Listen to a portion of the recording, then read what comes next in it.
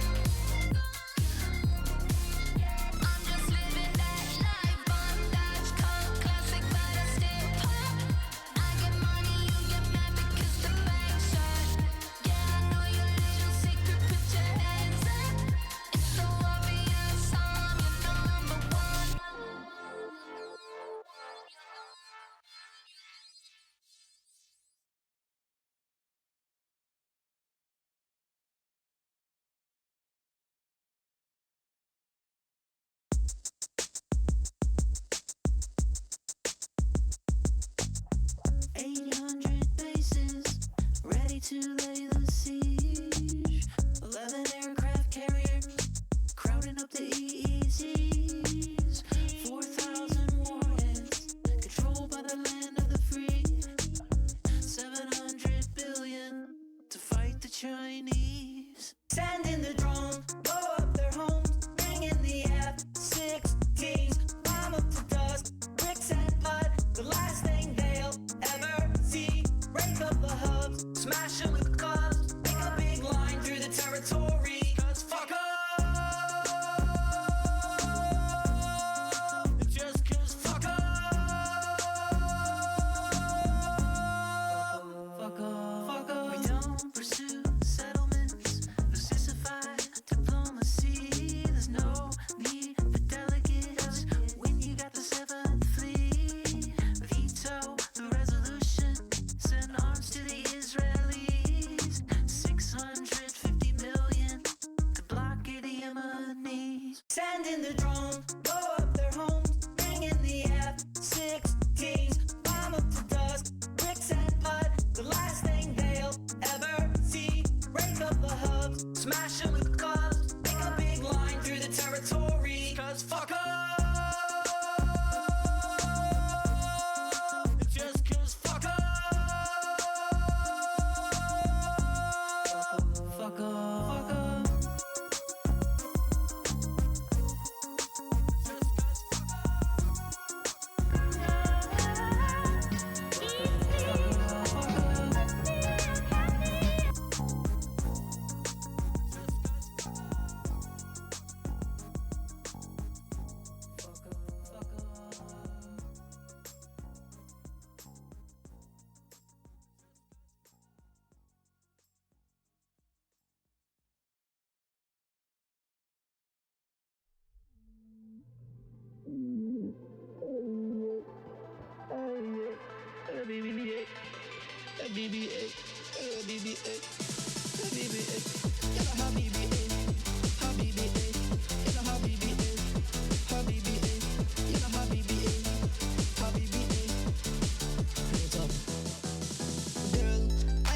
Pussy, but I'm fasting, so you can suck this dick in the backseat. Then you can go and get your back beat. Ooh, and I drop my son off at his track meet.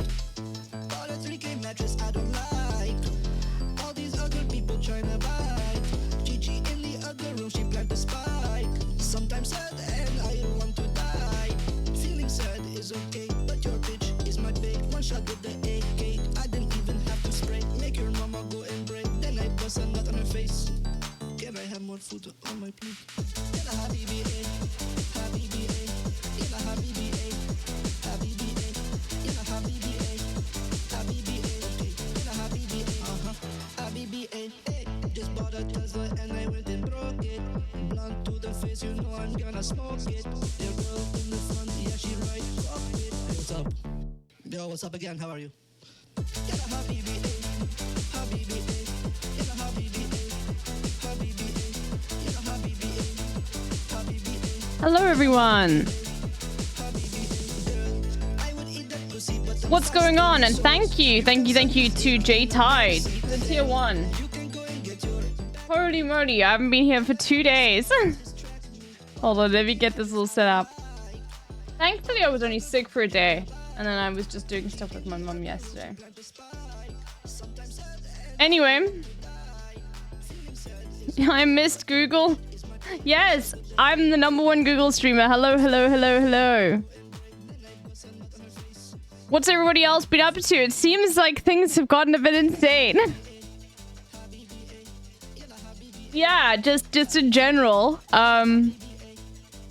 Welcome to World War III, everyone. Ah, okay, anyway.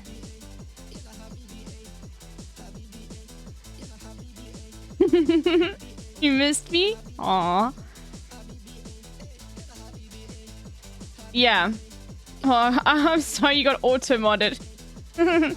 There we go, yeah. Fuck Israel. Ah, anyway. So, what's been going on with everybody in their lives and such and everything? Did I miss anything important that happened in the world? Is, like, everyone okay? Anyway, oh, I didn't see a song covering this. I was watching yesterday. What is this? I don't like this channel.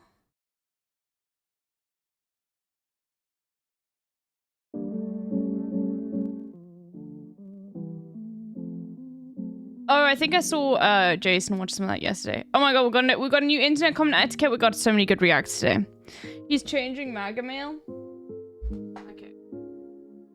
I can chat with you guys. Anyway, so I was Tuesday just in bed, sleeping basically the entire day. I think it was just like a 24-hour flu.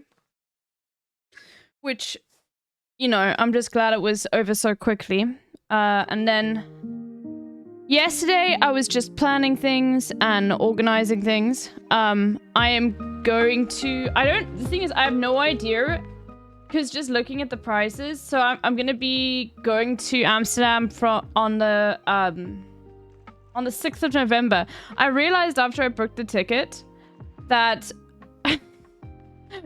I'm literally going, like, leaving on the day Americans are voting. Amsterdam, you rich as fuck. Yeah, that's the thing. Is I am asking everyone I know in Amsterdam if I can like stay with them, and I don't think I'm gonna be able to. Amsterdam is so expensive. Yes, I realized this because I was looking for a place to stay, and I was like, holy fuck, I'm gonna have to spend like at least 50 euros a day, which is just like insane. So I don't know if I'm gonna be able to stream because I don't know if I'm gonna be able to like stay in like a like my own place. So we'll see. We'll see. We'll see how it goes. Anyway, the ticket's booked. I've got friends there. So is it like a vacation? Yeah, I also just want to see what it's like to sort of be live in the Netherlands because I do want to move there. Other than Boy getting partner and his fans being LB Chats didn't miss much. Yeah, my sister's in Amsterdam with her man. They're having accommodation with UK mates that are joining them. Yeah. Even Dutch people have trouble finding a place to live in Amsterdam. Yeah, I know. Anyway, I'm just gonna be there for like 10 days just to check it out, see what it's like. Probably go around to like neighboring towns and stuff. Yeah. But yeah, I'm gonna probably have to stay in like a... I have no idea. I'm hoping that like, because I have friends there, I'm hoping one of them will have like an empty bed, you know? Anyway, I recommend The Hague. It's much easier to find a place and pretty close to both Amsterdam and Rotterdam. Okay.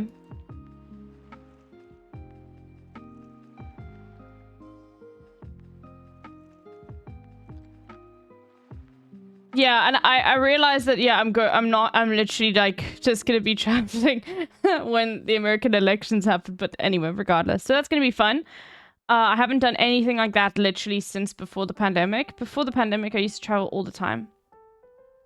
Like on my own money that I'd save up. So it is good. Like I really do love traveling a lot. But yeah, this is also just more to see what it's like to meet with the South Africans I know there, so they can talk to me about like what it's like, you know, all of those sorts of things. Anyway. And it's a pretty city with a cool beach like 10 minutes away with trams. I'll look at The Hague. I don't mind at all. Thank you for letting me know though, because I'm just interested in like yeah, I think Amsterdam is going to be way too expensive. Utrecht is also a beautiful city. Yeah, Utrecht is also... And the thing is, like, people have told me Utrecht is like, just as expensive, though. But anyway, you Dutch chatters, I'm sure will be... So that's the thing. Like, I'm just, like, sitting there being like, fuck. Is there no, like, normally priced place in the Netherlands? Go to Maastricht. See, that's the thing. When I'm there, I'm going to, like, not just be in Amsterdam, obviously, because I'm more just looking around to see, like, talking to people, you know. Because I like to be very prepared before I move, you know. Villages, normally priced places are in small villages. I mean, I'm a city person, to be honest with you. I know.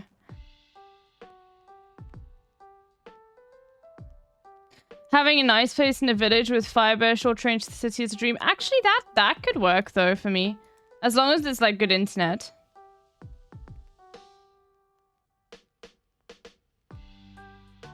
Anyway.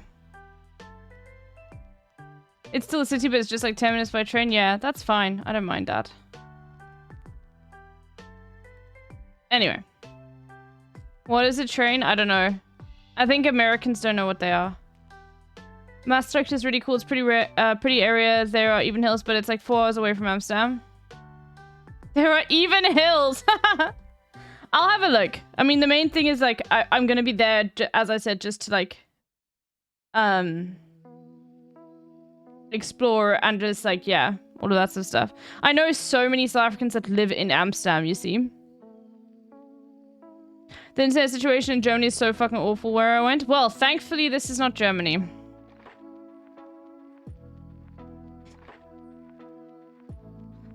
Hopefully the Netherlands will be better. Anyway. Okay, so... have you guys seen, like, how France fucking fucked up, like, pictographics this year? For the Olympics? How insane it is? How, like it before, all the years before, like, they were really cool. And now they're, like, insane. I do think that Dutch use tactical flooding as a war strat is pretty cool. Anyway.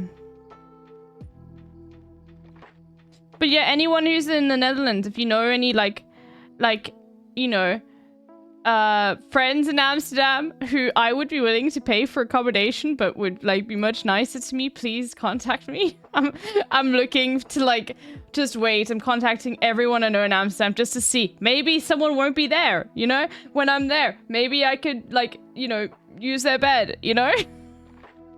Because holy fuck, I do not want to spend like 30,000 rand just on accommodation. Are you kidding me? Like for 10 days? Blowing my mind.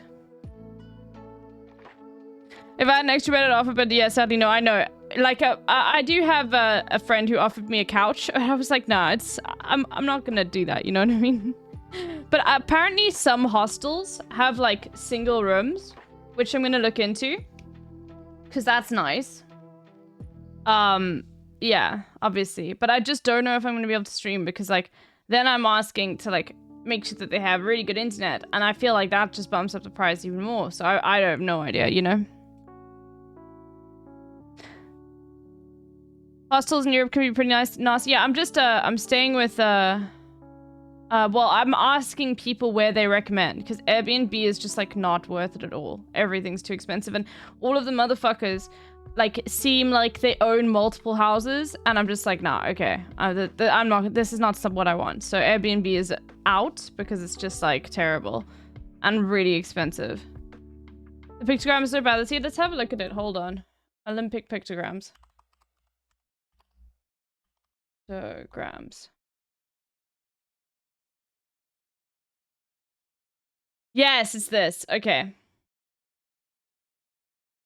So do you want to see how French fucked up the pictograms? We're doing some anti-French behavior. Airbnb is a disease in Amsterdam? Yeah, that's why I also don't want to use it. These instead a coat of arms. Anyway, I'm just like, yeah, anyway, we'll definitely see. So pictograms are a thing of the past. We launched a concept of the coat of arms. Okay, so this is like something France did, which is so fucking stupid. We'll start out today with this.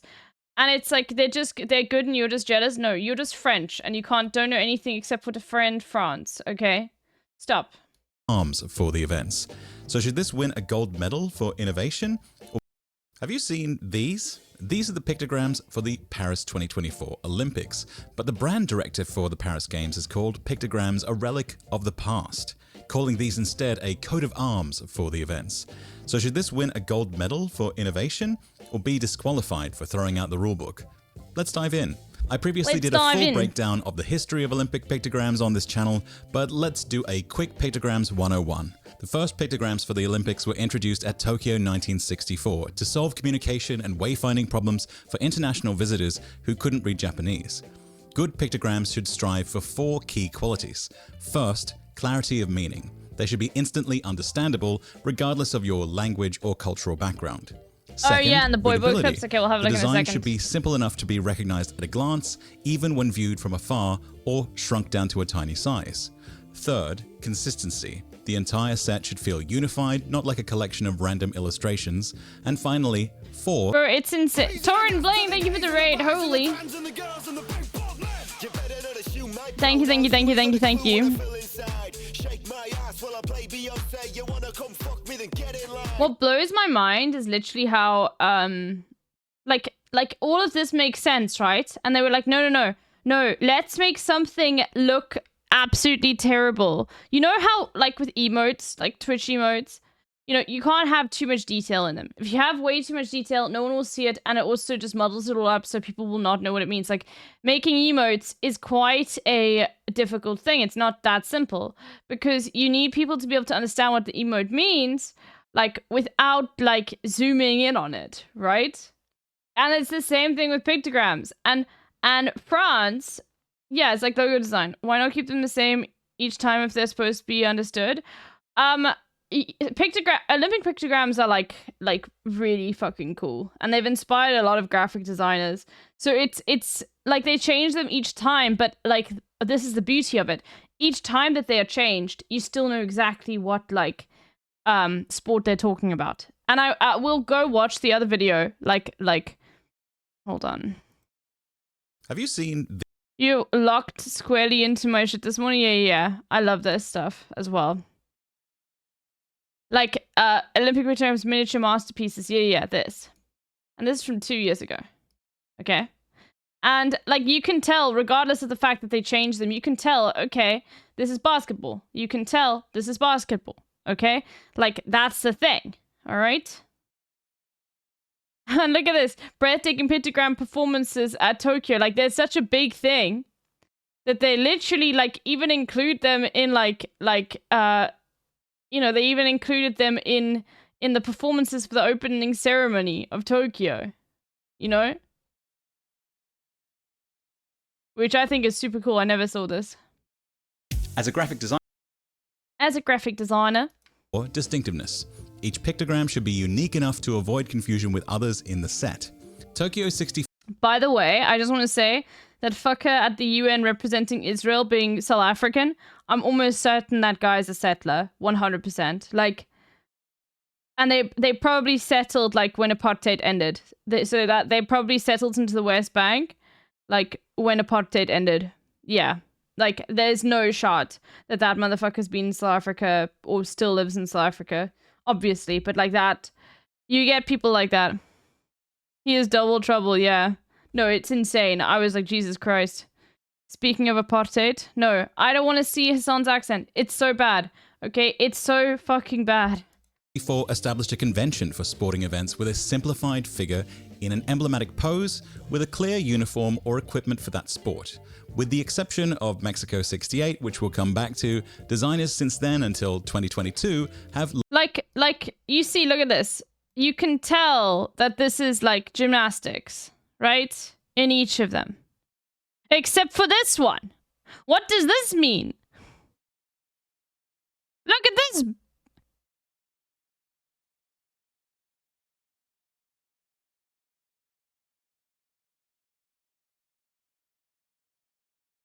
Yeah, they did really lose the plot. Yeah, there are balance rings, but there's also a trampoline and a beam. And then there's the bar. So it's all made up of the different things, and that this is probably a vault. Okay?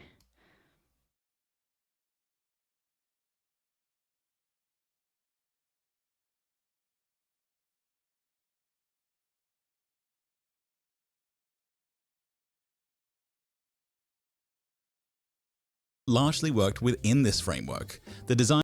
I mean, like, this is even insane. When I look at this, I'm like, what is this initially? Oh, Oh, this is... Oh, then you suddenly see... Oh, it's a cap with the swimmer goggles. Okay, I had to look at it for quite a while. Bro, what the fuck?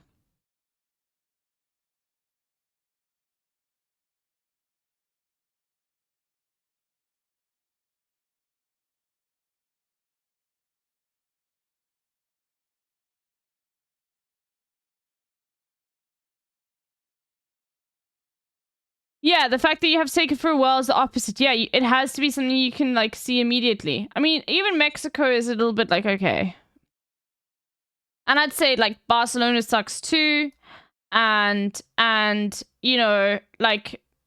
But everything else is fine. But, like, this... I mean, I think Montreal, you also suck. Like, what the fuck is this shit? Is this diving? You know, like... But this... is an abomination. Designers since then until 2022 have largely worked within this framework. The designs reached their most graphically pure interpretation at the 1974 Munich Games under Otto Eicher, and in the 1990s they began to incorporate more playful approaches with visual motifs from the host country's culture or overall branding for that year's game. Now let's examine these Blason. designed for the Paris Games. According to the press, each incorporates 3 key elements. First, an axis of symmetry, often mirrored across a diagonal, like a face card in a deck of playing cards. 2, a depiction of the ground, usually the court, field, or track for the event. And 3, a representation of the sport typically shown through a piece of equipment or gear. Notably absent is any representation of the athletes themselves, which they claim makes them more inclusive because there is no figure that can be read as either male or female. But does it really achieve this goal? No. This is especially complicated for the Paralympic events. Is it truly And it's more entirely up to you whether you look at, like, a figure and decide whether it's female or male presenting, okay? This, right here, I have drawn a human being. Is this a man or a woman? Okay, now obviously we have our own biases with regard. Yeah, exactly. Who fucking knows? Yes, there we go.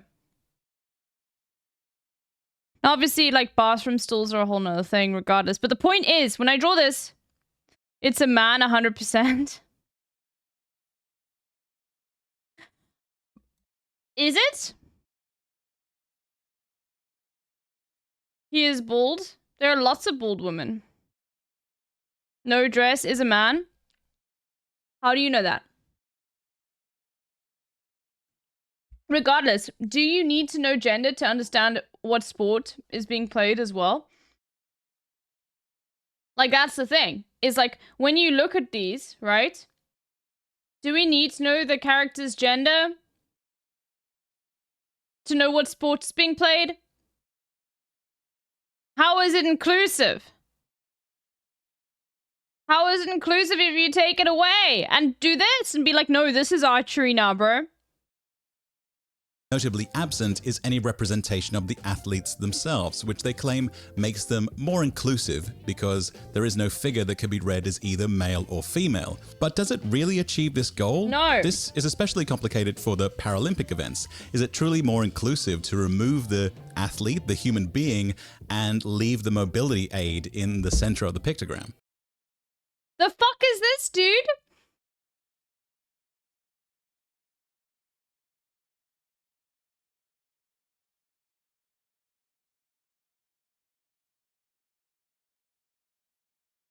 But then they have no, I think this is just to represent Paralympics in general. Because this is a wheelchair that they use. Like in wheelchair rugby, which I have played before. It's pretty cool.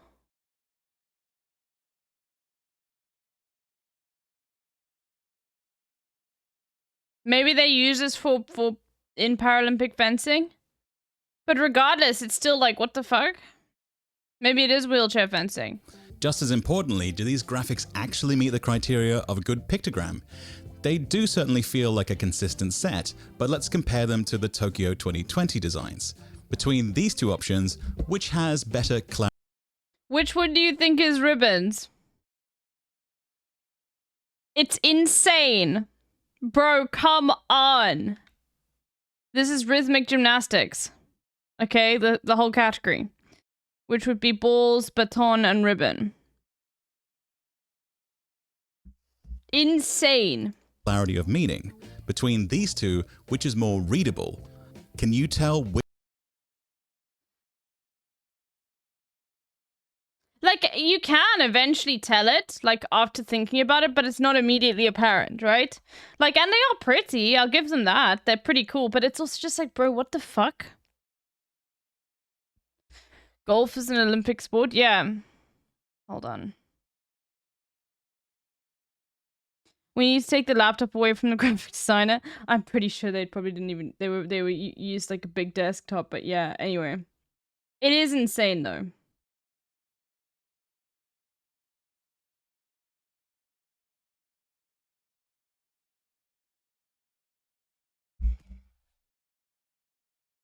These are nearly, I think they're pretty, but I just don't think they're useful. At all. which is which between these? How about these? Much easier to see exactly what's going on. Much easier. Okay? Like, so much easier. Interestingly, the Mexico City Games of 1968 also broke with convention, avoiding human figures in favor of sporting equipment. Yet they still met all the important criteria for good pictogram design. Which brings us to a crucial question. Does it even matter that these new designs don't function as pictograms? Are the problems that pictograms were designed to solve in the 20th century still relevant today? For a printed tourist map of different venues, you need functional Look at this. The functional pictograms. Look at what it's going to look like for Paris, dude. pictograms, but now you could just use Google Maps.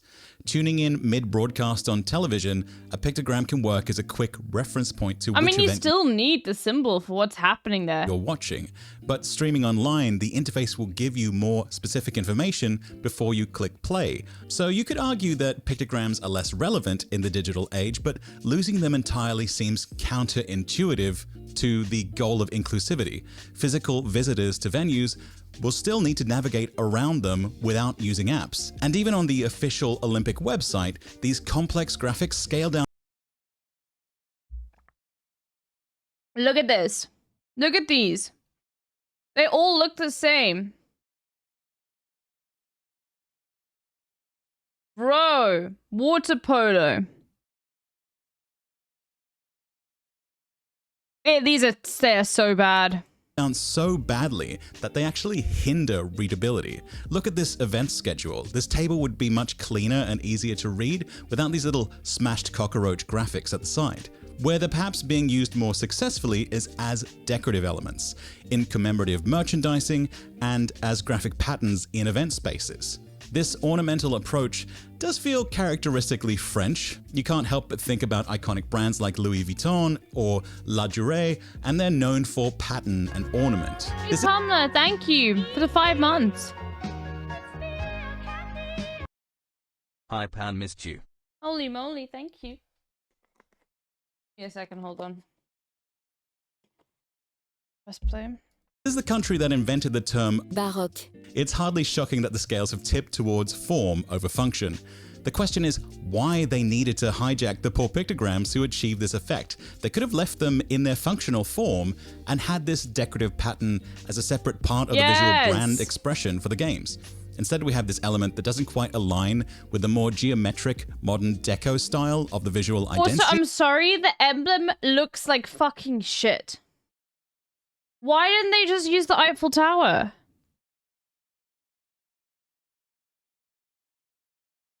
It literally blows my mind.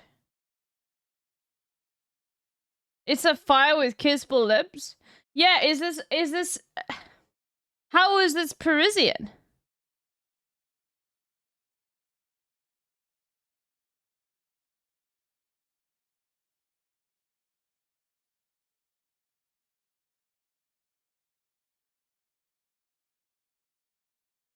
Imagine a whole education based on weirdness like this. This is what we have to deal with in Tunisia because the boomers want to keep old French systems and everything. Oh god, do you have French, like... Do you have, like, French, a numbering system still, or did you at least like reform that? Because the French numbering system is fucking insane. And has little connection to the logo or emblem for the games. If I can speculate for a moment, this axis of symmetry concept feels like it belongs to a completely different creative direction that was explored earlier and then abandoned, leaving this as an orphaned element. We know the original logo when Paris won the bid was based on the Eiffel Tower, which would have provided some connection to this symmetry so and much reflection better. motif. But now we're left with this ornamental element that doesn't quite succeed in the role of pictograms and doesn't really reinforce the visual identity for the games either. But what do you think of the coats of arms concept? Do you think it will stand the test of time, or have they missed the mark completely? Let me know in the comments.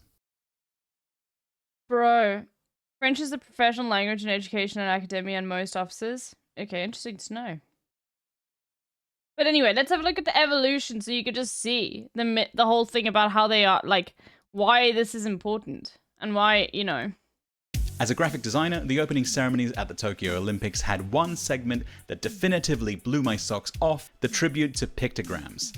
Not only was it masterful TV, but it also showcased the utility and undeniable charm of the humble pictogram. So in this video, we'll dive deep on these mini masterpieces. I'll explain how pictograms became integral to the Olympics, where they came from, and I'll try my hand at designing one myself for a sport you probably won't expect. So make like a figure and stick around. A pictogram is a graphic symbol that represents a concept or item. Much like the icons we use in apps every day, pictograms are usually part of a larger set or library which share a common visual style. While there were a handful of earlier instances of pictograms, the 1964... And it is, like, these things are really important. Like, insanely important. Being able to just, like, have a very, very simple thing that you do not need language to understand is very important, that everyone can interpret. Road signs are an example.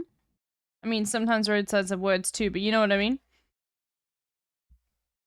Tokyo Olympics was the first major international event to use pictograms to help non-Japanese speakers navigate not only the sports, but also facilities and venues around the city. This was the first time... One thing that always sticks with me, like, when it comes to, like, really bad design decisions, like what's happening with the pictograms in these Olympics, is like, someone had to okay this. Like, someone had to say yes to it.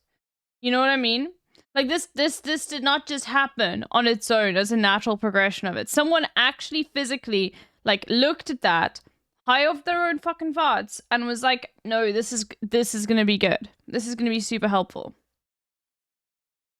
And that blows my mind. Like what, in what world? It's like such Silicon Valley shit, dude. Like, oh, we don't need, like, things that are, like, as useful because we're in the technological age now. And it's like, bro, it's a symbol. Like, I would say it's even more important, like, just because of the modern age, we're all looking at phones and things. And it's like, to have very clear symbols. Okay? Like, I think that's even more important.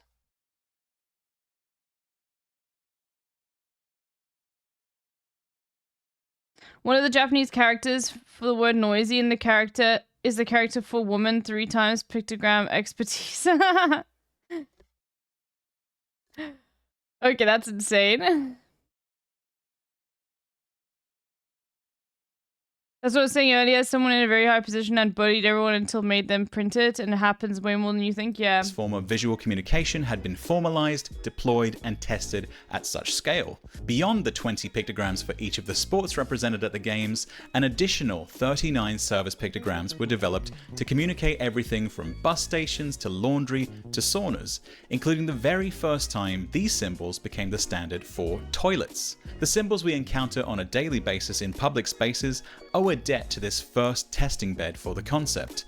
A picture is worth 1,000 words, or at least a dozen languages, wow, particularly when it comes... that's insane that all of these pictograms, like, sort of came from the Olympics in Tokyo. to events and spaces where visitors may not be literate in the local language. Looking at this set of 20, designed by Yoshiro Yamashita, they still hold up strikingly well. Assuming you're familiar with them, each sport is quickly identifiable, with very little ambiguity between any two pictograms. Yet the whole set fits together well. If I had to nitpick, I would say that judo and weightlifting stick out for being the only two with figures front on instead of in profile, as well as sailing for having no human figures in it.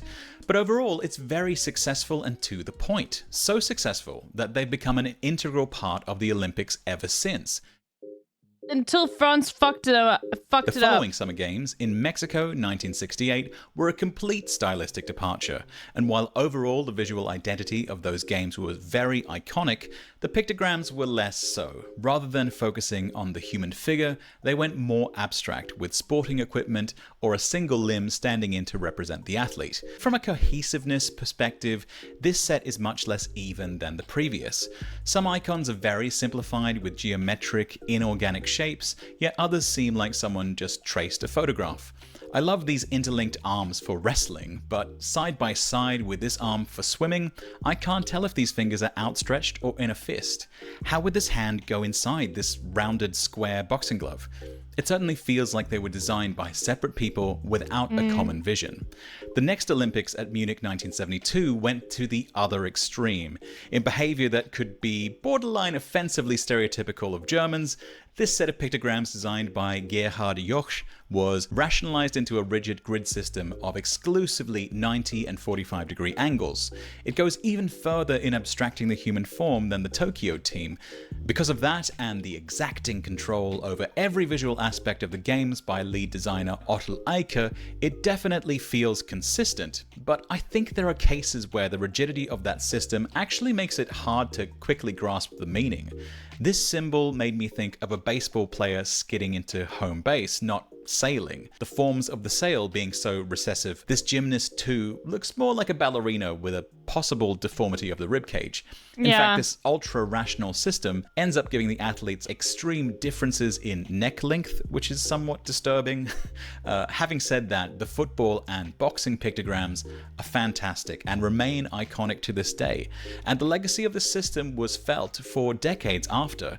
In fact, they were so successful that they used the same system with a few modifications for the following Olympics in Montreal. Oh my god, they just copied it. Oh my god, they literally just copied it. Moscow 1980, Los Angeles 84, and Seoul 88 all felt like variations on a theme. In 1992, however, we get the first break away from that formalism. Instead, we get these expressive brushstrokes in a much looser design by Josep Maria Trias and his team. I believe there are two reasons this happens in 1992. Firstly, by this point, it's been almost 30 years since the public first encountered modern pictograms in '64. People are used to seeing them in airports, hospitals, and in sports. It feels safer to break with convention now that it's become established. Secondly, we see the introduction of digital design tools around this time. I'm going to take an educated guess here and assume to make these pictograms, Trias was creating many hundreds of different brushstrokes using analog media like markers, scanning that into a computer and then cleaning up, manipulating and arranging those elements digitally. That would have been much harder to pull off using film transfers and traditional tools of the pre-digital era. The next evolution of the pictogram came 2 years later at the Lillehammer Winter Games in Norway. While I won't go into the Winter Olympics in this video, this one had a major impact across both games.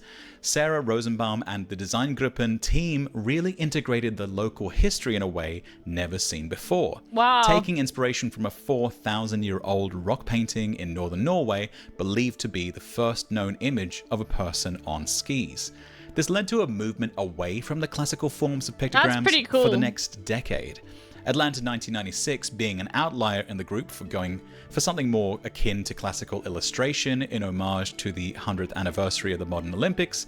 It also takes first prize for the most bumtastic pictogram concept.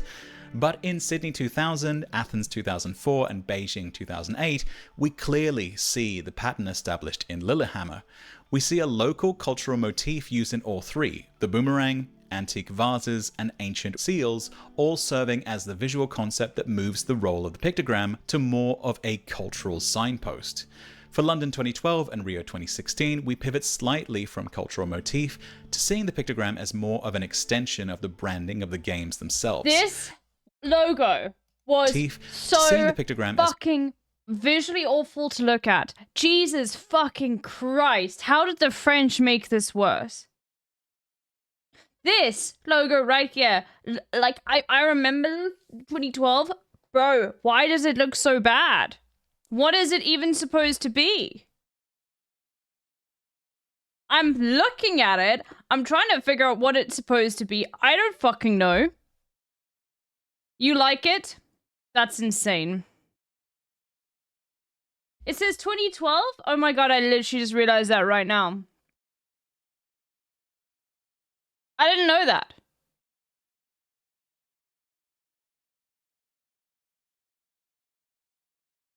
I think it's beautiful. It's London?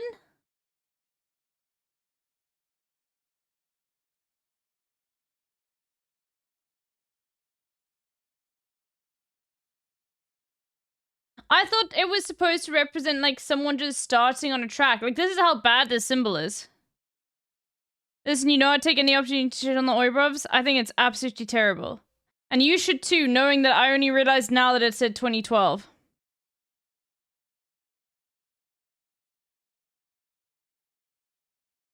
It looks awful. I didn't say it was effective. It's more of an extension of the branding of the games themselves, with more emphasis on harmonizing the concept with the emblem for the games than any cultural artifact in particular. London 2012 actually tried to have it both ways by having two versions of the pictograms, a silhouette version for wayfinding and more functional use, and a dynamic version used for advertising and more illustrative use, with its crisscrossing lines said to be a nod to the London Underground. Like most of the identity for 2012, it ended up being pretty Marmite. You either love it or hate it. Rio's pictograms, by comparison, were much simpler, with fluid lines reflecting the identity for the games, taking the stroke thickness from the typography of the emblem, and the unique pebble holding shape being part of the larger brand system. Rio was also notable for being the first time that each of the Paralympic events received their own individual pictograms. The first set of sports pictograms at Tokyo 64 totaled 20. This year's pictograms total 73, 50 Olympic and 23 this is 2 years ago, so Paralympic events. So let's compare the pictograms of this Olympics to the original set from 1964.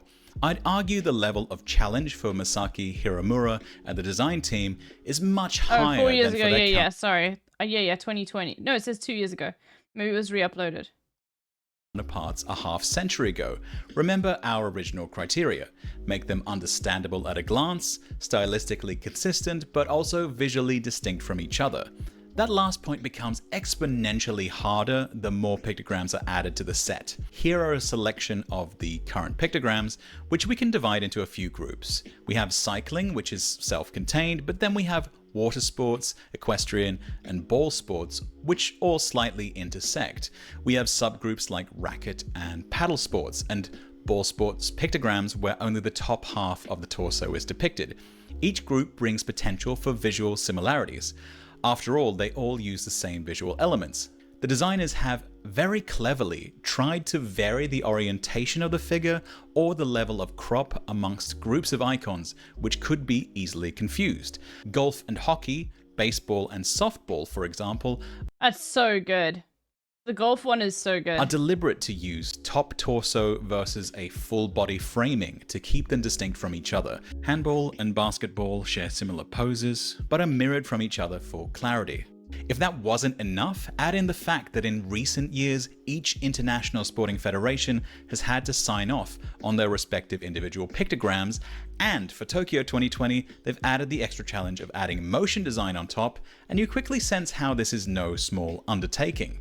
Where did it all go wrong with Paris then, if they had to sign off? Now it's time to put my money where my mouth is. The next Summer Games in Paris 2024 are adding a few new sports to the roster, so I decided to take a stab at making a pictogram in the Tokyo style for breaking, aka breakdancing, ahead of its official debut. But Wait, Before I show breakdancing was you the that, I'm Olympics? going to ask you to give a like below if you've enjoyed this so far to appease my algorithmic overlords. Then I wanted to touch on that amazing live segment from the opening ceremony. So I hit up my mate Fernand on Twitter. He's a fellow designer with an unrivaled passion for all things live TV. Over to you, Fernand.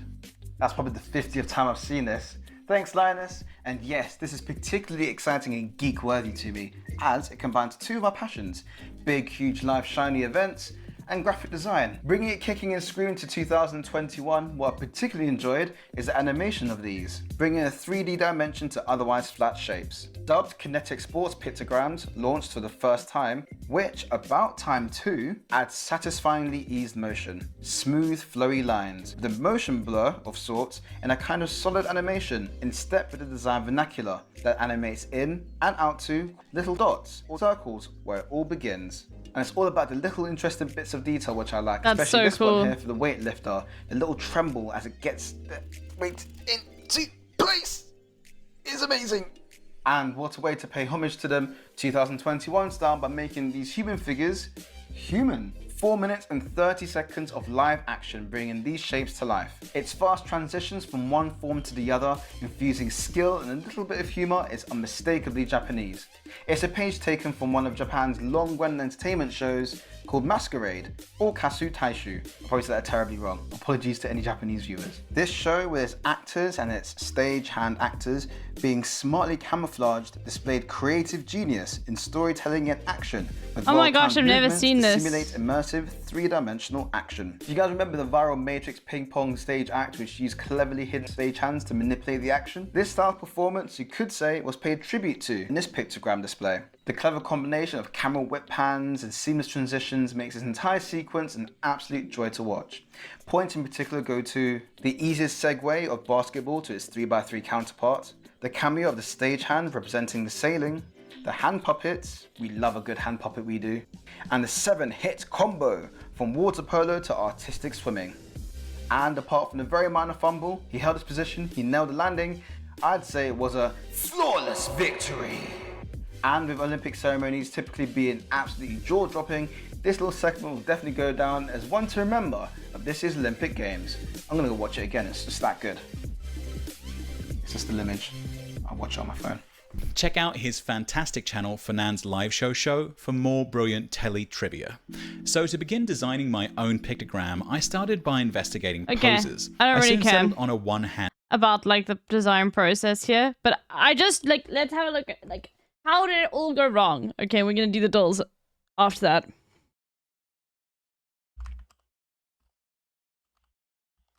Pictograms.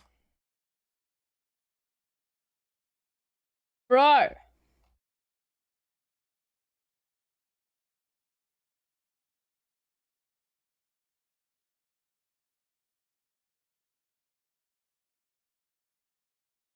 Who said someone had to say yes to this shit?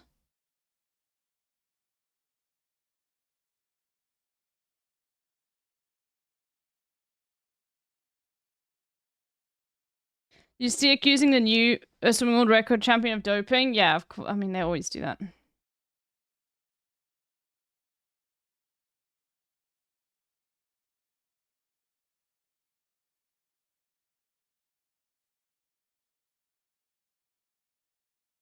It's really bad.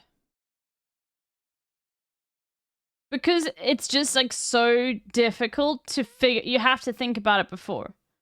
You know, like there are design elements that I think are clever, you know, like once you get it, but it's more like solving a puzzle than like understanding exactly what they mean, you know? Like what the fuck is this?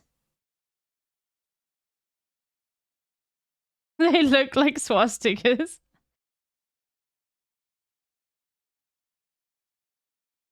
I'm glad someone tried these, I'm glad someone tried these simply so someone else will not do these later. It happened in France. Honestly, no harm done. We're gonna make fun of the French anyway. Yeah. Yeah, you gotta know the sport before you can read them. Yeah, the lines are too thin. Like, for example, these would make terrible Twitch emotes. Okay? And that's a good idea to figure out if it's a good pictogram or not.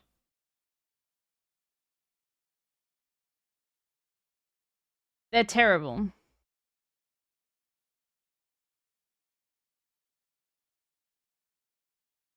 Like, what does this mean, bro?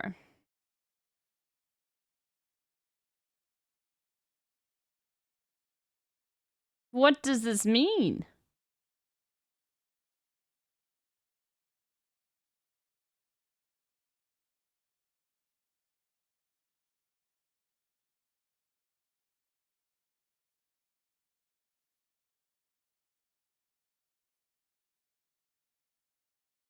Like, what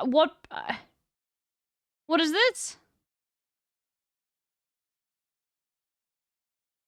And then as soon as you see, like, there's this breakaway from the symmetry where they have to include this wheelchair, it just, like, it looks terrible. Because the symmetry is the only thing that makes it look good.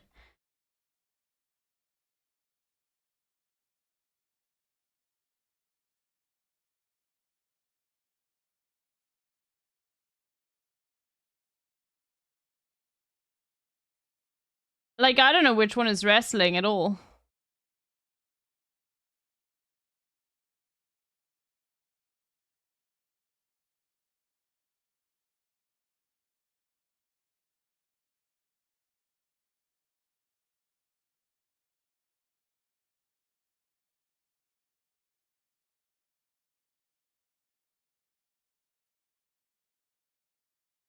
It's actually so insanely bad. This is gymnastics. This is like this is a crime. This is gymnastics. The symmetry is such a bad choice too, because you're just wasting half the space just to occupy with unreadable stuff. Yes.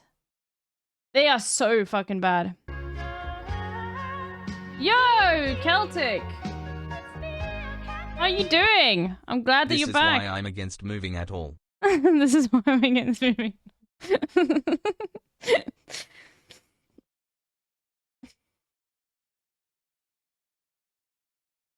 The real ones are probably my favorite. Anti-exercise. Okay, anyway, let's do the dolls, everyone. Let's do the dolls. Let's get this going. Oh wait, there's other things I need to see. There are whole links that Elrond also sent. Hold on. Where did I put the... Where's Elrond? Control F Elrond. Okay. National Geographic released an article explaining the 5 OG Brat girls in history. Oh my god, I hate this. Oh, please stop. Okay, it is Pop Crave, it's not Poop Crave. This is real.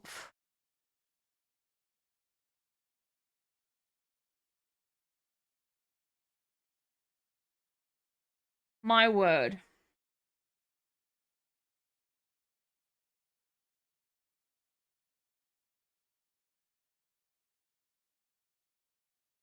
Oh yeah. You can get free Apple TV for 3 months, which I don't know who the fuck uses Apple TV, but if you give a single sub, you can get 3 months of free Apple TV through Twitch. So, you know. At least that isn't that true. Let's have a look at these clips quickly.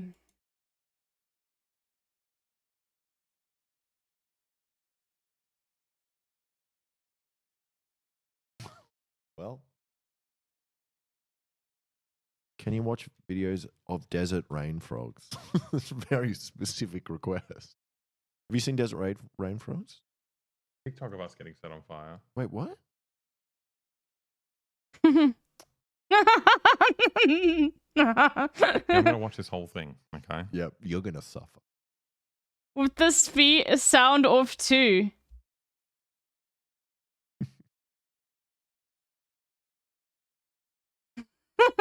I do like that. Are you happy now? You've derailed the whole thing. Yeah. It's your lunchtime. You did this to yourself and everyone else in here. All right? Continue with the torture video story, please. Yes. Yeah, so we I am a founder in Boy's chat. Look. Thank you, Elron, for alerting me that the founder badges were active. Look. Like I'm a founder. Ha ha ha ha ha.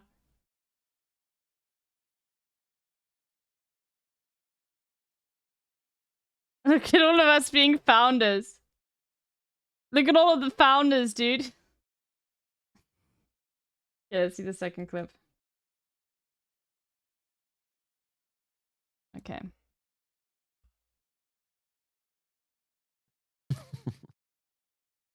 Yeah. Put that on the screen. Oh, they can see it. They can see it. Sorry. Yeah, see, that's what I was saying. How 1 long? minute? How long? 1 How minute's long? good. We'll be here for No, another. 1 minute's too long. What if he says something really funny and then he forgets of it? He hasn't said anything. But he No might recent forget it. messages. He deleted them or something. They are so... Oh my god, they clicked on Boy Boy. They clicked on their account. Oh my god.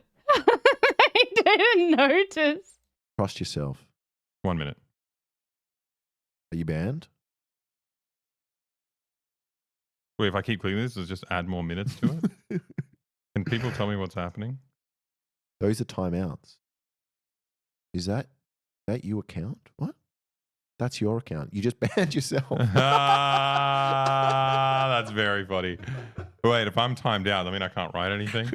Please unban me. Oh no. No, wait, that's so funny. Who's timed out?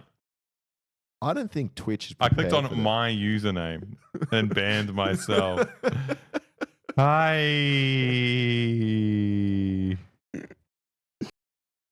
There we go. They found... I have done that before. By mistake. But I accidentally inappropriate timed out a comment. mod. Where are you? You know? Yeah, ban him. And not Where are myself. Yeah, ban the guy that said that. No. Okay. No, don't ban him. He didn't do anything wrong. He just told us to kiss. Kiss each other. No, but look at this. You're getting put. on Red the Saber foot Dragon, thank you for the raid. That was for That's you. enough. That'll be a lesson to you. I forgot We had don't a foot ban cam. people here. I forgot we had a foot cam. We That just was foot great. cam them. I got I got footed. footed. Think about that next time you ask us to kiss. Yeah. Think about our feet next time you ask us to kiss. What if he wants to This is see kind of our feet? backfiring in my head already. All right, so the video. This is impossible. This is bad. Yeah. I think I can understand why. Okay. Alright, alright.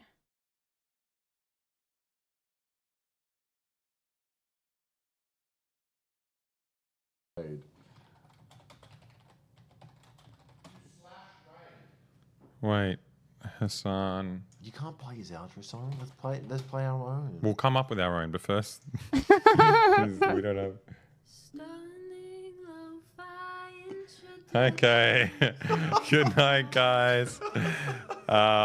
We will be back on Friday. I have a new answer for my Can we commit avatar to when that? she games now. Oh my gosh. Yep, I've got to take Kai That's to the so park, sick. though, and get Oh my yeah, my and I gotta. cleaned in the morning. I'm trying to But- play. I'm trying to ball. Yeah, I'm trying to ball up in here, and then we got to work out in the morning. Yeah. But after that, other than that, we're free. That's so good. Oh, okay. I hope I can catch some of their streams. They seem funny. Okay, let's do the dolls. We haven't done the dolls in 2 days. It surely wasn't Ghana in those 2 days, right, chat? Like, we won't know, but like, hopefully it wasn't Ghana in those 2 days. Like, it's not like, fuck. Oh, God. Okay, I haven't done the dolls even by myself. Of course I didn't do the dolls offline. No, was it actually Ghana? Did some of you actually do it? Or are you just preparing because of the way I said it? Like, was it actually Ghana? Because I will lose my mind if it is. Does this count, Ghana? No. That's, like, really weird. Helps. Okay, okay, look. Okay.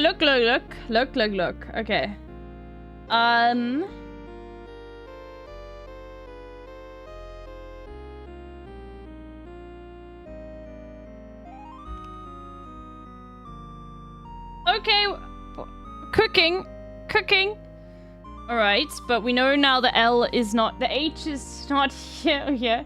There's probably like a TH, like a TH, like a TH.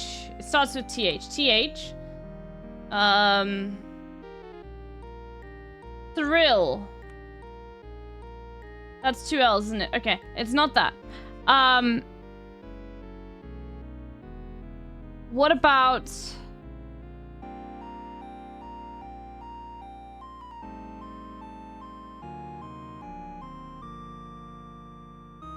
What about... Like... Just trying to think. We've got an eye.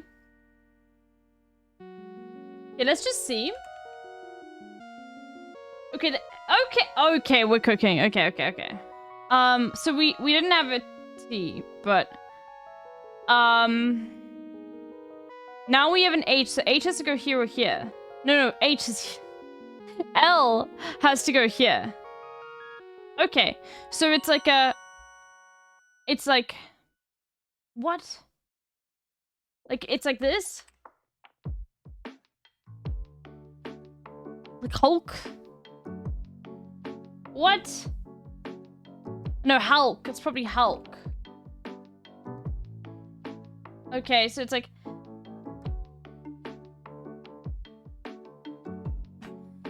What the fuck? So Hulk goes here, because there has to be an L here, okay? Oh, Hulk! Chalk! Oh my god, it's chalk!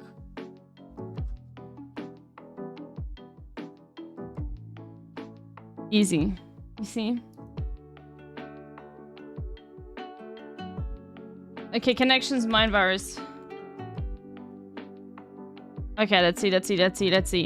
I'm locked in. Fling. I had a fling.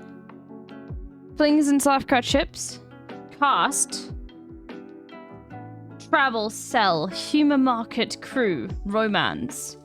Tube, pitch, hype, ankle, hurl, fiction, sweat, chuck. Chuck. Cast. Pearl. Fling. Fling could be related to romance in some way, but let's see. Thank you. Okay, throw. Alright. Hype. Pitch. Humor. Fiction. Humor, fiction, romance, travel. These are all sections in a bookstore.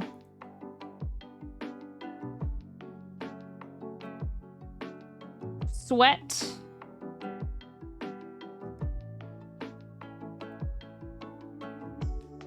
Marquette. Ankle.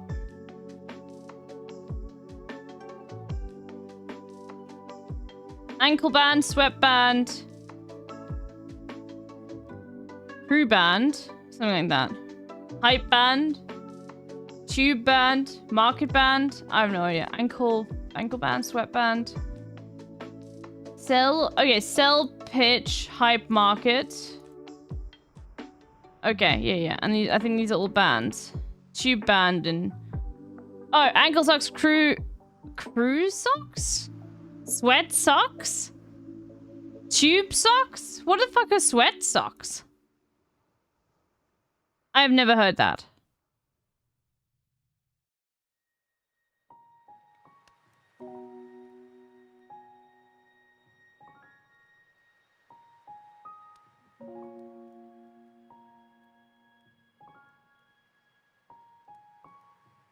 Socks that sweat.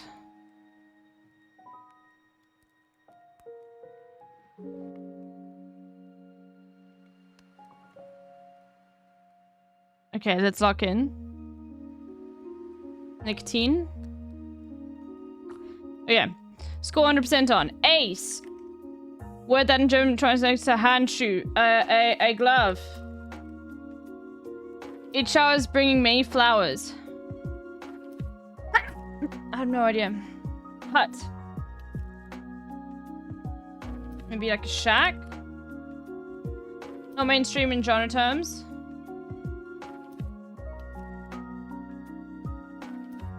First alpha. Reef builder. Coral. Kick out. Evict. Bad thing to run in the middle of nowhere. Elk. April. 49 seconds. Not bad. Not bad. Could be better.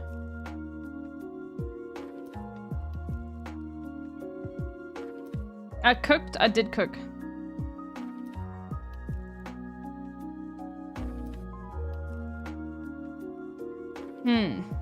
Let's do some Hyrule guess. So I've been playing through Breath of the Wild again. I know, like, just in my free time, I've just been playing Breath of the Wild again, just because it's so calming and just to also like get a more understanding. And I've come to the conclusion that one of the shining things about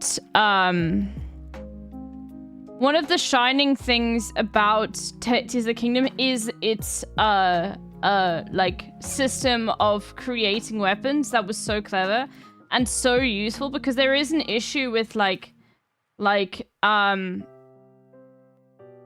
Breath of the Wild there is an issue with like weaponry in general. I think like an inability to like upgrade them past a certain point, or you just don't find good weapons in certain areas. But like you can always scale your weaponry that you require, like in Tears of the Kingdom, perfectly with based on like what mobs you defeat. So that's really cool.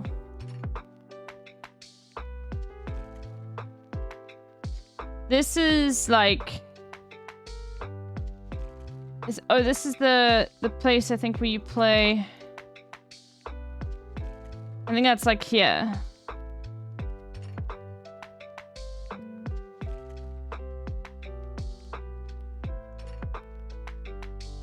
Or like here.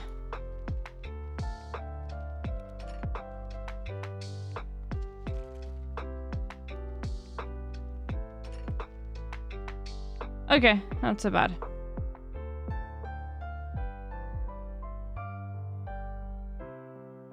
So that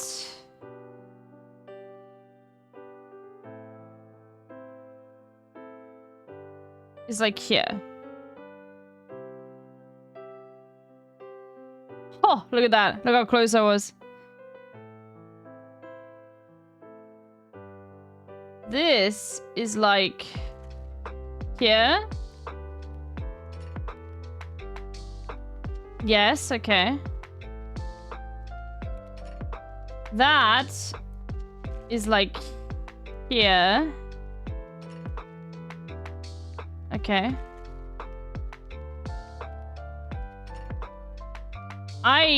Oh, this is the hideout. The Yiga clan. So it's like here. Look at that. I got an easy 23,465 points out of 25k. Easy clap. Okay. Fredo. Hey, Lily. Is there a game like this for Elden Ring? Probably. 10.4 billion.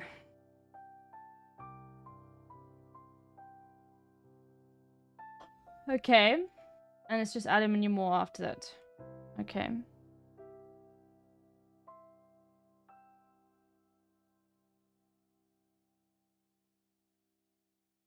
I think it's Ghana. Is my first guess. Okay, so it's probably the Ivory Coast. Or it could be Sierra Leone.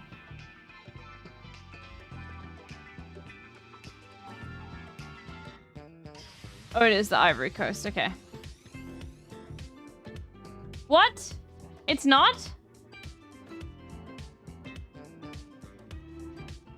Is it just Burkina Faso?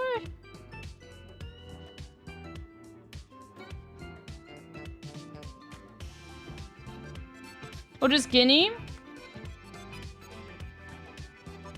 Yeah, it's Guinea. Okay. There we go. So much gold. Yep.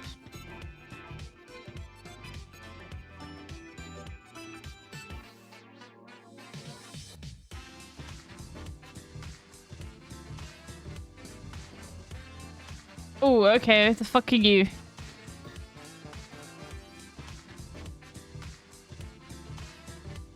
This feels like I'm not gonna get it. Like, I feel like this is just immediately like a... Well, you probably won't get this one, you know?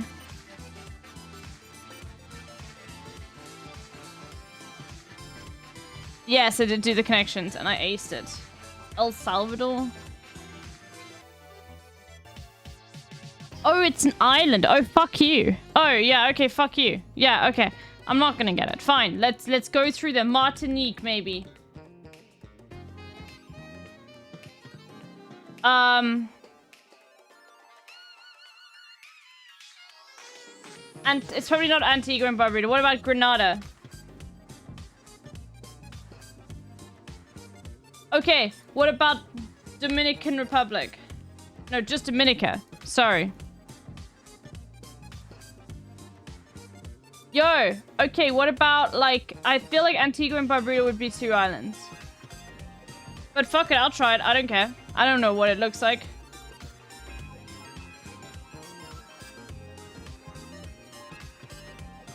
Okay, is this... It's not Trinidad and Tobago.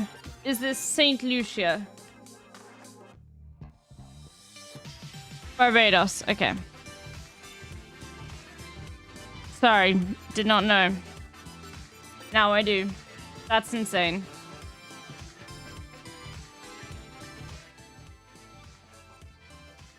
Nice try. So true. What's this? I got hands now? What's this? What did I do? Want to see something cool? Oh, this is Sakuragul. You ready? You Oh, ready? I thought you were linking. Hey, I'm a gamer now. Look at that shit. Look at that shit. We got a controller now. I can play the games too. Let's fucking go. I've got hands. That's so funny.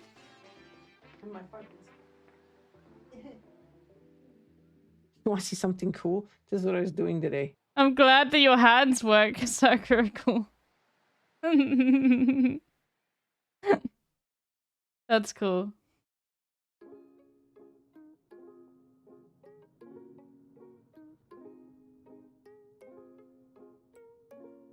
I'd like to go from Benin to Lesotho. Okay, well, big fuck you, because this is insanely difficult to do.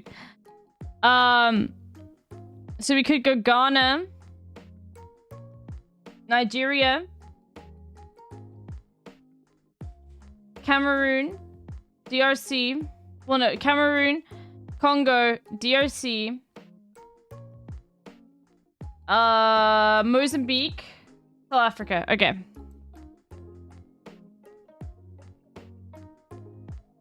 Oh, fuck, Ghana's on the other side. Okay, I already fucked it up. Oh my god, I already fucked it up. Nigeria first. Oh no. Oh no. Cameroon. That's terrible. Okay, then we go Congo. DRC. The rest of it I'm gonna kill though. Mozambique. And oh no!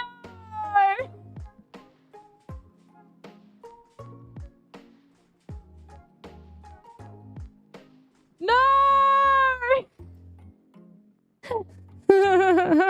Oh no!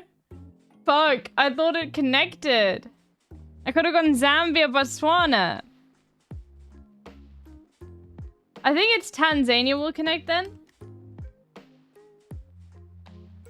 Oh no, that's very embarrassing. Okay, there we go. Well, then it's all fine. Then it's South Africa. Okay.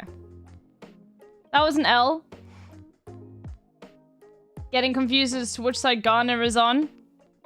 Dumb Hassan clip.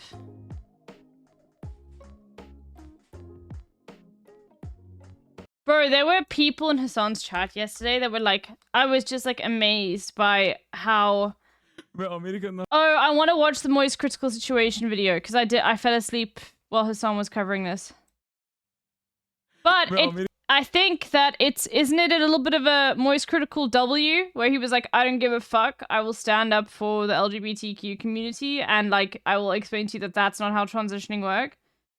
Moist Critical did pretty good in this. Okay, then that's a W. Okay, with all of the negative stuff. Okay, by the way, also just an aside, if you do have just an aside, if there are any Lebanese chatters here, or you have Lebanese family that are trying to evacuate, if it is necessary, and you are requiring help, please feel free to ask this community, because holy fuck, like,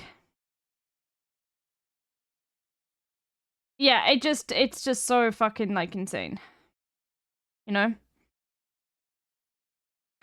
Big summarization. No, I'm gonna. Okay. I'm gonna watch the thing. I don't need a summarization. I want to talk about it. There's a place to link in the Discord. Yeah, I know, but sometimes it needs more attention and people don't, like, look, you know? So they can ask me directly.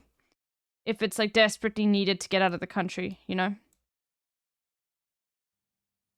Ve Amerika'nın aslında Türkiye'nin bir parçası olduğunu anlıyorum. Bro, please, this can't be Google Translate, right? Bro, this dude's... I have to read it out loud. I don't understand what you're saying. Oh, it's gotta be Google Translate. Okay.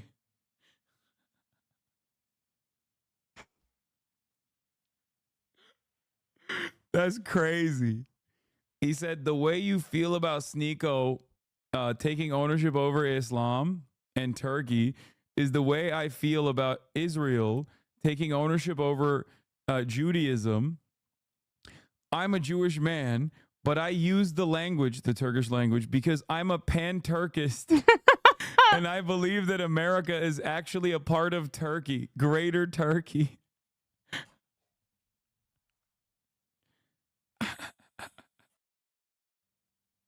Ve Amerika'nın aslında Türkiye'nin bir parçası olduğunu And all the anlıyorum. chats and then immediately make this a soundbite. Okay. Let's have a look.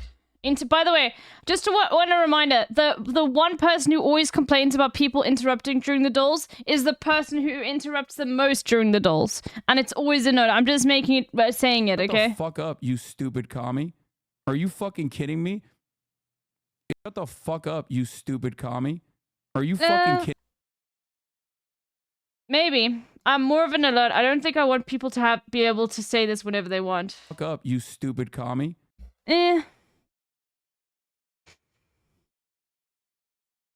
We'll see. I'll see. I'm not a big fan of it, though. Maybe it would be good as like a... I'll make it like a 50 bits or whatever. Something like that. It's not... I don't know. I don't really want to give you guys the power to say that whenever you want. I don't know. It's not that. Hassan says that sort of stuff a lot, okay? Anyway. Alright. But it is funny. Okay, I'm waiting. Also, that's literally in a language I don't understand. You're linking me now. Now we're not being even linked English tweets, okay? Yeah, my favorite is stupid fucking communists. Don't know anything about real estate. Dialogue 5. Thank you for the 2 tier 1 gifties. Holy moly. I hope that the alert will play. Oh no, it didn't. Okay, let me play it. Hold on. Okay. What fucking doll were you even on? You'll see. Hold on. Gifted subscriptions. Exactly 2. Send test alert. Bro! Chatters are chirping at fucking Archbishop Desmond Tutu. Who the fuck do you think you are? There we go. You're supposed to understand the language? No, not necessarily. Let me do the dolls though. And then you can links galore.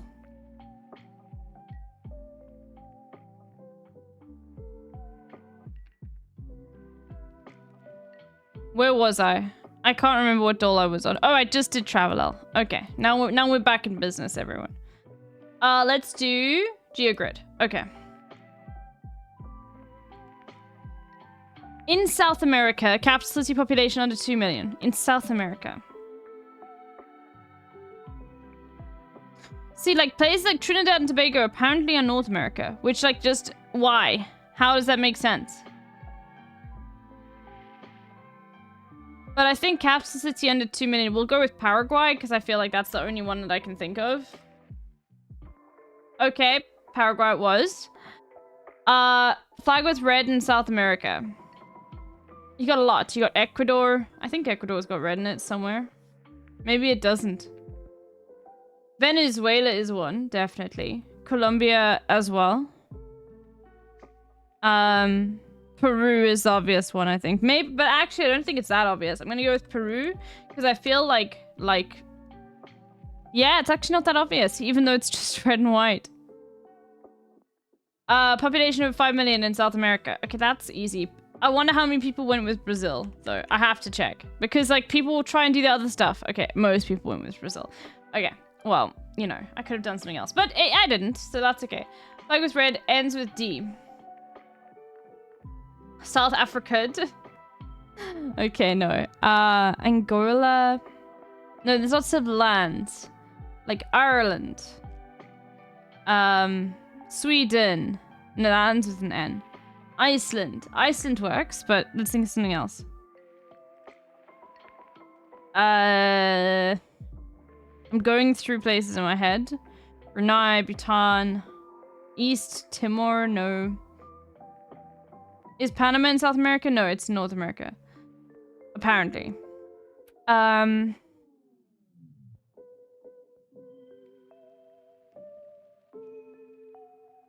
Denmark, if you spell it backwards.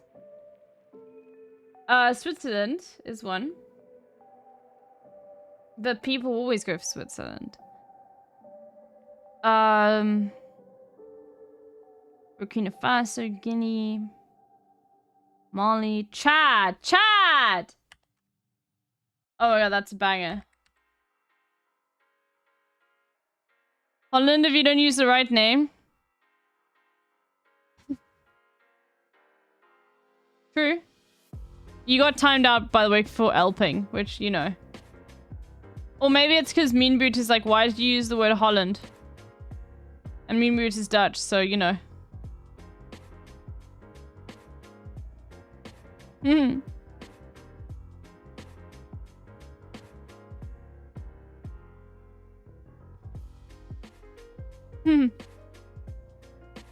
Flag with red.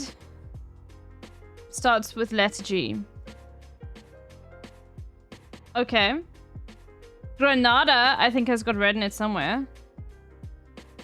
Does it? I think it does. If so, that's a banger. Yes, okay.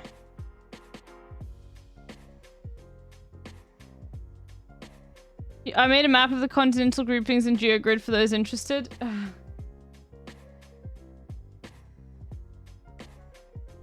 Okay, interesting.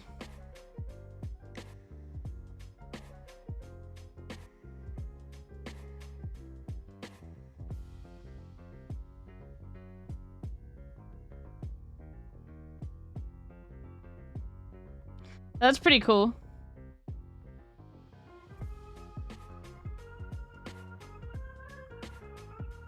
Wow, this is some real nerd shit.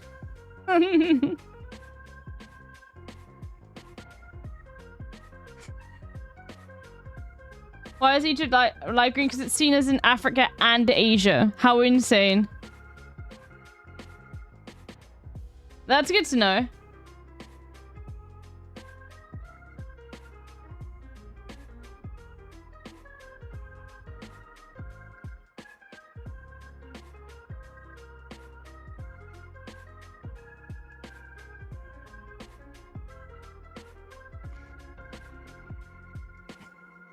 Ends with letter D. Capacity population 2 million. I mean, the obvious one to go is Iceland here. Fuck, everyone went for Iceland. Starts with letter G. Capacity under 2 million. Yeah, we did Grenada already. Georgia is another one.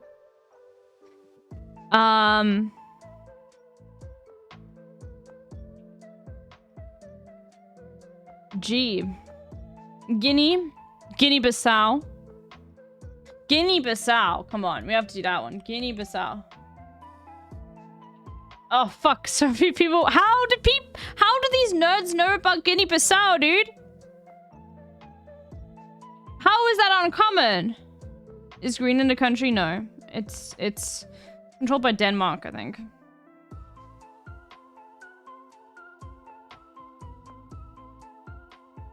It's a nerds game? Yeah, true. I know all of the nerds. How do they know?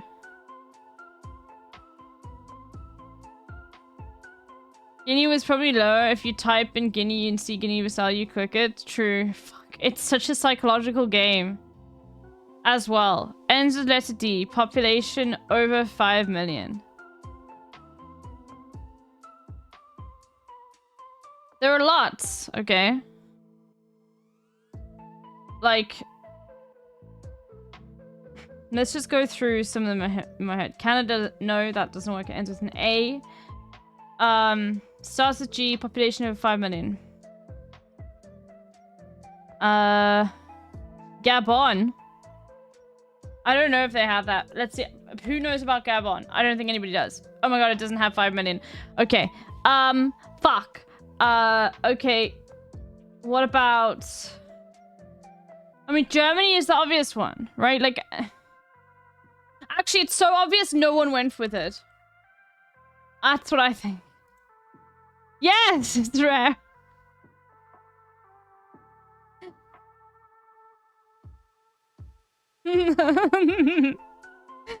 Population of 5 million ends with D. Okay.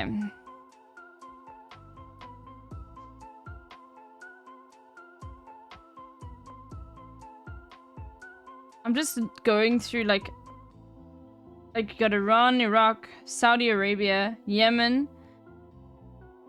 United, UAE, no, that doesn't end with Oman, no. Comoros, no, but that population of 5 million. You got Egypt, Algeria, Tunisia, Libya,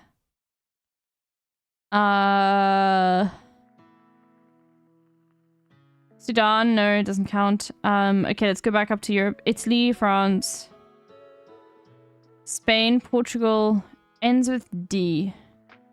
I'm just trying to think. Okay, we got Belarus, Ukraine, Russia, Sweden, Norway, Finland. Okay.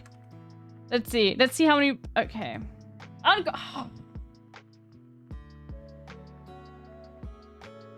Bro, that sucks. Okay, let's do the one from yesterday. Jordan, no, Jordan doesn't end with the D. It says ends with letter D. What are you talking about, Mexi? Oh, I'm dumb. You literally live in Jordan. You didn't know it ended with a D? Yeah. Yeah, Ireland too, but Ireland's obvious. Thailand! Fuck. Let's do another one. Borders Russia. Capital city population under 5 million.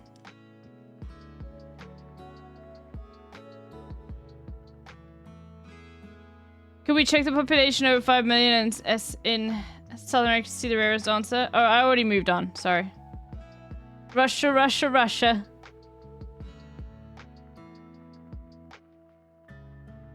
Borders Russia.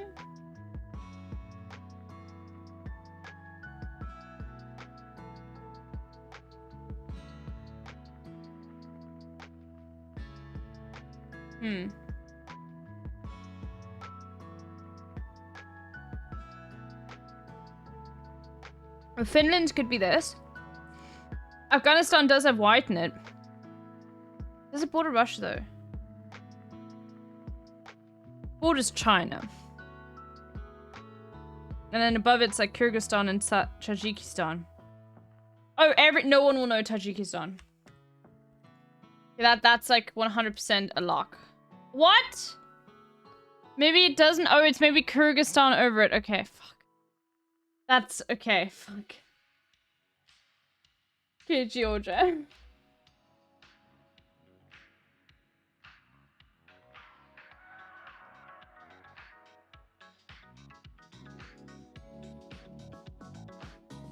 Epic, we got an epic. Epic in the house.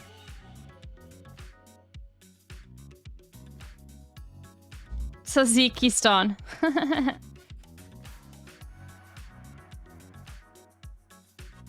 Starts with letter E.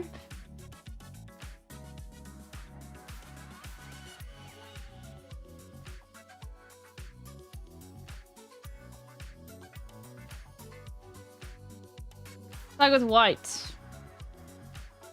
E. Eritrea does have white in it, I think. No, it doesn't. It's red. Fuck. Oh, God. Okay, enabling infinite mode immediately. Ha! And England doesn't even count. Okay.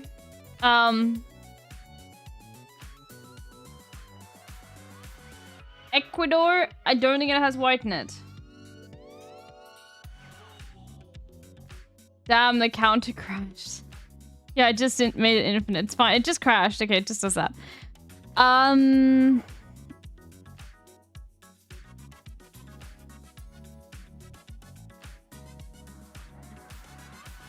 So, El Salvador is fine. We can do that.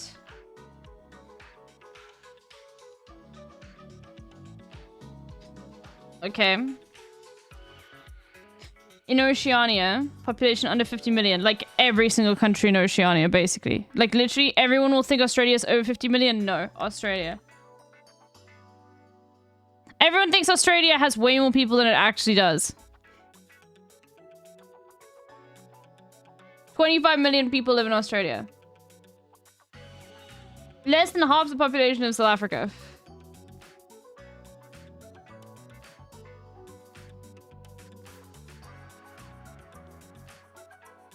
Capital city population under 5 million in Oceania. Half of Aussie is fucking desert.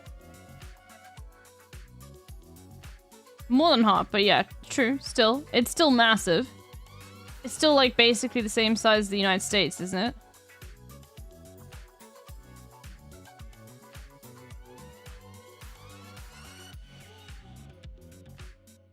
Population never recovered after the emu wars.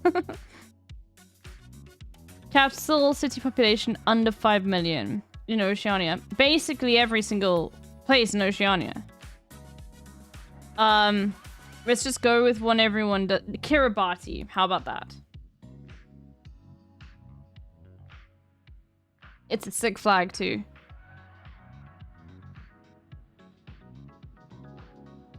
Starts with E. Cap city under 5 million. I already did Eritrea as well. Oh no. Estonia. Estonia borders Russia, doesn't it? Ho! Let's go. Fishy fins, no helping.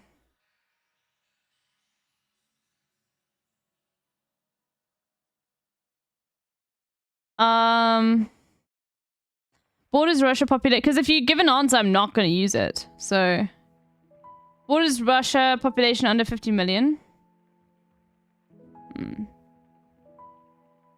Under 50. What? Kazakhstan, maybe? Kyrgyzstan.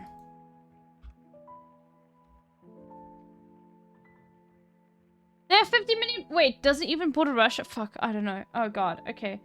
Mongolia has to be like less than 50 million people living there. Okay. Population under 50 million starts with E.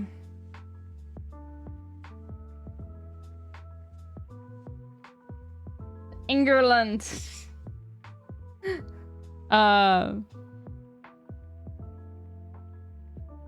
China. Okay. East Timor.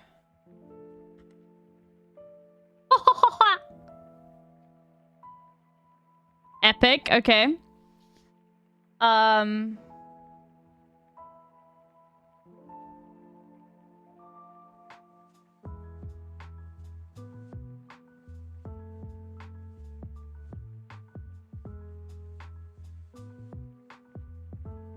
The Netherlands.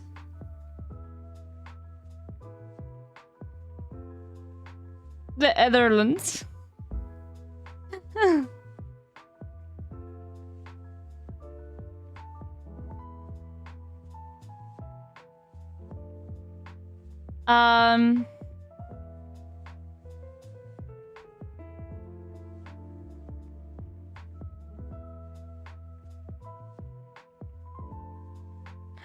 Starts with E. Okay. Let me think. I think it's a Nevis. No. This is difficult. Ecuador, I'm thinking, but like I don't think it has capital city under 5 million. Eritrea would have been the one I would like to have gone with, but I fucked that up.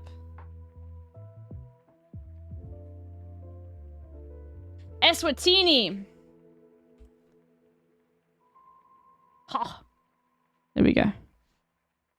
Okay. Oh my god, score 9. Let's see. Fuck, 95, and I'm still ranked like in the top.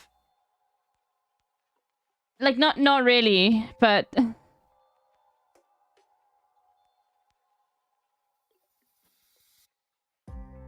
anyway. Top 2000. Insane. Okay.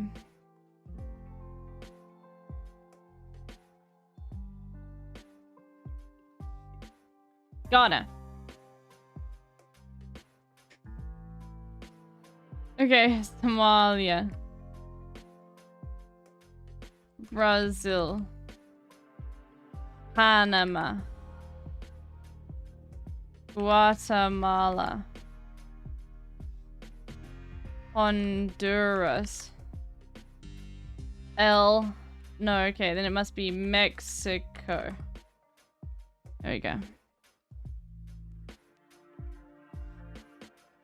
There you have it. Okay. Johnny Cornflake, pick a country, any country.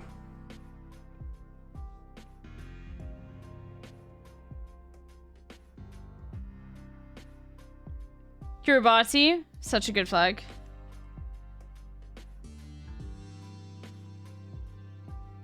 Okay, well, there we go. It's Turkey.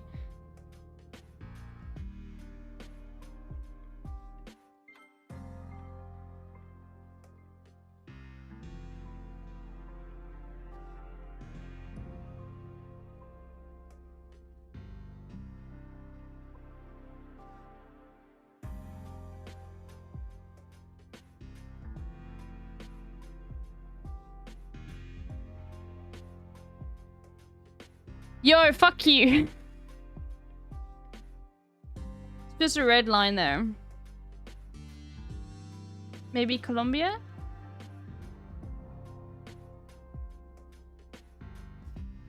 Oh no. Okay. Okay,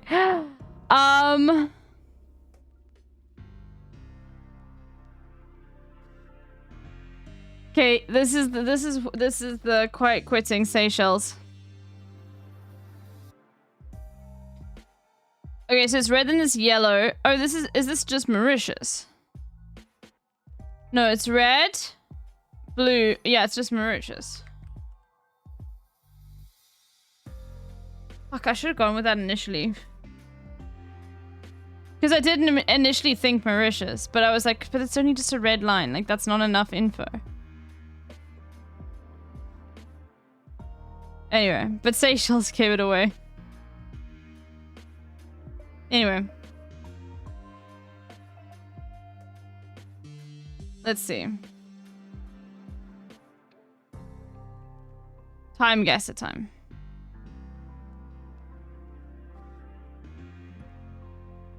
How many red got red with a ratio like that? I mean, I don't really know like exactly the order of the flag of Mauritius, you know. It seems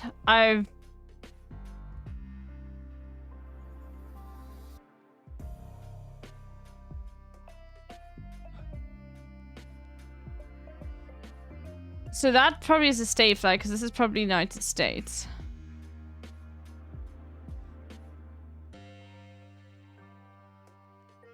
City of Calgary, Alberta. Oh no, it's not. That's Canada.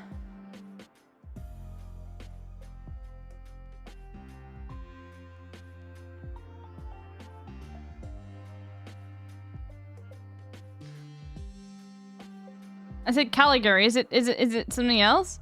It'd be Calgary. Yeah, Calgary. Yeah, okay. I said it wrong. Fine.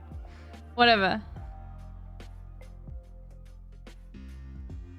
Whatever. Everyone makes mistakes. This feels like very... Oh my god, look at those pants. Okay, this is like super 80s vibes, okay? Look at those terrible pants.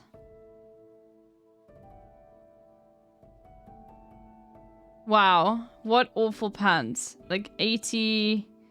1971. Look, oh my god, look how close I was with the position. Oh my goodness, I just put the pen down. I'm very lucky with the positions. That's insane. But I was 14 years old, so you know.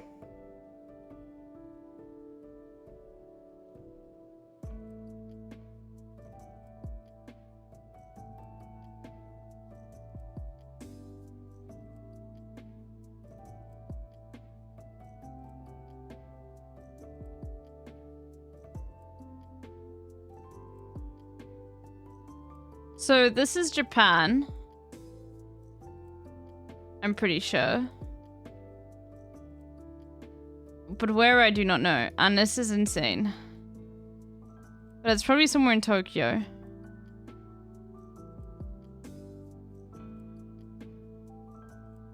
You guys hear Otto barking and going absolutely insane. Being like, bark, bark, bark. I need to bark. I need to be as loud as fucking possible. I need people. Let's see these cars.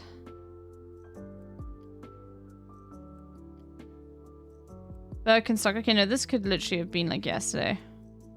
Let's say 20... I feel like... Let's say 2018.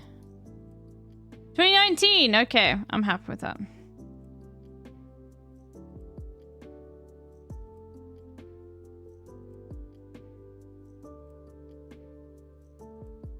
Welcome, nobles. What?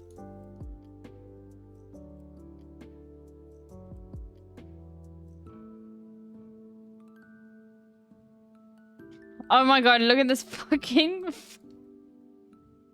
Confederate, like, flag, dude. What? A fallout shelter?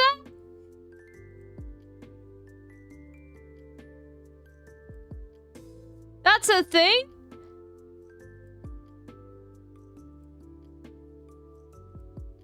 It's nice to have you in Birmingham. Where the fuck? I don't know where Birmingham is. Okay, let's see if we can find it. Probably. Ah, there we go. In Alabama.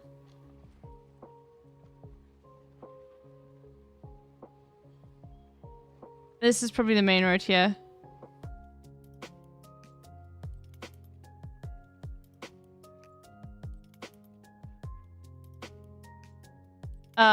I don't know when this is.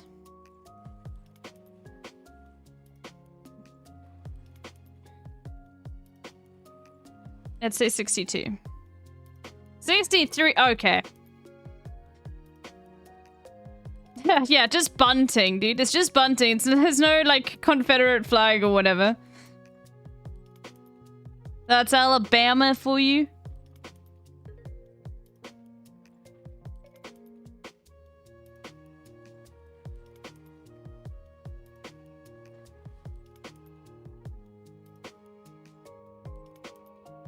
Is this French?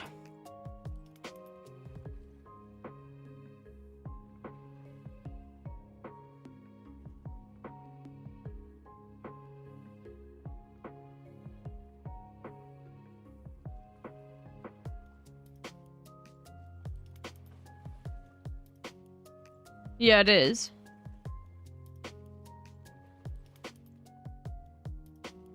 Bro, this is like this is an internet cafe, which is insane. Like, this does not, I don't think people use internet cafes anymore. Maybe they do. Wow, and there's like no light.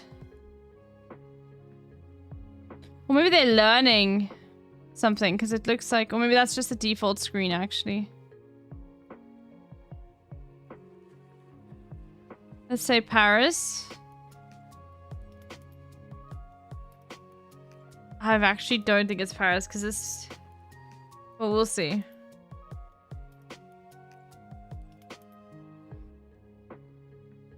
And this is like 2007. Oh my god, it was.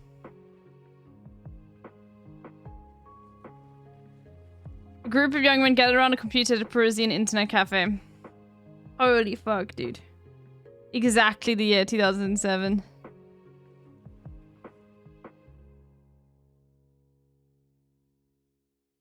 Here the latest business news. News talk. Dingwall.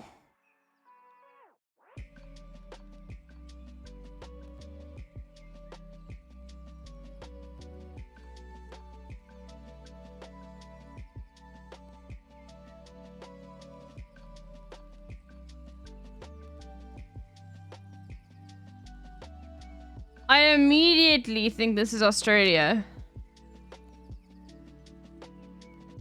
Or New Zealand.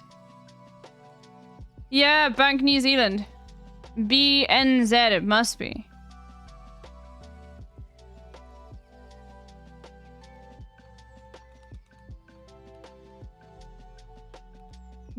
It must be the Bank of New Zealand.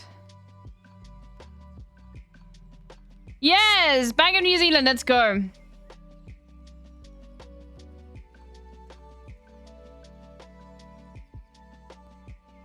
So now, and it's also because like Dingwall sounds like, it just feels Australian, you know?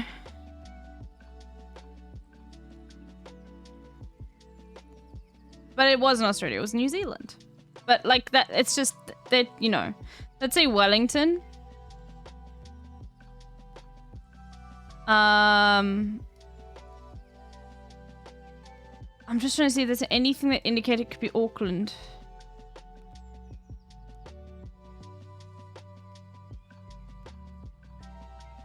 No, it won't be 40 plus score. There's the main street here.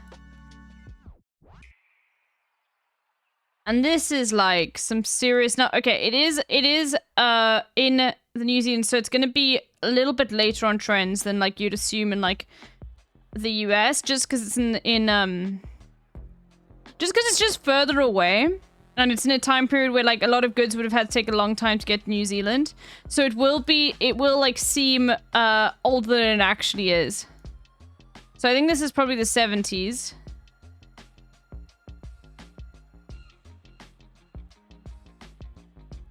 I'm just gonna say 1970. 1989, fuck, okay, never mind.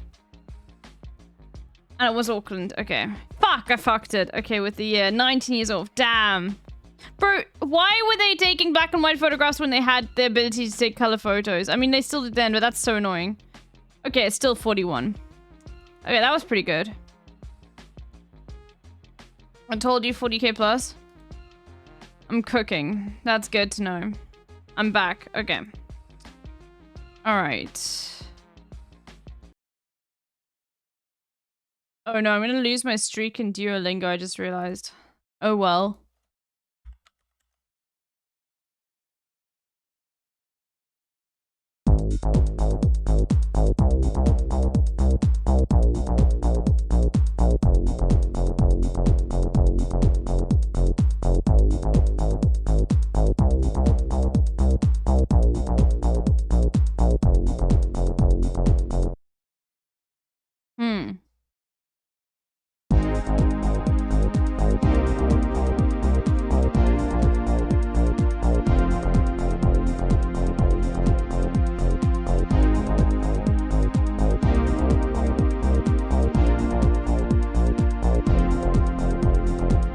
I feel like I probably would know this.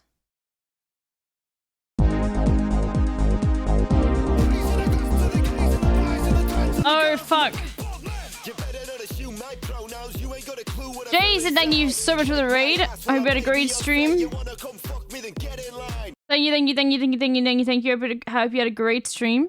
Hello, hello, hello, hello, hello. This is easy, yeah. I recognize this, but it's like recognizing it doesn't really mean anything in this game for me.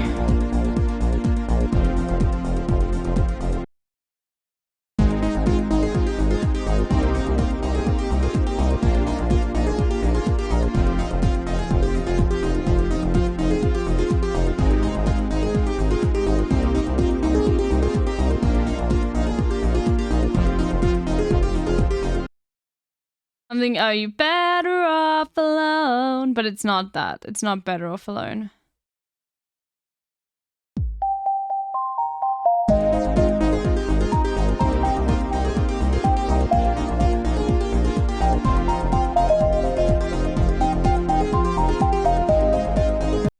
And on the rhythm of the night. Is that it? Like, is that old?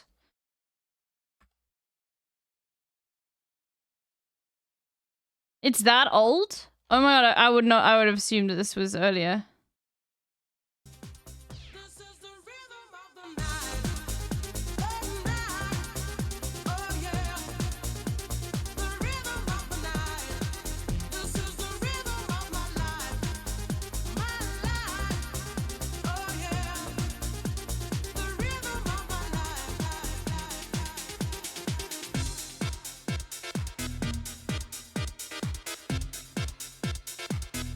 Are those Reeboks or Nike? Hello, buenas. Sí, buena, Brea. Hey, ¿quién anda ahí? Arturo Merán. Arturo, ¿de dónde, brother? Estamos aquí de Salcedo. Ah, de Salcedo. Saludos para toda mi gente de Salcedo. La gente buena del Cibao. Brother, cuéntamelo todo. Saluda a tu gente. No, yo lo que quiero es pedir a ver si tú me pones una canción. Claro que sí, mi Oh, brother, la que tú this. digas. Sí, yo quiero que tú me pongas la canción que dice, ¿esos son Reebok o son Nike? ¿Esos son Reebok o son Nike? Sí, sí. Pero, ¿cómo se llama? ¿Cómo se llama? ¿Son Reebok o son Nike? ¿Esos son Reebok o son Nike? A ver, compláceme, que me gusta mucho esa canción. Está muy pegada esa canción. ¿Esos son Reebok o son Nike? ¿Será esta, brother? ¿Será esta? Esa misma, Brea, esa misma. Esa es. Cuídate, mi hermano.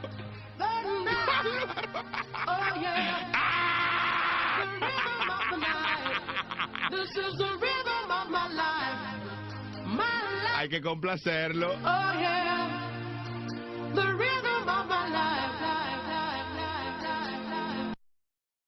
I remember seeing this like years ago, but never actually like but before I remember hearing that or seeing that like before memes were like really a thing, you know, like before the memes became mainstream, I guess, where people understood memes, you know. Point on the line, they did them so dirty.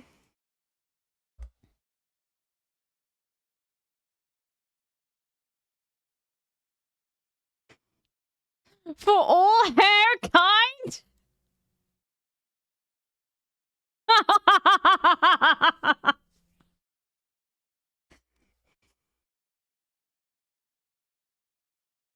Bro, hey, Muhammad. Muhammad, sorry. Not Muhammad. Hope you're doing good. For all hair kind?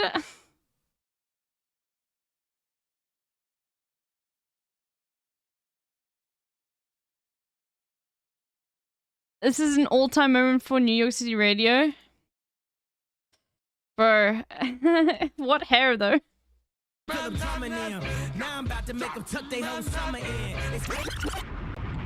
New York City, you listen to me. If you're near a convenience store right now, any type of 24-hour store, go into the store right now and put your hand in the cash register for no reason.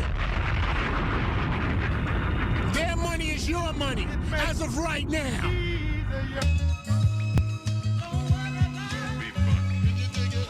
Yeah.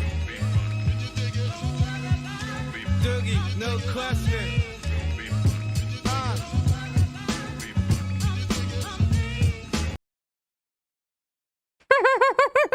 That's... Okay, is that just what's happening in New York? This well, no wonder they say democratic cities are all crime-ridden. Just because of that one radio show, okay?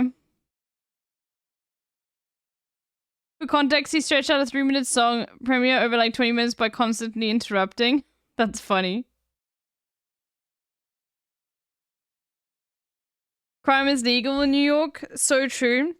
Just like Ben Shapiro said, I don't know why they're making crime, why they don't choose to make crime illegal. Ben Shapiro is just like so intelligent. You know. What is this? How America's best state fell apart. What state is this? And why are you saying it's the best state? And why is there betrayal?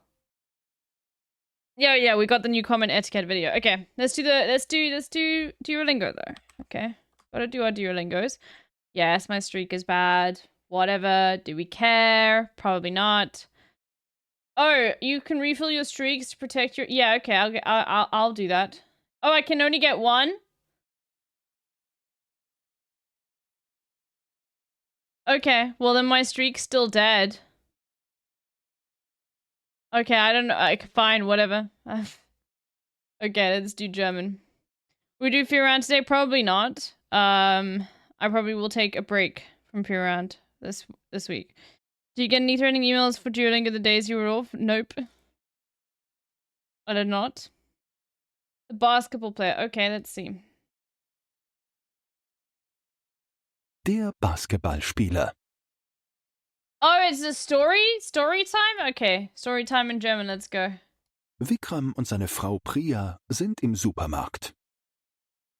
Okay, Vikram and his lady, or his wife, Priya, are in a supermarket. Was brauchen wir? What do we need?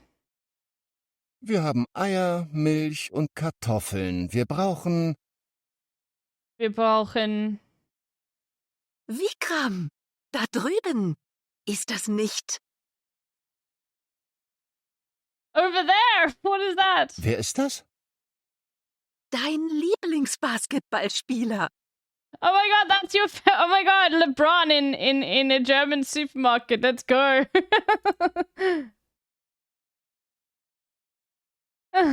Hier im Supermarkt? Das kann nicht sein. This cannot be. Das kann nicht sein. Er ist es. Sprich mit ihm. Talk to him. Go talk to him. Nein, ich bin zu nervös. Nein, ich bin zu nervös. Aber Vikram, sieh mal. Ihr habt die gleichen Schuhe. You have the same shoes.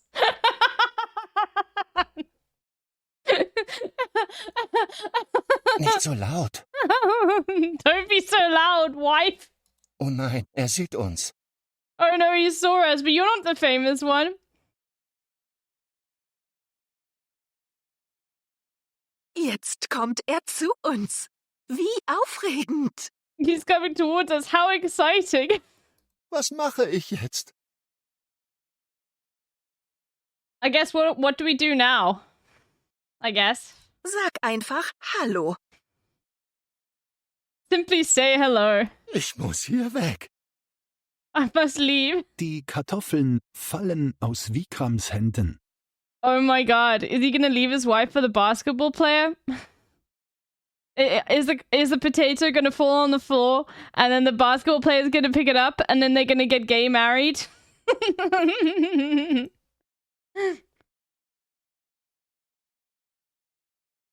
Hallo, Sie! That's the vibe. It's not LeBron, okay? It's German LeBron, okay? Hallo, Sie! Wer? Ich? What an insane story. Ja, Ihre Schuhe sind wirklich super. Oh my gosh, your shoes are really cool. Wirklich super. Bro. Their hands interlock over the potatoes and the world stands still. He and Vikram are wearing the same shoes, okay? He wants Vikram to cook potatoes for him.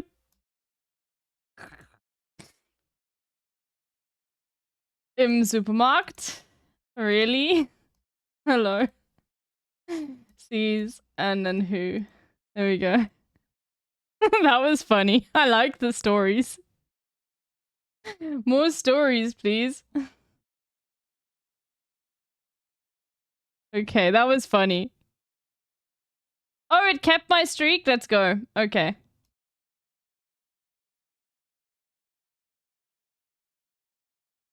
Yay, I got gems. Okay.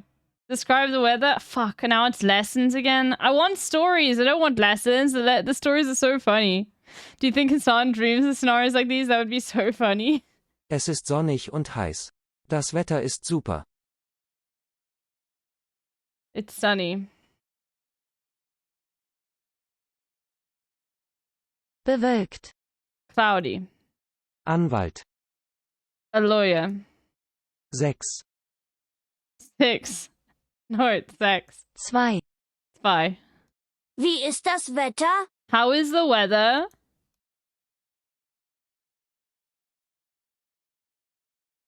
That's the basketball player's child. Das Wetter ist schön heute. Anna, ist es sonnig heute? Es. Oh, the anime kid. Mich. Mich. Ja, das Wetter ist schön. Es ist sonnig. In Swedish, you literally say sex for 6 and type it sex. Ist es heute bewölkt? How do you say 69 in Swedish then?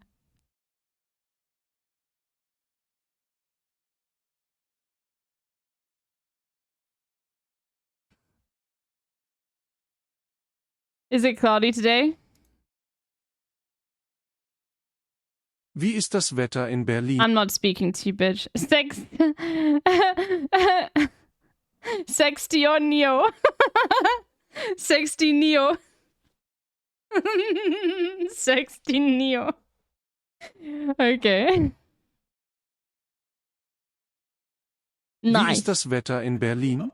Your boy Brian, thank you for the gifty. Holy moly. How is the weather in Berlin?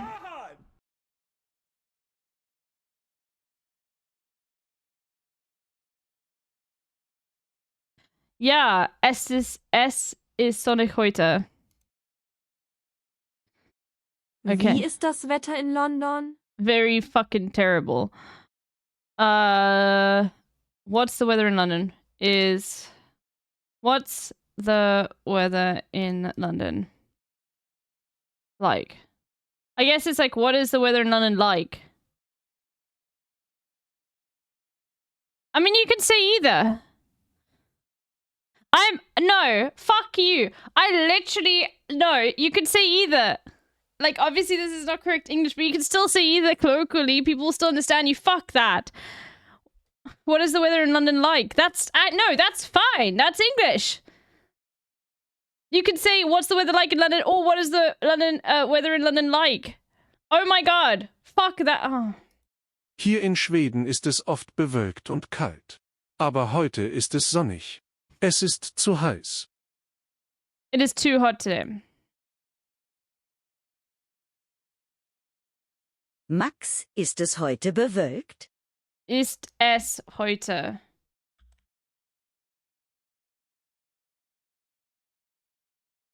Hi, am I a pineapple? I am feeling better. How is the weather today? Wie ist das Wetter heute? Okay. Anna, ist es heute bewölkt? Ist es heute bewölkt? Wie ist das Wetter heute? Wien. Wie?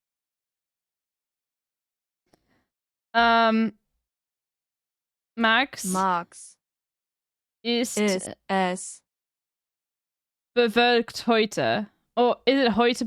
Bewölkt heute? Heute. I think it's bewölkt. Is this bewölkt heute? Yes, okay. Or heute bewölkt. Either one is fine, apparently. Wie ist das Wetter in London? Okay. Fuck you. What's the weather like in London? Fuck you. Okay, you can put the like at the end too.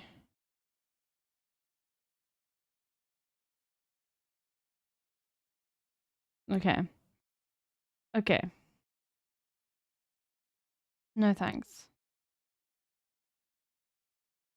Let's do one more. Dein Regenschirm ist groß. Ist groß. You've got a big umbrella.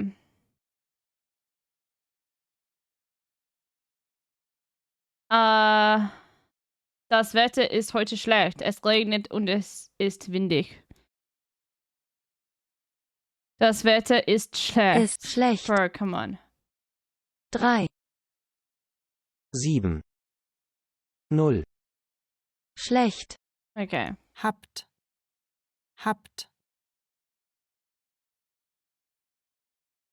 Regenschirm. Umbrella. Schweden. Sweden, Schweden. Herbst. Full. 3. 3. Das Wetter ist schlecht im Herbst. Im.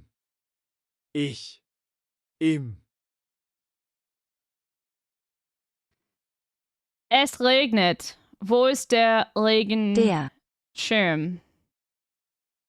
Ja, das Wetter ist sehr schlecht. Yes. The weather is very bad. The weather is very bad. Ich bin im Park, aber es ist kalt, windig und es regnet. Wo ist das Kino oder das Museum?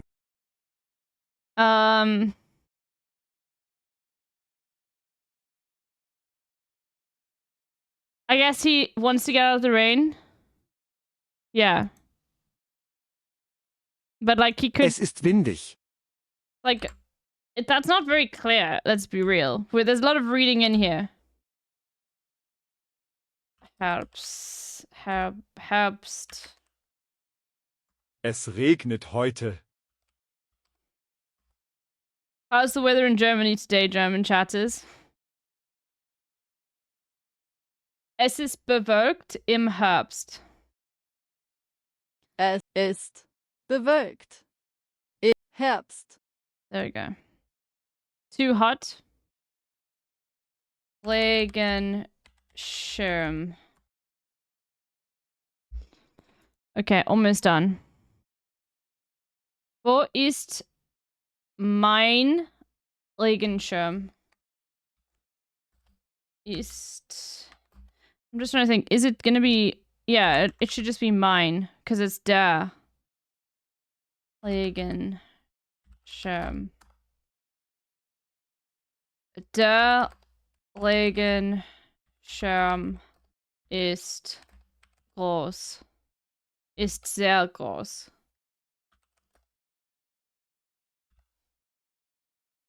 There we go. I don't know, Brad, someone was supposed to be this hot. True.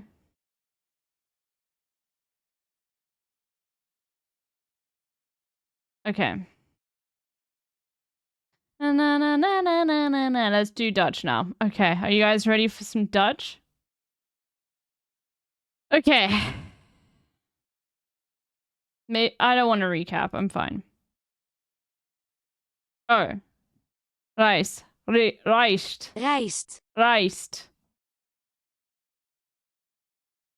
Het meisje leest de krant. The weather was so nice so far I got to vibe with my tortoises in the sun this morning, but now there's a weather warning and the thunderstorm is approaching. It's just cold here.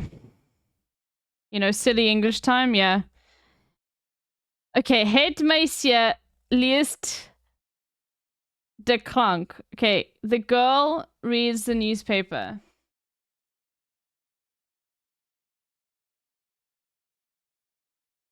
Girl reads the newspaper. The krant. Boterham is insane. Boterham. Boterham. I want to eat a boterham, bro. De jongens en de meisjes lezen een boek.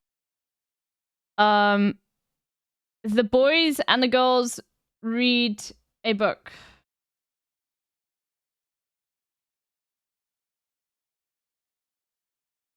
Boys read a book. What? Oh, I fucked up. Bro, come on.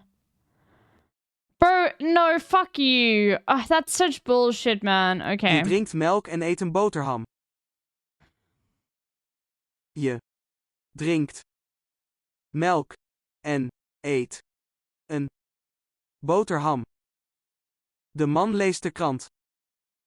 The man reads the newspaper.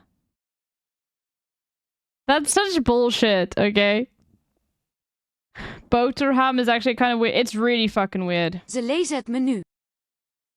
Ze lezen menu. Fuck you, dude. Why do we have to... Why couldn't you just say that she reads menu? Okay, sorry. Het kind heeft een boek. I need to go slowly. The head... Heeft. Okay, the child has a book. Okay. Ze hebben het boek. Ze hebben het boek. Het boek. Okay. De vrouwen lezen de krant. The woman read? The woman read. Oh, because it's plural. The woman read the newspaper. Okay. We're back. We drinken water en we eten rijst. Okay. We drinken water en we eten rijst. Okay, just making sure I'm not getting like missing out on a het or a de, because apparently Dutch people speak so fast that they don't even need like it's just like a or whatever for like a fucking article. They, you know, anyway. So whatever. De Why jongen even leest een bother? krant. The boy reads a newspaper. No, this is Dutch. De jongens en de meisjes lezen een boek. Fuck you. The boys and the girls read a book. Fuck you. Ze lezen het menu. Ze lezen het menu. Fuck you.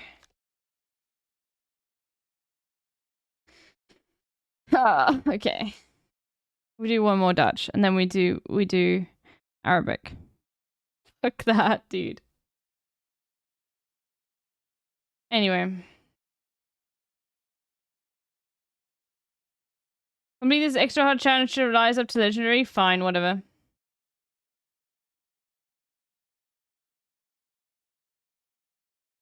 Rijst. Rice. And boterham. Boterham. A sandwich. Fucking weird as fuck, dude. Kind. Okay. It's you, plural you, so it would be jullie. I'm sorry, Julia. Drinken. But it's not drinken, because for some reason the Dutch are like okay, I feel like this is what, the more I've done this, the more I've realized like Dutch is annoying in the same way that English is, and in the same way that German is, but it doesn't have any of the benefits of being a Germanic language at all. Like it literally like why are we not pronouncing the N? Why is it there? It's got everything annoying about like both English and like German. It's more convenient. No, it's fucking not. It's not pronounced. Drinken.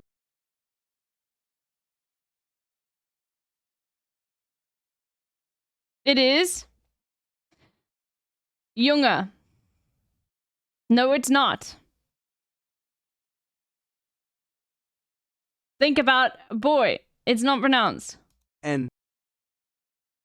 Sap. Vrouw. Boterham. I mean, I know I'm arguing with actual Dutch people, but like, look, it's gonna be jullie, jullie eten. Where's the N? Eten. Eten.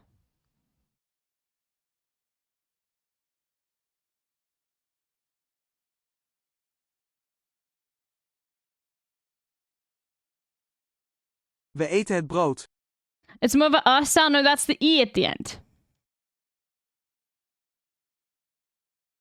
We eat the bread.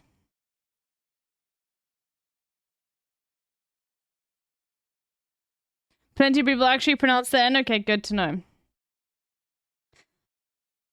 Boterham. Boterham.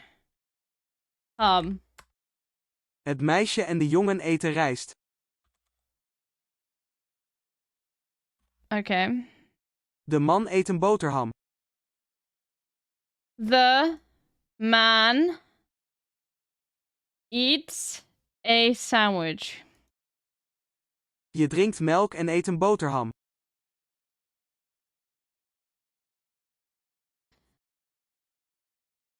Je. Okay, you drink milk and eat a sandwich. Okay. Is this a real language? Yes, this is a real language. Amazing, isn't we it? drinken water en we eten rijst. En wir, it's we. Okay. At least that doesn't conjugate. Jullie eten de rijst. I guess it would still be nominative case because it's connected by and though. So you eat the rice. Jullie eten rijst. Ik eet een boterham. So people say eten. They don't say eten. They say eten.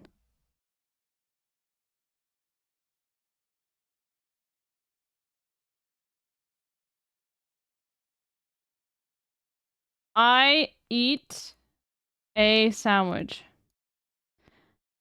I say eten with the N. Okay. It's an accent thing.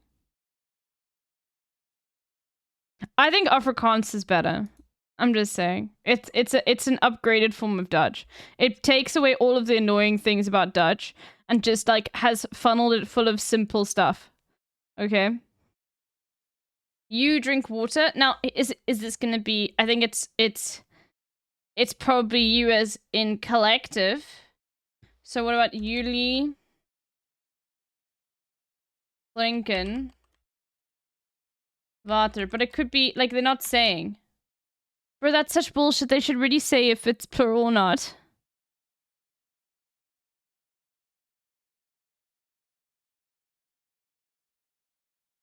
Comparing throw up and diarrhea right now? Afrikaans is really simple, okay?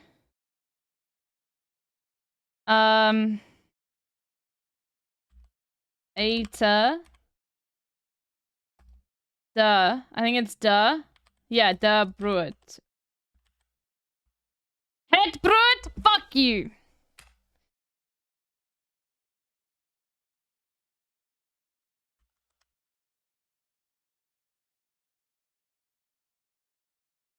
How? How am I supposed to know that?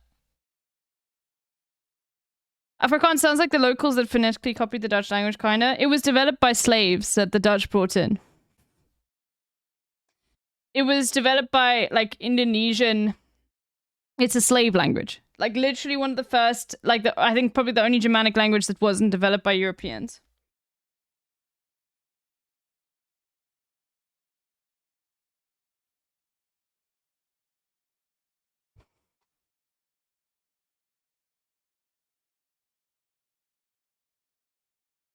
But it takes a lot of like, so for example, like as I've said before so many times, the nice thing about Afrikaans is it's like it takes some like credit from English's simplicity with articles. So like every direct article is just D. Okay? It's very nice and simple in that way. Just D. That's it. So both the het and de are just D, which is very nice.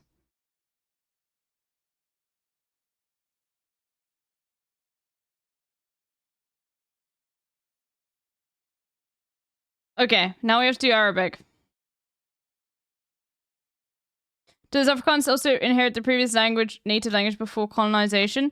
It has taken some, like, the thing is, native languages still exist here. The difference is, like, I can't remember if it was the English who were like, no, we refuse to enslave the local population, or it was the Dutch, because they did, like, some, you know, South Africans were enslaved, like, native South Africans. But, like, most of them were not. Like, most of them, like, and also I think it was the Dutch who told the English, you can't enslave the natives. And that's why they brought in slaves from Indonesia and other parts of Asia. And that's why, like, one of the reasons why the colored population in South Africa, which once again, it's not a racist word here, it's a demographic of people, they are descendants of these slaves, right? So that's why, like, they are very incredibly diverse, right? So generally, like, when we talk about slaves within Cape Town, you're talking about people that were brought in from Asia. You're not talking about black people. But here's the thing. In Cape Town, especially on wine farms, there was slavery of natives, okay? But this was frowned upon quite a lot. Here's the thing. So, like, for example, Constantia, which is still a wine farm that exists, has a whole memorial to native slaves, and there is a slave museum in Cape Town. So this is, like, one of those things where there was slavery of the native population, but, like, the two colonizing forces, the British and the Dutch, but at this point the Dutch had been there for so long that they were like the Boers. They had lived there for a long time. There were like I can't remember if it was the English who protected the native population or if it was the Dutch settlers. I can't remember, but one of them prevented the other one from enslaving the native population and protected them. Interesting, but it's yeah. Still, they were both colonizing forces, you know?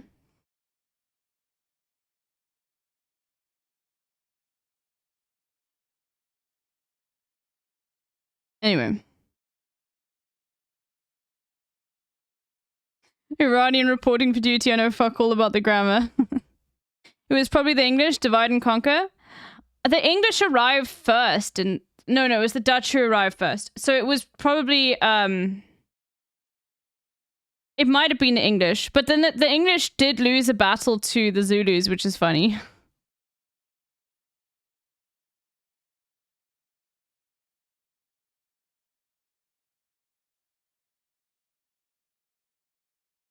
Oh yeah, it was probably the English. Didn't the English ban the slavery around the time they took over South Africa? I mean, this is before though, I don't know. Depending on whether you were an indentured servant or slave, there's a lot of Indian wealth is a lot for Indian wealth in South Africa. Yeah. But also you have to remember, like Indian wealth in South Africa is not just because, like, this is what's very interesting is, like, a lot of people don't know this about South Africa. You guys probably do because I've said it so many times. But there was a tiered racism system here. So, like, unlike it was funny because so yesterday, you know how all Republicans are saying Kamala Harris is not black, she's Indian? I wanted to make a joke, but I knew no one would get it in the chat and people would just think I'm racist if I said it. But I was like, yeah, no, like, Republicans have finally discovered South African style racism, okay? They've gotten rid of the one drop rule and now they've discovered South African style racism, which is basically, I'll explain it to you if you want to know. It's still like a pyramid basically of like tiered racism, but Basically, South African style racism, I can't believe I'm doing this, works like this, okay? Where you it's just so cursed. Why am I doing this? Where okay, hold on. I changed the color, that's why. Okay. Where you had white people at the top. Okay, hold on. Hold on. Let me just get this better. And that's why, like, that's what the Republicans doing. So you had white people at the top, but who was considered white? More like, well, the Japanese were also considered white.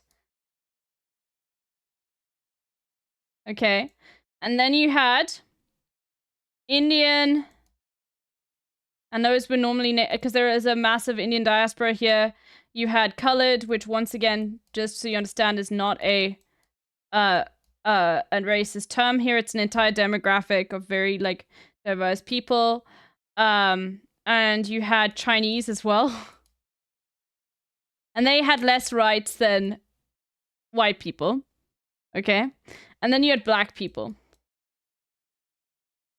So people had different rights. Like, for example, like, you know, you could get better education if you were Indian or colored, you know? But yeah, so, and you went to different schools as well. So it was a tiered racism system. It wasn't a one-drop rule of like, oh, your skin is not like purely white, you must be black, you know? So there we go. That's some racism lore about South Africa. So that's what the Republicans are doing now. So wait, the Dutch imported South Asian slaves to enslave black people? No. Black people were not enslaved. Most black South Africans were not enslaved. That's the thing. They brought in slaves because they would not enslave the native population, right? They needed slaves, and they were not allowed to enslave the native population. Some of the native population was enslaved, though. But on the large majority, most of the slaves in South Africa were imported from India and Indonesia. Yeah, basically, colleagues had to allow a certain number of black people under apartheid, so they would pack the deck with Indians based on them having a percentage of black classification. Yes.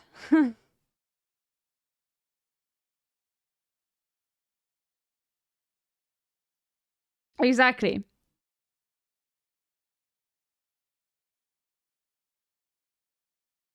That's why Gandhi, who's seen as a peaceful force, literally, like, was super racist in his advocacy for was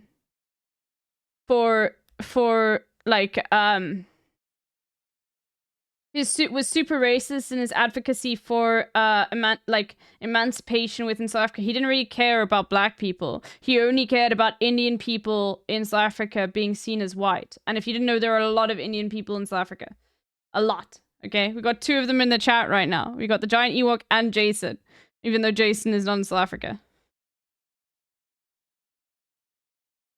Anyway. Who? What? What? I haven't learned this yet. What? Oh, I have to see. Oh, that's and. Okay. Oh, I have to look at it, What? and then it tells me. Bob. Bob, okay. That's Bob, okay. We're actually learning words in Arabic now. This is insane. Oh god, I've only got one life though. Curry.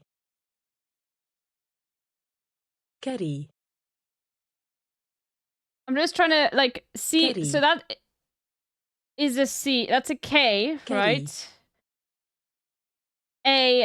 A-R-I-I. Okay. Judy.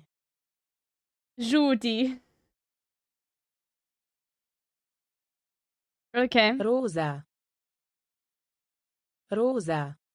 Now it gets really tricky because like none of okay. George. That's Z. But that's ooh. George. But I guess George, it's like still O. Or like or whatever.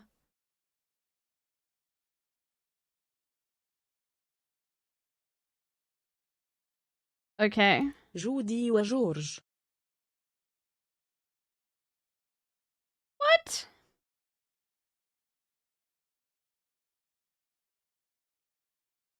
This is Jordi. جودي. Wa.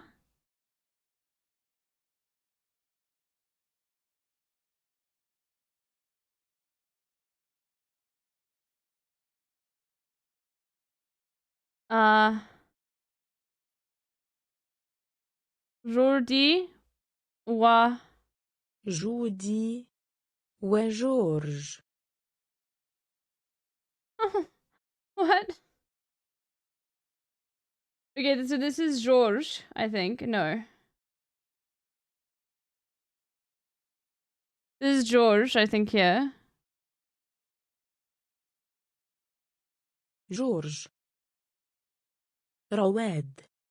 بوب. Where's... So this is... جودي. But then where's the wa? كري. وجورج. That's where George. Okay. جورج. وجورج. Okay. That's Jordi. No. Okay. جودي. وجورج. Ah, okay. So the and goes, like, connects to the second name? Oh my god, we're doing it. روزا وجودي. Come on, Bobby, let's go party. Yeah. This is insane. روزا وجودي. رواد.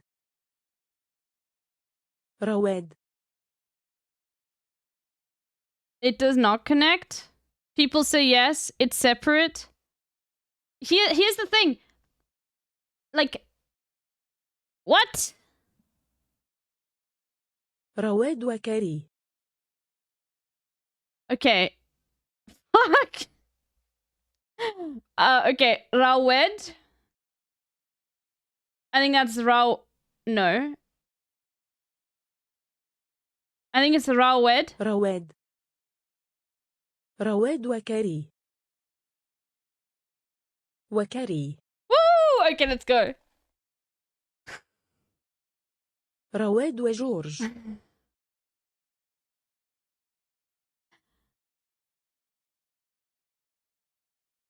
كري وروزا. And it does connect though, look. Like that's the here. وروزا. كري وبوب.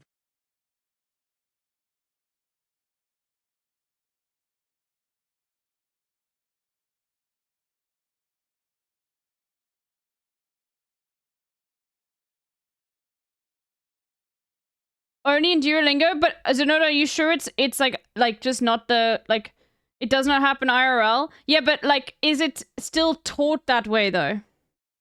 No. Zenodo speaks Arabic though, but you speak like oh, so in higher Arabic or like the whatever the high Arabic is that people learn like is the plain Arabic that nobody actually speaks. They don't actually do that. It's just Duolingo. Okay. I mean I'll trust. That's Bob. And then Waju. So that's Judy. Wajudi.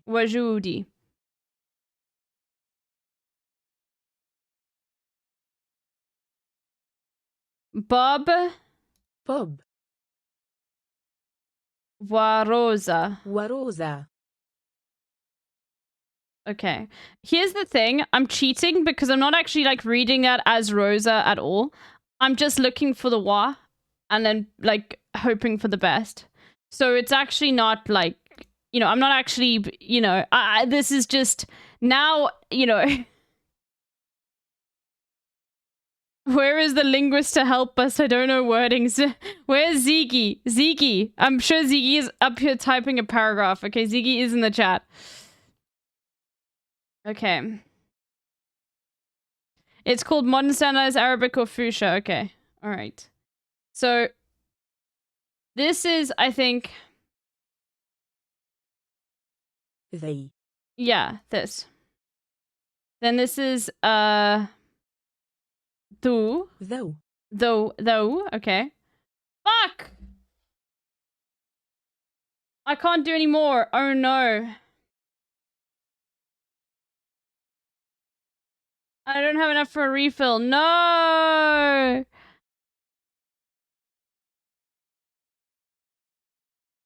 Fuck, I can't continue. Okay, sorry. I'm gonna have to start with Arabic tomorrow. Damn, I'm pulling up a reference grammar right now. Okay, we'll wait for Ziggy to do that. Fuck, okay. Well, no more Duolingo today. That's the first time I've ever run out of hearts. Daily dose, sure. Hello everyone, this is your Daily Dose of Internet. I know I showed a similar video like this before, but somehow this keeps happening. She spent too much time in the sun and got a squishy head.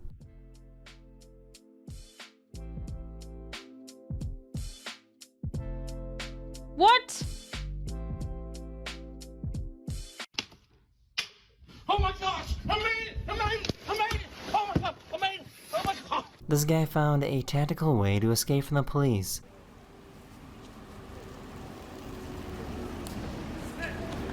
What is this propaganda? They were trying really hard to get him to dance.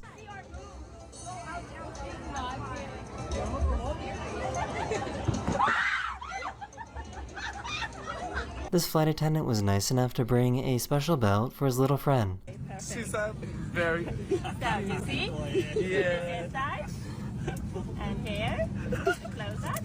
And then the little ones here up there. Yeah. And then close the buckle. Yeah. And tighten it.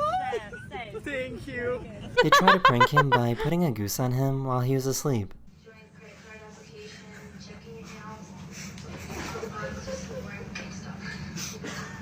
Bro, this is such like drunk at like 3 a.m. student shit. Let's go grab a goose and put it on our sleeping friend.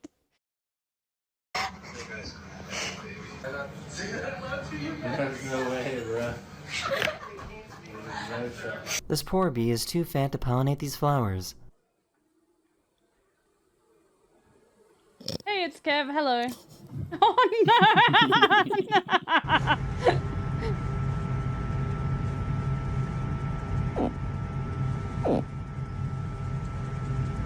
Aww. This dog has a perfect smile.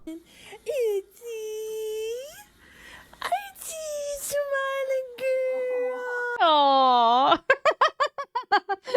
Otto does this too. I need smiling. Give me. Ow! Give me my chicken! Ow!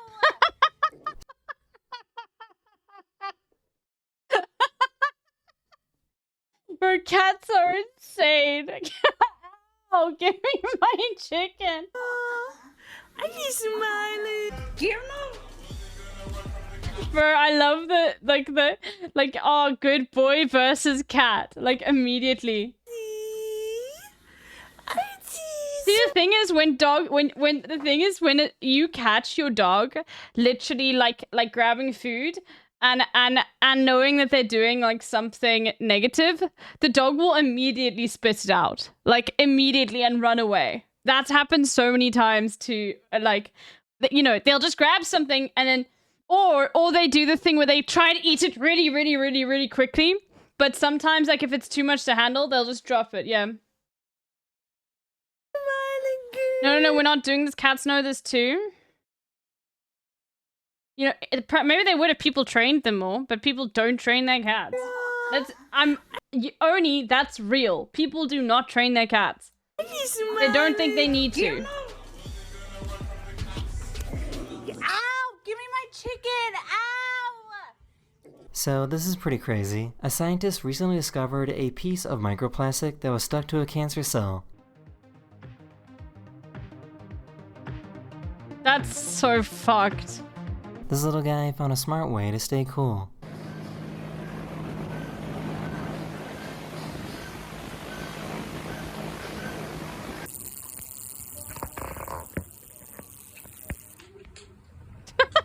that is the end of this video. We hope you enjoyed.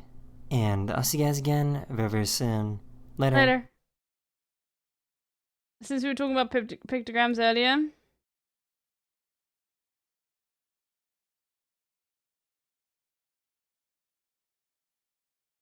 Love the art in the Tesco's finest tins of fish so much I took photos of them for being strange. Oh yeah. This is very cool.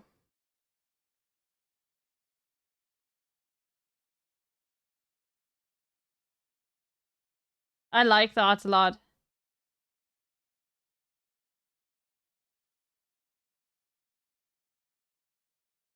Tesco. But we're in Europe. It's probably Ireland.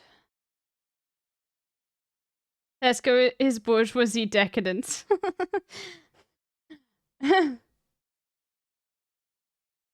Your the £5 meal deal. No, the £3 meal deal is going to cost a £5 from now on.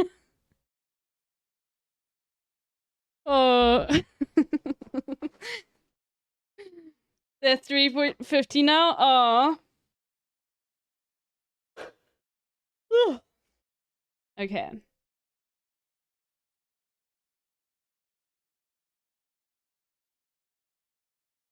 Alright, we got things to watch. We got things to look at. It's well lush. We got things to do and things to watch and places to look at and all of that sort of stuff. I want to watch the Moist Critical thing. I want to see what happened because I was asleep.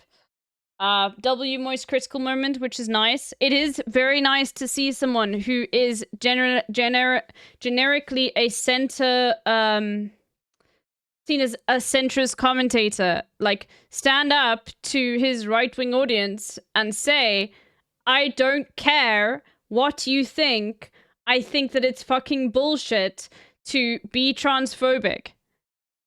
And that, for me, is like a massive fucking W, okay? Like, I really, like, that makes me happy. You know?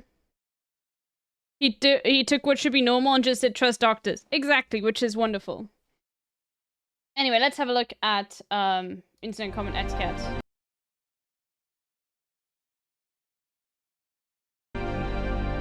So this is going to be a banger one because it's on gender reveals.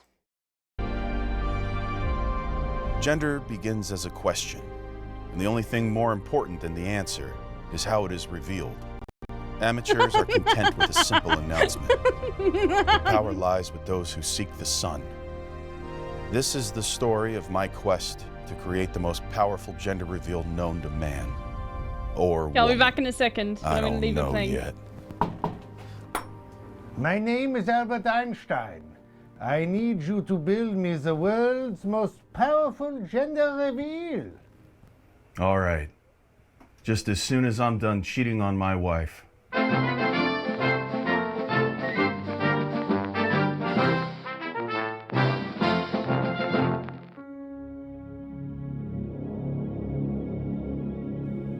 Huh?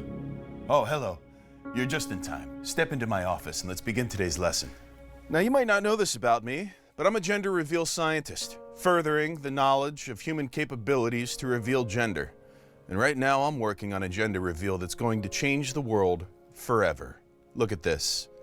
That's a detonator. And just as Prometheus stole fire from the gods, I will leave humanity with a lasting gift.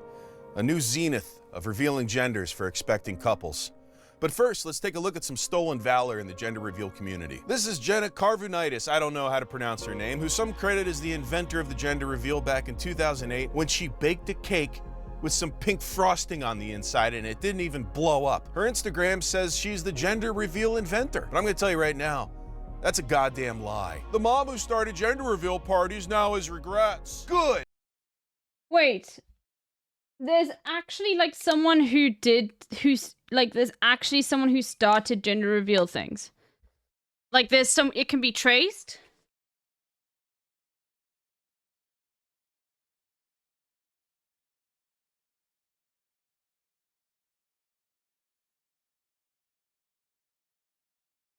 Wow.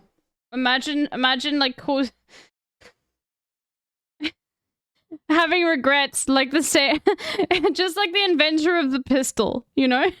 Having regrets after inventing it. I did not know that it would be used for, you know, negativity. And play. Jen, I understand you claim that you started the gender reveal parties back in 2008? Yeah, I was an early adapter to social media. So I was pregnant 11 years ago, and I had a gender reveal party, the first one. No, not the first. That's bullshit. The big controversy here, though, now Jenna, who says she invented the gender reveal parties, you now say you regret it. Oh, you should have regrets, you spurious fraudster. My daughter, she's very girly. She opens up her present, and it's Legos, and she starts crying, the middle one. She starts crying, Mommy, why did Santa Claus bring me a boy toy? Huh? And I'm like, honey, what are you talking about? What do you mean a boy toy? And she says, well, it's not pink. And it clicked with me. If it's not pink, it's not for her. I don't feel like she's getting those messages from me. Very white of her to think she... Yes, she is. She's, I mean, maybe not you in particular, but bro, come on. That's insane. Invented something that's been around for a long-ass time. She had the first one that she knows about. Not the inventor. This has been going on years ago. The mom who started gender reveal parties? How old is this woman? Is she older than 66? Because I had one and so did my mom. Lame. The only thing this woman has ever revealed is herself as a fraud. Pink icing inside a cake? What is that, a fucking joke? You want a real gender reveal? Go look up Jonestown 1978. That Kool-Aid was pink. There is a grammatical dispute in chat. Ziggy is eating right now. Oh my gosh, do you guys want to know what I did? Okay. I'm gonna have to take you through this. So when I was feeling sick and sorry for myself, I found a genre of drama that deeply fed into like exactly what I wanted to consume at that moment, and I still am very much interested in consuming. And what I found was conservative online knitting circle drama. And it's just like wonderful.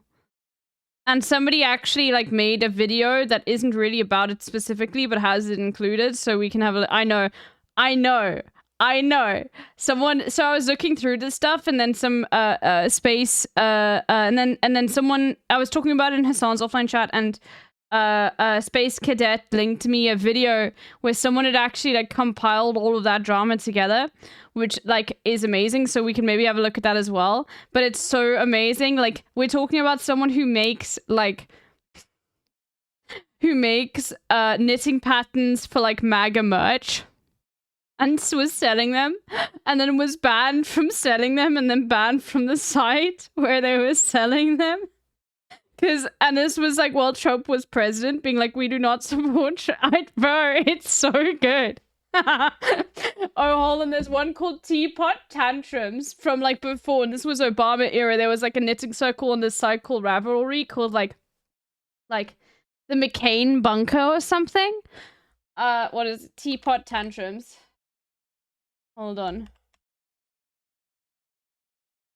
Too conservative for Ravelry. Look at this. Oh, I love it. Bro, look at this website. Oh my god.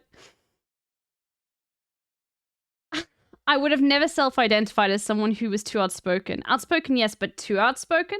I would have never pegged myself as someone to be viewed as a threat by any kind. I try to treat others with kindness, encouragement, and love. I try to treat others as I'd prefer to be treated. However, if someone treats me unkindly, that doesn't mean I respond with anger and vitriol. I prefer to let respond with kindness at... Okay, already a fuck up. Or civility, and then let those people alone. I don't need to add to their misery and suffering, because there's obviously something like that under the surface. So it was a shock for me to find out I'm too radical for Ravel. Oh, how do I begin? Yesterday I got up with the pups, fed him, gave V her pill. Okay, talking about her dog, blah, blah, blah, blah. And then she logged on, there's 4 of her forbidden, no warning, nothing. I'm too conservative for Ravelry, and that's okay with me. I'll wear it as a badge of honor. I was getting more and more disillusioned with the cesspool anyway.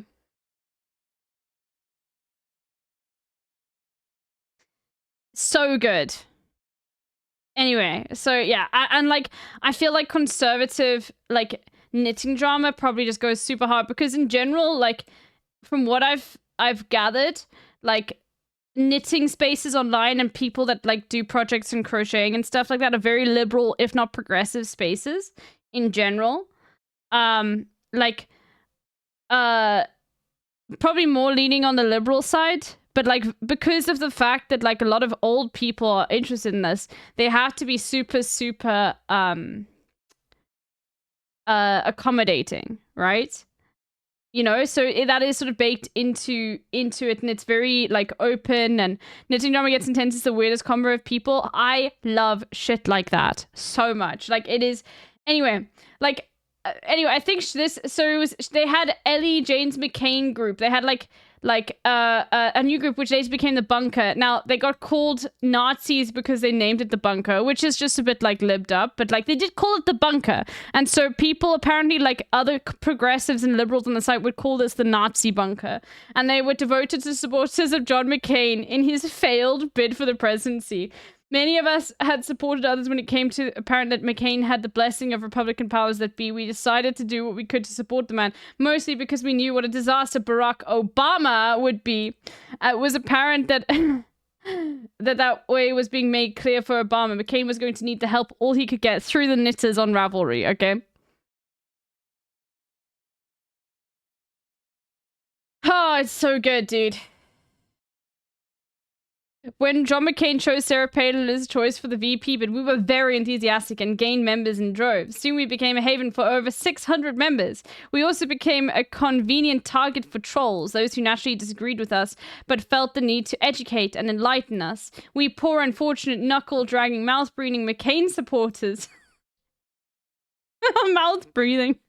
We were often painted with the broad brushes of fascism, Nazi, neoconism, bigotry, racism, classism, and just about any other ism you could name. They were calling us communisms. Okay, dude. Like, the thing is, yes, I'm sorry. If you, like, you are a conservative, then yes, you are, like, super classist and bigoted. It's just, built into your ideology. Like, yes. It's like, that's why it amazes me when, like, I see gay conservatives. I'm like, how? You know? Anyway, let's go back to the gender reveal. And my client was over the moon to find out she was having a little girl. And that post is a boy. Well, even though Jenna Carvinitis did not invent gender reveals, her putting pink icing inside that cake did popularize the concept. And now it looks like this. Something more powerful. The car, moving around, suddenly catches fire. More advanced. Almost beautiful. Gender reveal parties are back in the spotlight after this deadly incident in Mexico. Police say one person was killed and at least 8 others hurt in a shooting that happened during a gender reveal party. Gender reveal goes wrong when explosives cause Arizona forest fire. Newly released video shows the moment a gender reveal party went terribly wrong. Look at the raw power of this gender reveal. The blaze quickly spread, reaching the Coronado National Forest in Arizona, destroying more than 45,000 acres of land and Holy racking up more fuck. than $8 million in damages. You know, it's considered a great honor in the gender reveal community to have your work featured on Inside Edition. That's when you know you've made it. Son, I'm afraid you can't go to college. I'm still paying off your gender issue. Imagine being the kid that grows up and can tell everyone his gender reveal caused the state-sized wildfire. Now that's what I call $1 million baby. So they're having a demon? It's a boy. It's a boy. It's a gay. To be fair, it didn't destroy 45,000 acres of land, probably helped it in the long run, besides the 33 people who didn't make it out in time. Yeah, well, we gotta be fair. I'm gonna be fair with this comment. What a powerful gender reveal. That child will live forever with this destruction as his namesake. It will weigh heavy on his conscience, have him question his right to exist, all the while making him stronger. This is how kings are born. But these reveals are nothing compared to the advancements I have made in the field of gender revelation. You will all witness me soon, if my name isn't Salvia Sloppy Wiener. That post is gonna be a girl. Ah, yes, I need to see more powerful gender reveals. Gender reveal blast rocks town with 80 pounds of explosives. Yes! What the heck was that? an explosion so powerful it caused several towns to shake. Sarah and Matt Taglieri felt the blast miles away. It even caused pictures to fall off the wall. Oh, that's so much power! So what in the world caused such a powerful explosion? Can you believe a gender reveal party? The parents-to-be set off 80 pounds of tannerite. What? How do you accidentally do that?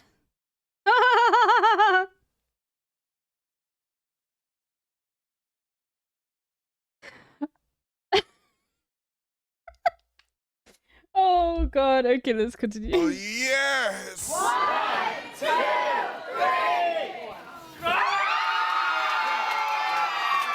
What the fuck is this? No, this advances nothing. Balloons in a box? It's a girl. I love the box. So cute. Where'd you get the white box? What do you mean, where did you get the box? It's a box. First up, where'd you get that box? Second, you gotta do better than this if you want to wind up on Inside Edition. One time for a client, I pumped a live gazelle full of blue dye and let wild cheetahs hunt it down in their living room. As the expecting couple watched that gazelle get torn to shreds, I saw their horror melt into elation when they realized they were having a boy. You can't put a price tag on that kind of happiness. It's why we do what we do, advancing the science of what is possible when revealing genders. I also did 9/11 as a gender reveal for twins, but it got all fucked up when George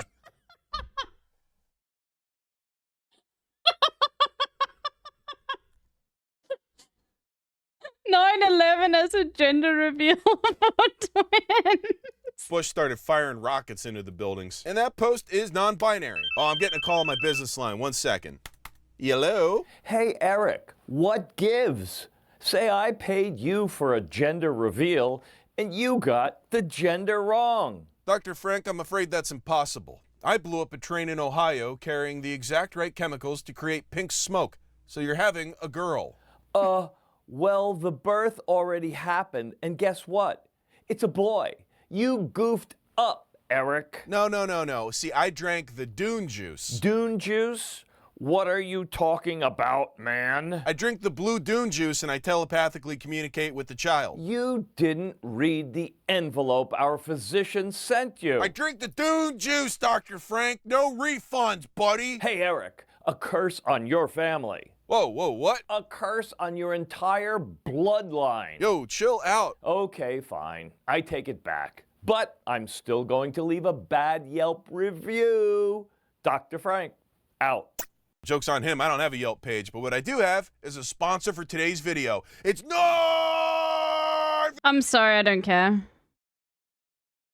I'm being super unethical. It's too slow. 20 gigs of Saley eSIM when you sign up There we go. right now. There's the code. The process was too slow.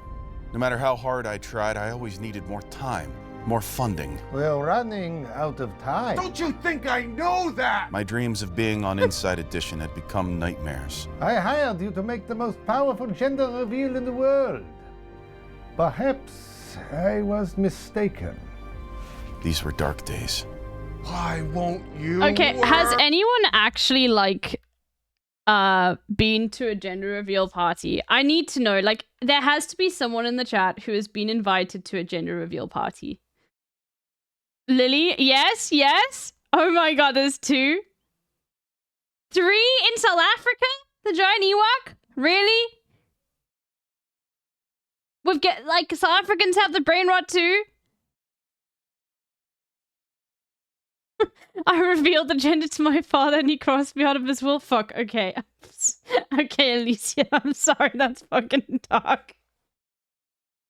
Oh, I'm so sorry. It's very basic though, no one has guns. Much love, Alicia.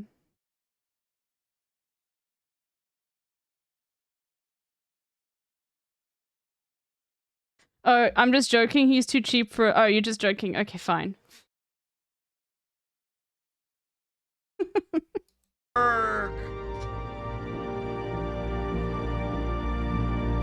Oh, my bad. I was having a flashback that's really hard to place on a timeline.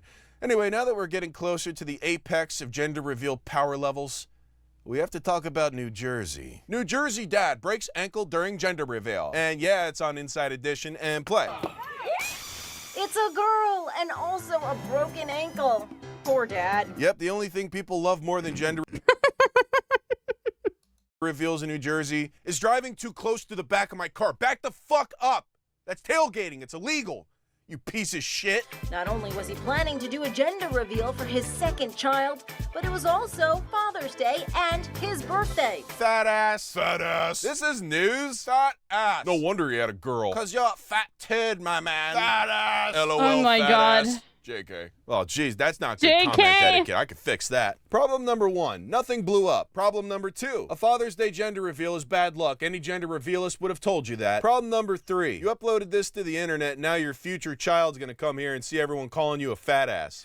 And that post is just a post. Yep, New Jersey, just a truly disgusting place to live, but they love gender reveals. Helicopter gender reveal over Patterson, New Jersey. It's a boy.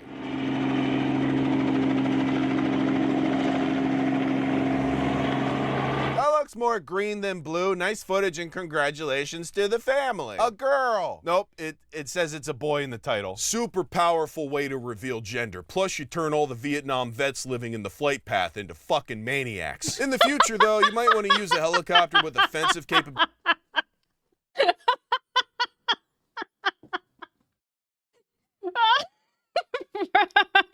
It's true. All of the Vietnam vets into fucking maniacs. Eric is, yeah, it's really good. Abilities, maybe to blow up a school bus full of tannerite and dye packs. That idea is free, but only because I'm currently building something even more powerful than this dumb dog shit. By the way, I'm surprised there wasn't another helicopter behind this guy just tailgating him. And post! Alright, what's our next New Jersey gender reveal? Best of baby showers and gender reveals, Jersey Shore. Oh fuck, they're breeding?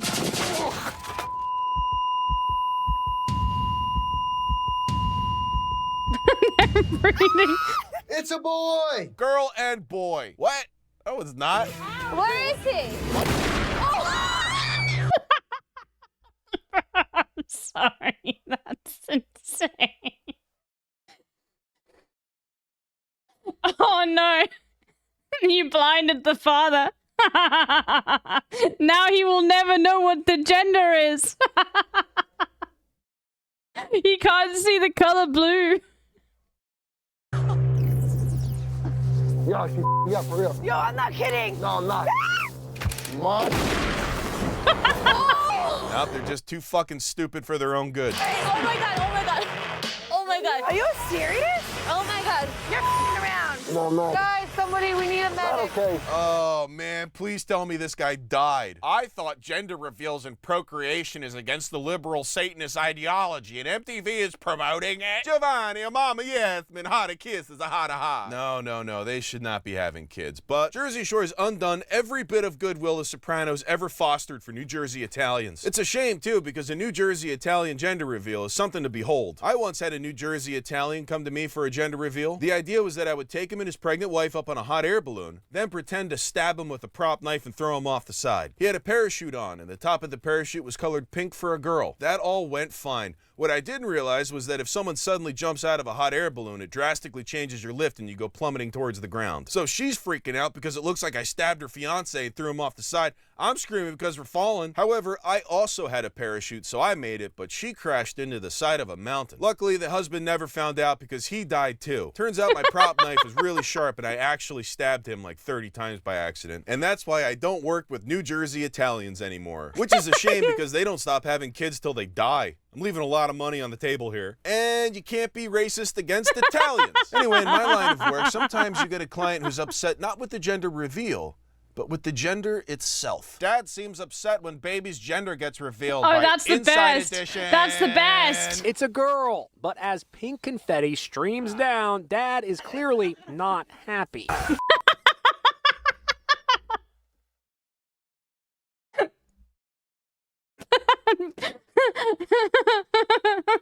Please get an abortion.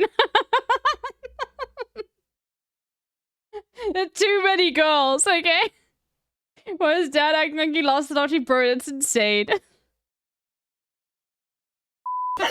He's already a father of 2 girls, and based on the video, he clearly wanted a boy. I would have been mad too, shit. I don't blame him. Nobody wants a daughter. After uttering things we can't play on TV, he storms off. Divorce. I wouldn't blame the wife if she cheated on him. If I was a dad, I would be okay having a daughter. He doesn't deserve children. I would have left the whole family at the spot and find another woman to give me a son. No joke. I would be sad. People will just say shit on the internet, dude. Like, would you? No joke. At the spot and find another woman to give me a son. No joke. I would be sad too if we get a girl. A girl just makes problems. Only thing stupid about the video is the gender reveal party itself. Exactly. He's probably just disappointed that nothing blew up. I mean, an umbrella and some confetti, what did that cost you, $5? I don't know. If it was me, I'd strap a couple pink squibs to the kids and do a whole fake sniper scenario. Let the father hunt down the perp and it ends with a Predator-style dead man switch that eliminates 13 hectares of a national park. Plus, a side note, only pussies have daughters. And that post is a stone baby. Second gender reveal explosion reported. This morning, we've learned there was a second gender reveal explosion in the metro. Now, this time, it was in Waukee. Tommy Clark has been following this latest case. And Tommy, what have police told you? Waukee police say they got the call for an explosion after someone who lives on the south side of Waukee called it in. A viewer tells me she heard a loud boom and it shook homes in her neighborhood even a mile away. No, that's getting too powerful. We've been following a deadly gender reveal explosion near Knoxville that happened Saturday. The Marion County Sheriff says 56-year-old Pamela Krymeyer was hit in the head with metal and instantly killed. That happened after someone inadvertently created a pipe bomb for the gender reveal. They're getting too close to what I'm trying. Oh, God. Right. You need to go to the gender reveal experts. A pipe bomb. To accomplish. No. Oh, comments are turned off. Well, if there's one thing that I say time and time again, it's that comments are always enabled somewhere. Typically on Facebook, which is where that's where I am. Just adopt a dog. They're better than kids anyway. What happened to just painting your pregnant tummy the colors? That was cute. Or balloons. Now we have to explode things. Really, Iowa? We should be smarter than this. Iowa? Why die? Was it even Iowa?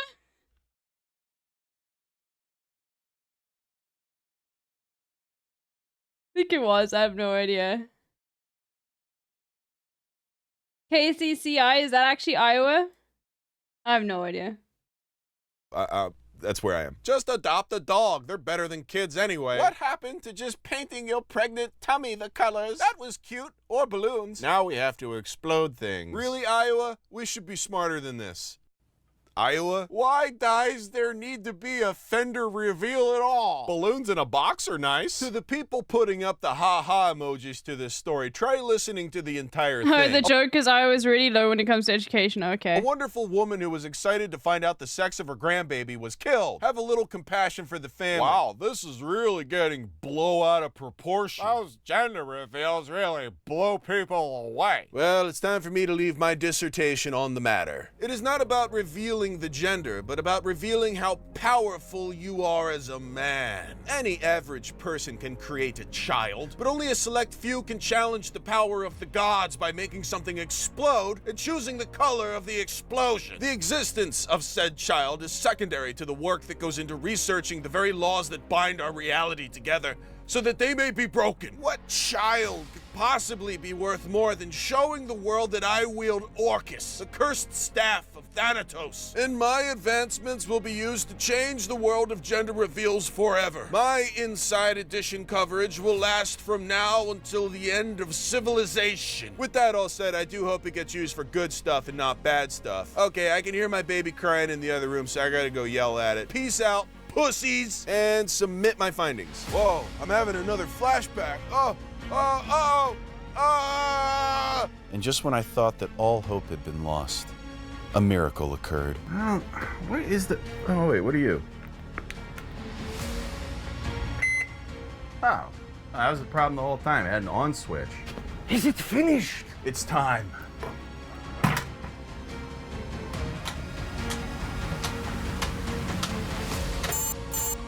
All right, run. We gotta run. Good.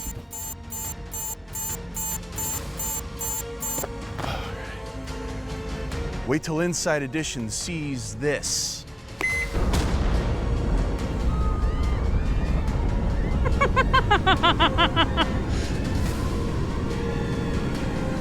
Oh, you know, that's a lot bigger than I thought it would be. Wait, hang on. Did I just die in that flashback? Because I don't remember any of that stuff happening. What you witnessed was your inevitable future. To be consumed by hubris, harnessing power you do not deserve, to ensure that we would one day destroy ourselves with it. Oh, black and white flash forward, huh? That's weird. It was also any time it was from my point of view. What? Yeah, that's what it was black and white for. Oh, what? Oh, I didn't get that at all, man. That's super confusing. Anyway, you tech decking? Yeah. You mind if I, Oh, go for it.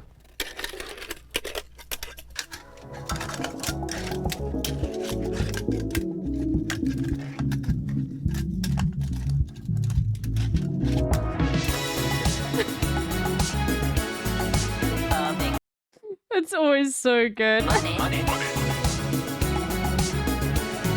Oh, gender reveal parties. Well, look who stuck around for the end of the video. Yeah, we did, but we're not gonna. Okay. I have so much. Okay. I do want to see this moist critical thing. We've done the pictograms, so I am interested in seeing it. It is an hour-long video, and I do want to see Hassan's reaction to it as well. Oh, the logically inconsistent tier list. Northern Lion really has run out of content because he's starting to do tier lists, and that's when you know he doesn't have anything to play. New Casual Geographic, we're gonna do this first. That's how you know. Because, like, when he starts doing tier lists and, like, things like this, then you know immediately, okay, that there's a problem. Alright? Okay. Alright.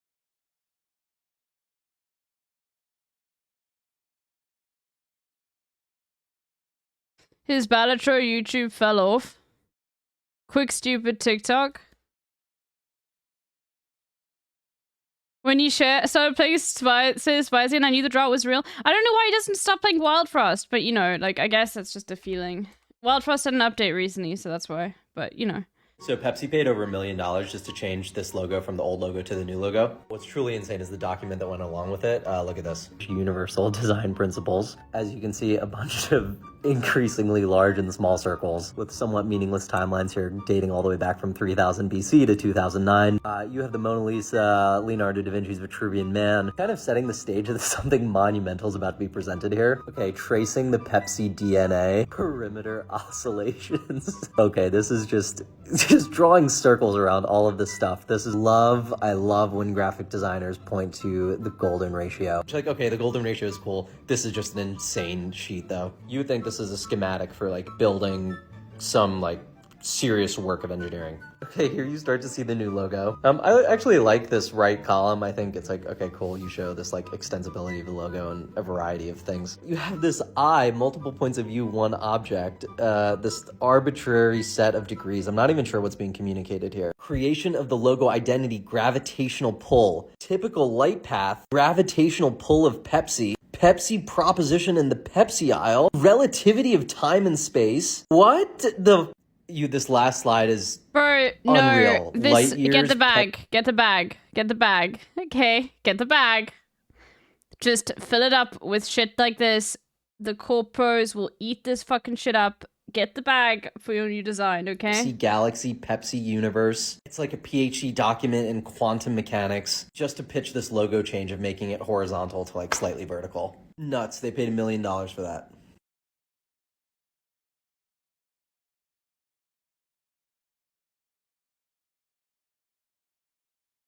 Corporate was 100% impressed with that. Exactly.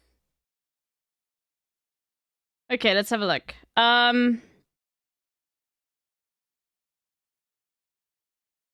The only golden ratio I believe in.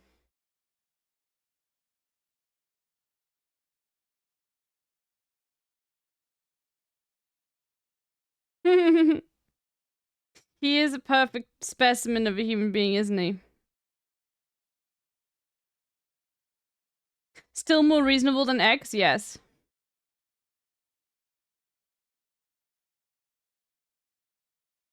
Okay, so I do want to watch this. I might skip through. I'm just interested to see. I do want to see Hassan's commentary, but let's have a look. Let me change the title to attract viewers. Moist Critical is W Moist Critical. Moist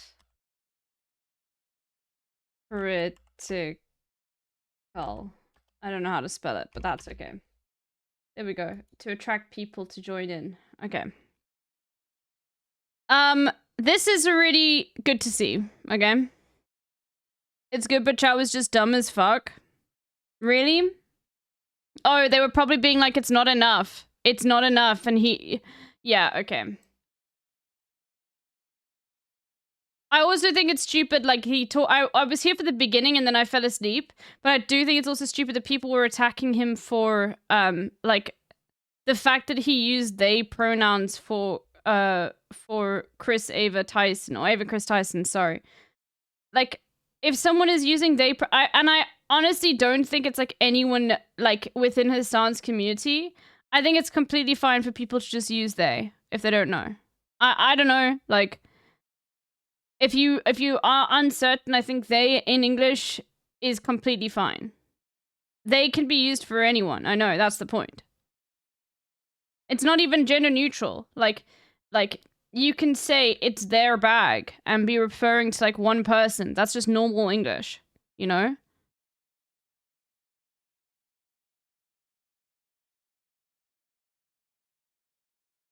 By the way, when Hassan gets linked the Fear on episode with Moise has the giant dick in the back. No, that's not fine. Where is that? That's fine for Hassan, but that is not fine at all. I just want to find... Is it the Sneeko moment? Or is it the podcast? I'm just skimming through quickly.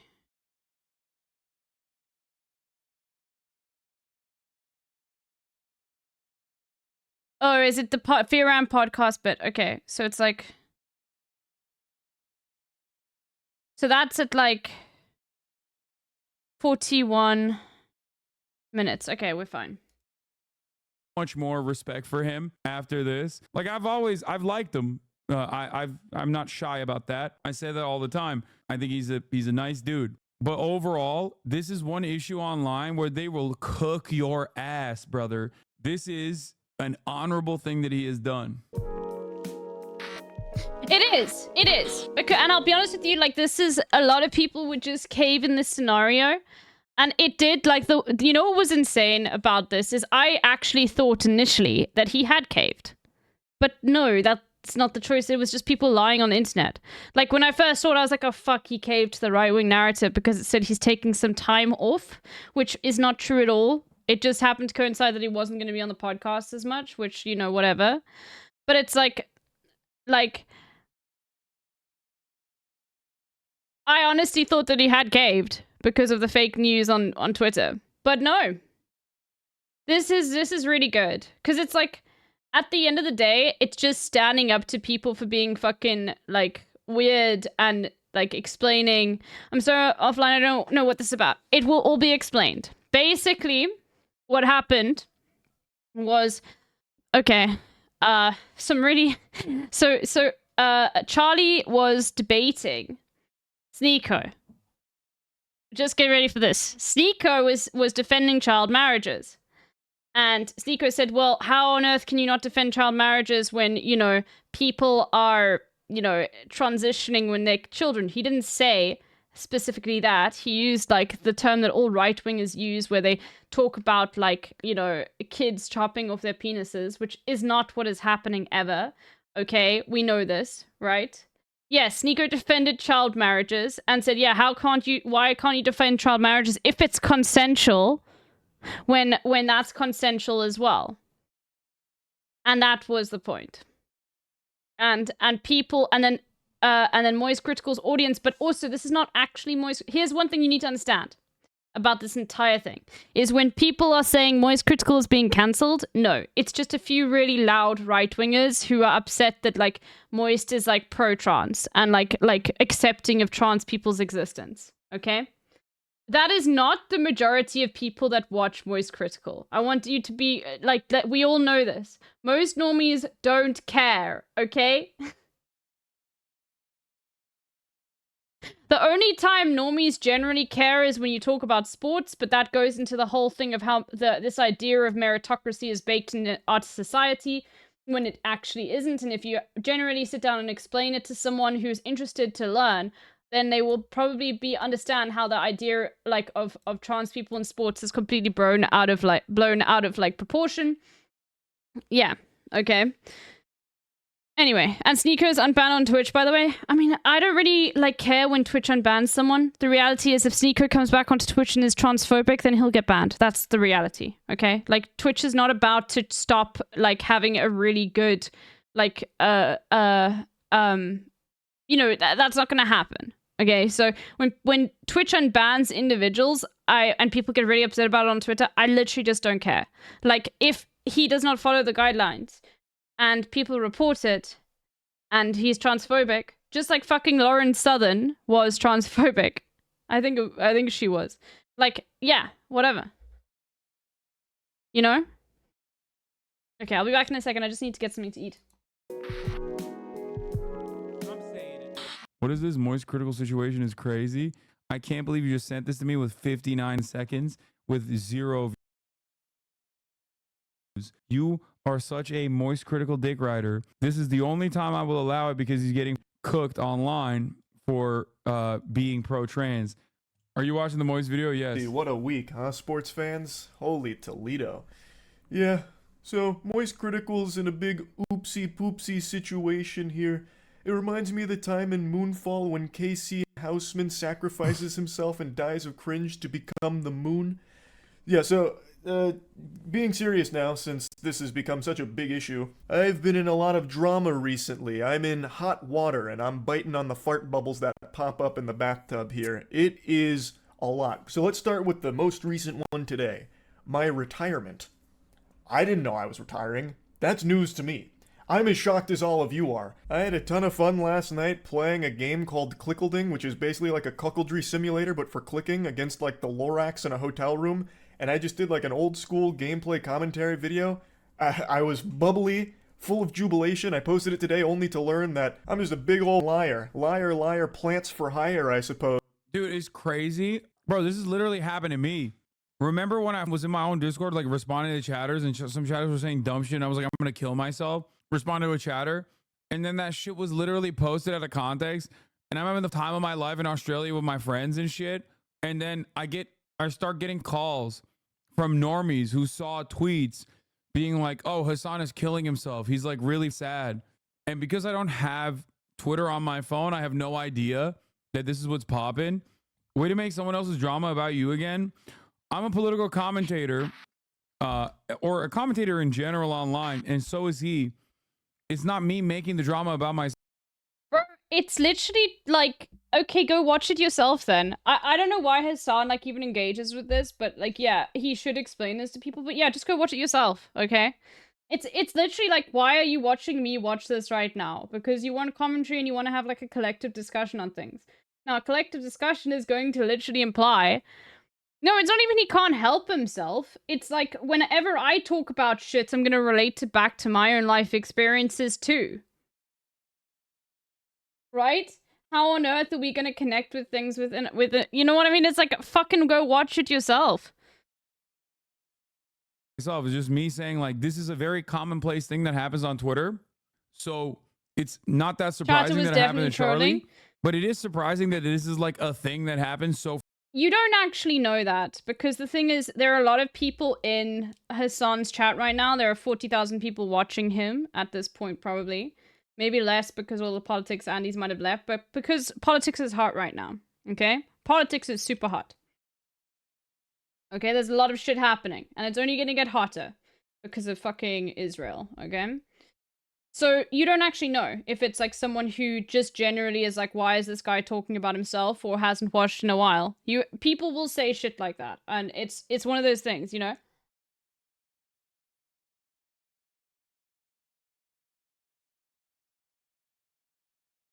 Yeah, it's hot politics summer in the Western world.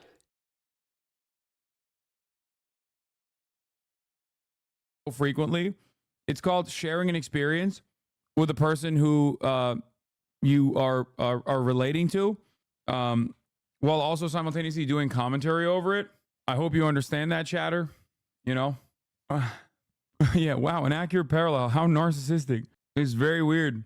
People are so negative. You just watch YouTube and explain why genocide is bad. I will never understand the hate. No, that's the reason why. Because people are like, no, genocide is good. That's what it is. But anyway, the real reason why I mentioned this from my own personal experience and how this has happened to me as well is not to be like, look at me. This is about me or whatever. But the real reason is like, how is this a thing? Like, how have we gotten to a point online where we're just like, I don't even give a fuck what the reality is. I just care about like what people who are aligned with me are saying about the reality. Nobody investigates it. Nobody looks into it at all. And we just kind of see it. I mean, I kind of did it too. I was like, oh, it seems like he's taking a step back from the podcast or something. Yeah, but me I too. wasn't even fully talking was about him upset. retiring. I was actually talking about the... I was like, it made me upset when I saw that Dexterito post or whatever it was, or whoever posted it. Because I was like, fuck, like another content creator caving to a right-wing narrative. Like, that is just going to fuel even more transphobia online. Like, you know, I don't really care, like, specifically, it wasn't Dexterito. Yeah, anyway, regardless, like, it was someone presenting themselves as, like, a point of knowledge. Obviously, I didn't completely, like, take it hook, line, and sinker, but I was just like, fuck, you know? It was Jake Sucky. Ah. That's insane. Fucking Jake Sucky, dude. Okay. Him getting canceled by people earlier in the day. That was real. Right-wingers were actually trying to cancel him for his normal statements about, like, trans medical care. But, like, it is a fascinating situation where people can just like make stuff up about you. And if you don't immediately address it, they're like, nope, it happened. And sometimes, depending on whether they hate you or not, okay, depending on whether they hate you or not, it literally turns into like, I don't even believe you. Because there was hella people that were like, I don't believe you, dog. You wanted to kill yourself. You had a gun in your mouth. Apparently, and I didn't know this until I posted the video, everyone was under the impression that I was quitting the internet. So I started scratching at the hair on my chinny chin, wondering, when the fuck did that happen? Was I sleepwalking? Do I have somnambulism? Is this some kind of, like, you know, Fight Club situation? But instead of, like, Tyler Durden, I have Charles Turden here that's just making wrong announcements. It turns out the patient zero behind all of this was a post Jackson made announcing that I would be leaving the podcasts, which is something I thought about periodically for quite a few months now, mainly because I started to recognize that I was becoming the very thing I'd make fun of with being chronically online. Like, I just was always online, and the podcasts were a big proponent of that, and I just kind of wanted to scale back the amount of time I spend online, so then I kept Jackson in the loop the whole time. Globe. Soggy Burrito, thank you. The 11 months, what's this? This makes trans people sneak into Olympic sports.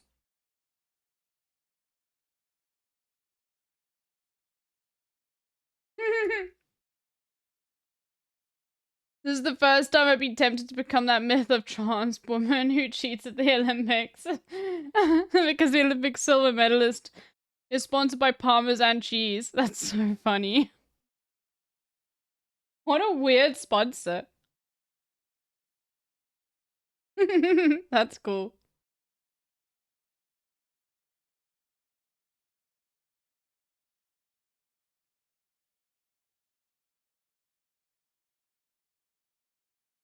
Yeah, I didn't know about Charlie before this, but after this I'm a lot less confused about the guy. I'll take debate ass thumbnails any day over him being on the dark side, yes. Like, when somebody is just willing to not... Like, for example, here's someone who's on the opposite side. Mutahar, Some Ordinary Gamers, who, like, I'm sure a lot of you guys watched before, but he's literally, like, now completely in this alt-right fucking pipeline. Like, it's pretty insane. Like, good friends with Destiny. Like, yeah, it's... taking narratives out of context... Mutahar fell down the pipeline. Have you had a look at some of his recent videos? Hassan has tried to contact him, but, you know, he's certainly not fair and balanced. time here about where my head was at, and last week I told him, hey man, I think this is going to be where I hang up the jersey. You can put it in the rafters, throw it in the dumpster, but I think I'm just going to be, you know, sailing off into the sunset here and just reducing the amount of stuff I do online, which he completely understood. So he made the announcement just letting people know that, and then that got spun on Twitter and Reddit as Moist Critical's taking an indefinite hiatus and quitting the internet fundamentally. Don't know when I'll be back. He's done with the internet because of all this controversy. Patooey on his grave. He's gone. When I mean, Dr. Disrespect was always right wing though. Always. Looking at the post, I don't even know where that's coming from. It's literally just talking about the podcast and me just stepping away. Like, it doesn't extend beyond that. I can't even wrap my tiny noodle around how anyone could perceive this as me being done with. Isn't his podcast with a reaction to a Turkish dude living in Germany calling him a pedophile one time? I don't know. I don't even know how to access Moist Critical's podcast. I do know that one of his homies that he has on his podcast, I think. I don't know if he's like he's on it all the time or not, but he hates me, the Turkish dude. He hates me. His name is Kaya. Yeah. Like he's weird as f. I like Charlie. I think he's a nice person. You know, we don't always agree on stuff. Sometimes I feel like he just leans in a little bit too much to the centrist stuff. But overall, yeah, one of his homies hates me, which is weird because he's Turkish. Kaya's also said a lot of. One thing I just will say about Charlie is like, when pressed into a corner and like people are threatening to be like, how dare you say this or whatever, or you are bad for children by saying this XYZ, and he turns around and says, no, you're being fucking ridiculous. Like, this is a doctor's, like, this is literally like medical advice. Like, you are being super fucking insane. Then yeah, like I have respect for someone to push back on like right-wing shit, because most people would just like cave in his position. Like we've seen it before where people just cave, you know? So yeah. A lot of pedo and incel shit in the past week. Wait, you mean to tell me another guy who just hates me and has called me a pedophile has said pedophilic things?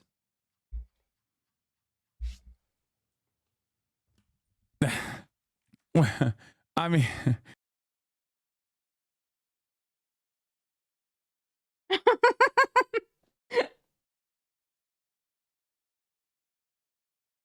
okay, hold on. Anyway, I'm gonna take my plate back but now. that's neither here nor there. But it's not even like that. What you just told me about this dude, who I've never seen, who I have no idea what he looks like. I think we might have watched a video many years ago, because I just only kind of remember that like some dude that Moist was on a podcast with was just like saying unhinged shit about me. But you're telling me he said some weird shit? Because then it would look like I'm just trying to kick the ass of someone who's like trying to do something good by like exposing the system for What is this? I'm not gonna watch this 4 minutes, okay? He says it's not weird to ask an 8-year-old for upskirt photos, unbased and pedo pilled. That's a yikes for me. Okay, I don't even care. I'm not gonna look at this clip. I don't give a shit. It's 4 minutes long. All I'm saying is it's not shocking. The internet entirely, but that's the story that they ran with, and that's what most people saw, not the actual post. So everyone thought I was quitting the internet, so I posted that video that I was really happy. Who is this? Muta was getting bullied for having a white partner that has some sus takes maybe, and also have some weird takes, started posting more openly, right? Really? Okay, regardless, I'll just tell you, like, Mudaha has made some really informative videos, specifically in the world of tech. That's about it. But, like, if you go and have a look at his Kettles video, now, I don't like that creator who we're talking about, but, like, I didn't watch a lot of it, but, like, just looking at the way that it was framed, it was, like, taken on a very weird sort of, like, there were a lot of, let's say, transphobic motifs that came through where it just seemed like, yeah. He's been very close with International Historian, and a lot of the information, who did he get for this video? on the video on Keffels, guess where he got a lot of his information from? Destiny. Now, I don't like Keffels. Okay. Yes, Mudar is friends with Destiny, but like, yeah. Anyway. Happy with, because it just felt like an OG old school video that made me happy, and then bang, just a flood of Yeah, he is, and I just think he's like there was this whole thing about like you know when people will call something like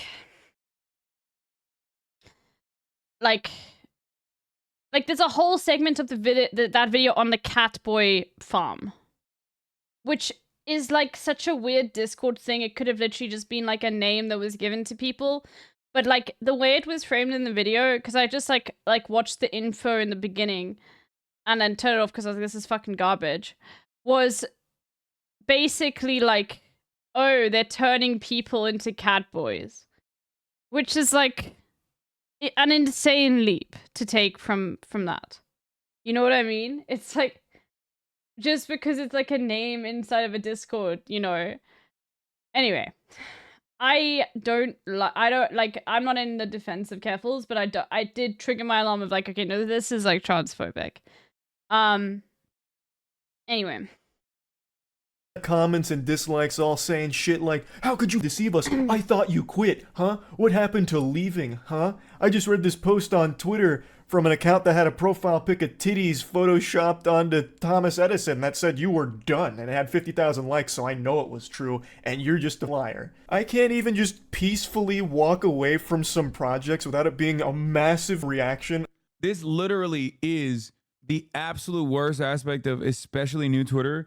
Like, this has always been a case online. This has always been an issue online for sure. But nowadays with Twitter, it's just like the more fake your information is, the more you spread misinformation, the more clout that you get. Very strange stuff overall. Okay. Very weird shit.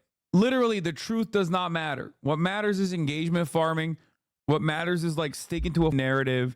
And in this circumstance, okay, in this circumstance, for what?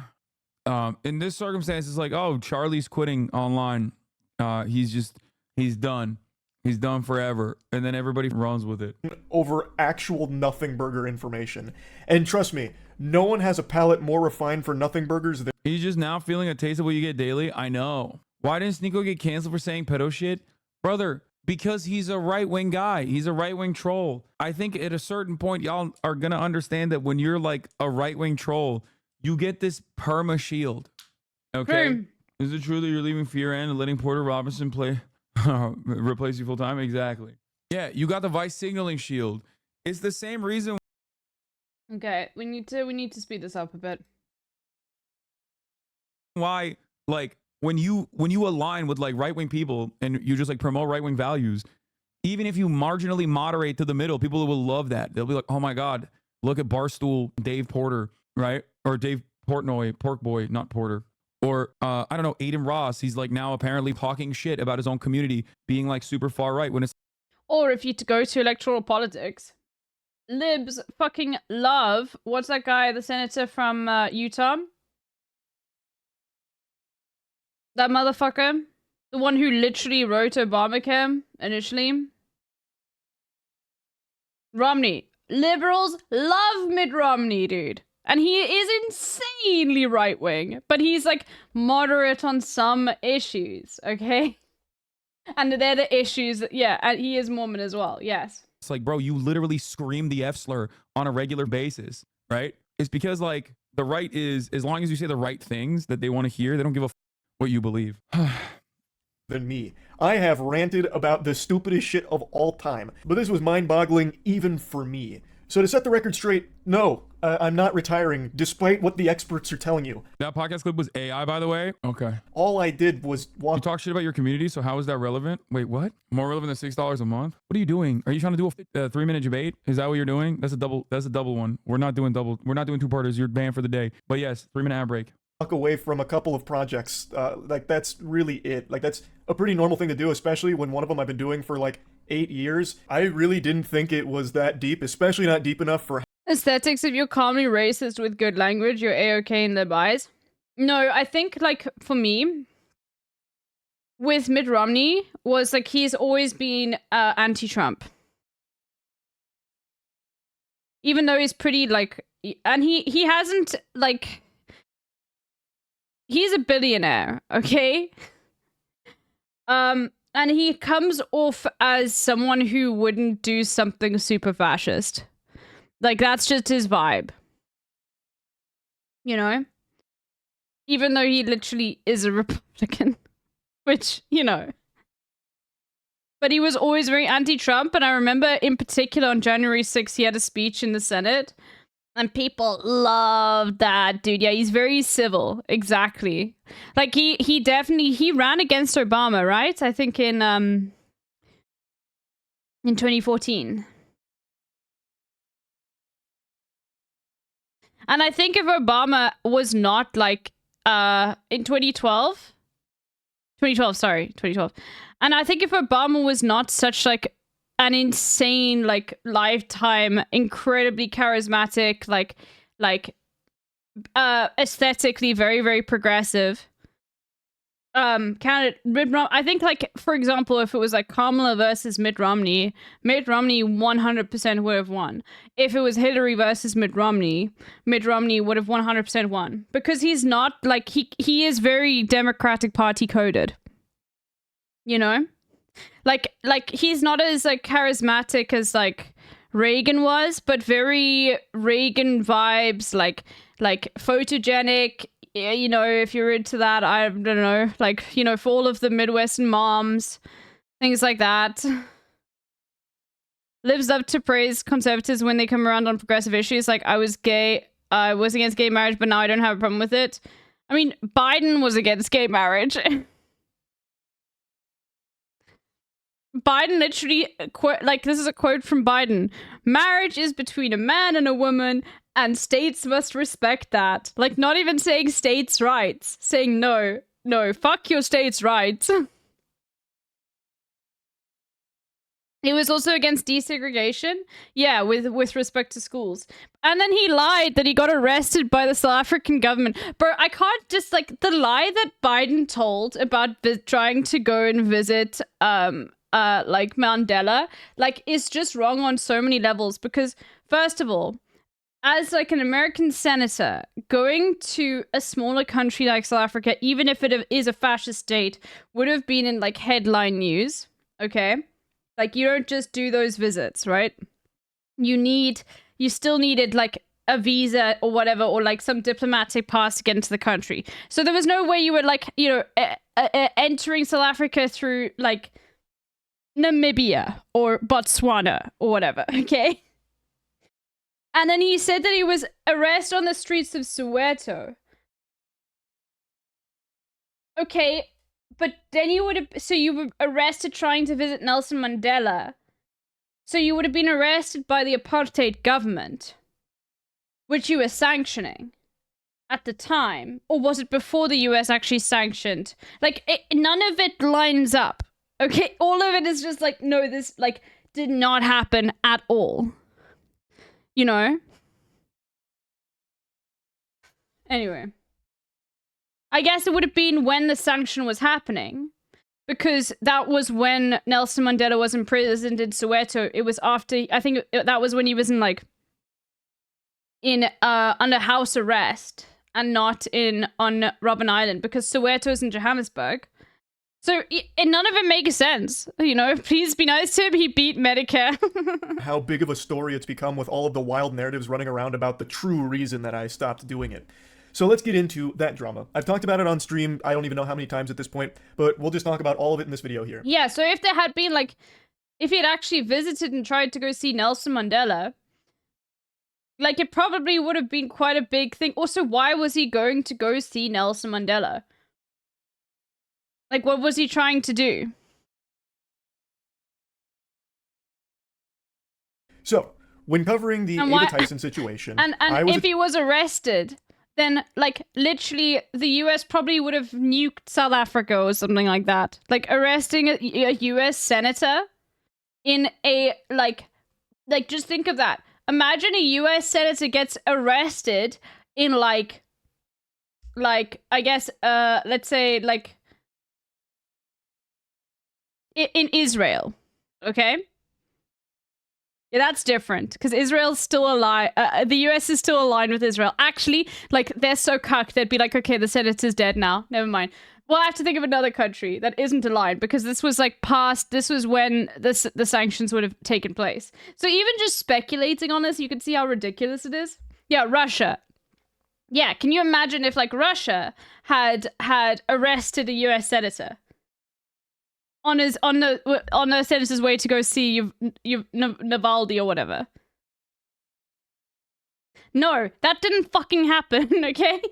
Attacked by a lot of people for not being quick enough. Even though I covered it within like the first 6 hours, people were unsatisfied that— That's not quick enough, dude. That's not quick enough. You should have predicted it, okay? You should have actually predicting it. You should have just said Ava Chris Tyson is a pedophile when she came out as a trans person months ago, and then we wouldn't be mad at you. Like, it didn't even matter. You don't need like any sort of weird messages in the Discord, anything like that. You should just have run with the narrative that a trans person is obviously a pedophile, but you didn't do that, so I'm mad at you. And that's basically what it is. This entire conversation is just that for the most part. And it's wild how much we online in this space, and this includes Charlie, this includes myself, or used to include me because I used to be on Twitter on my phone all the time, how much we let this right-wing shithole that is known as Twitter dictate the actual narrative. Joe Biden was trying to establish outer Delaware in Senate. Yeah. Also, like, why the senator from Delaware of all of the states? Was that the state that was most pro anti-South African apartheid? Like, why specifically Biden? That we decide to have on other platforms where there are real people. If you recall, I said this in the Hassan Thinks that Democrats are hell-bent with losing even with Harris. Yeah, I know. I know. This is just like, it's stupid. Okay, that is like conceding to the right-wing narrative of things, and you can't recall that. Well, they should still try and recall it, but you know. Twitch streaming is the hardest job in the world narrative. If it stays on Twitter, it doesn't go anywhere because half of that shit is botted. It's all right-wing psychos. But once centrist podcasters and political commentators and other people actually take it off of Twitter because they think everyone is actually watching it there, everyone's talking about this, and start doing commentary on it, then it becomes a real story because now actual real people are talking about it. That I hadn't made a video within like the first 20 minutes of it dropping. And then when I did finally finish the full video covering all of it, it was another massive problem where now I only did it out of an obligation because people called me out, and then I also got accused of being a Oh, bro, what the fuck? He's a senator. Where's he a senator? Or he's a member of Congress. VP Harris's fundraising is busing for real. She understands the assignment.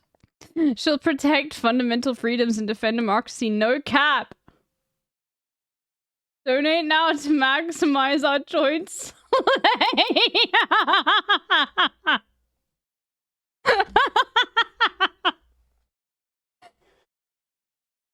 Joint slay.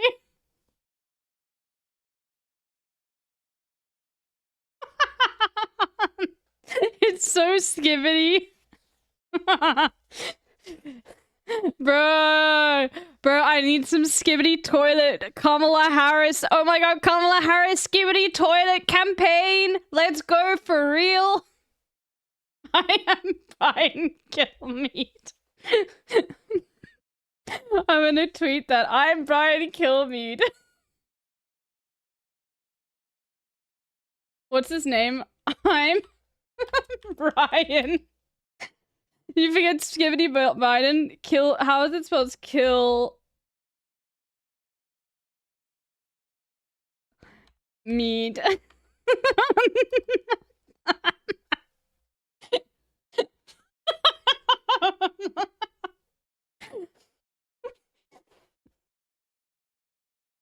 Oh god. Is it killed mead or kill mead? Hold on. Brian It's like Irish or something. Kilmead. Oh, it's this. This is correct. Kilmead. Right.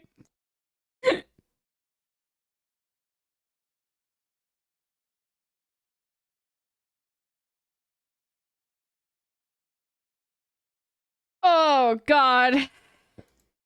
Transphobe because I didn't use Ava Tyson's preferred pronouns, which were she, her. I didn't know that. I thought just calling Ava Tyson by her name was okay, and I had also heard when I went to the Mr. Beast thing, someone refer to Ava Tyson with they. So I was truly under the impression that that was okay. And hold on, give me a second. Oh, I need to just... Okay, there we go. For that, I was annihilated by a good chunk of Twitter. And then annihilated by another good chunk of... I genuinely did not see anyone calling him transphobic for this at all.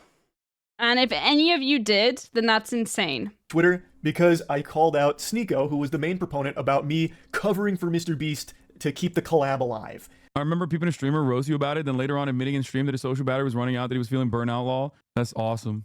I wasn't talking about Ava Tyson because I wanted the Mr. Beast collab. And I talked about how absurd that statement was, especially given his history with fighting against the age of consent. You saw a big tweet He's about very it. vocal about how much he hates the age of consent.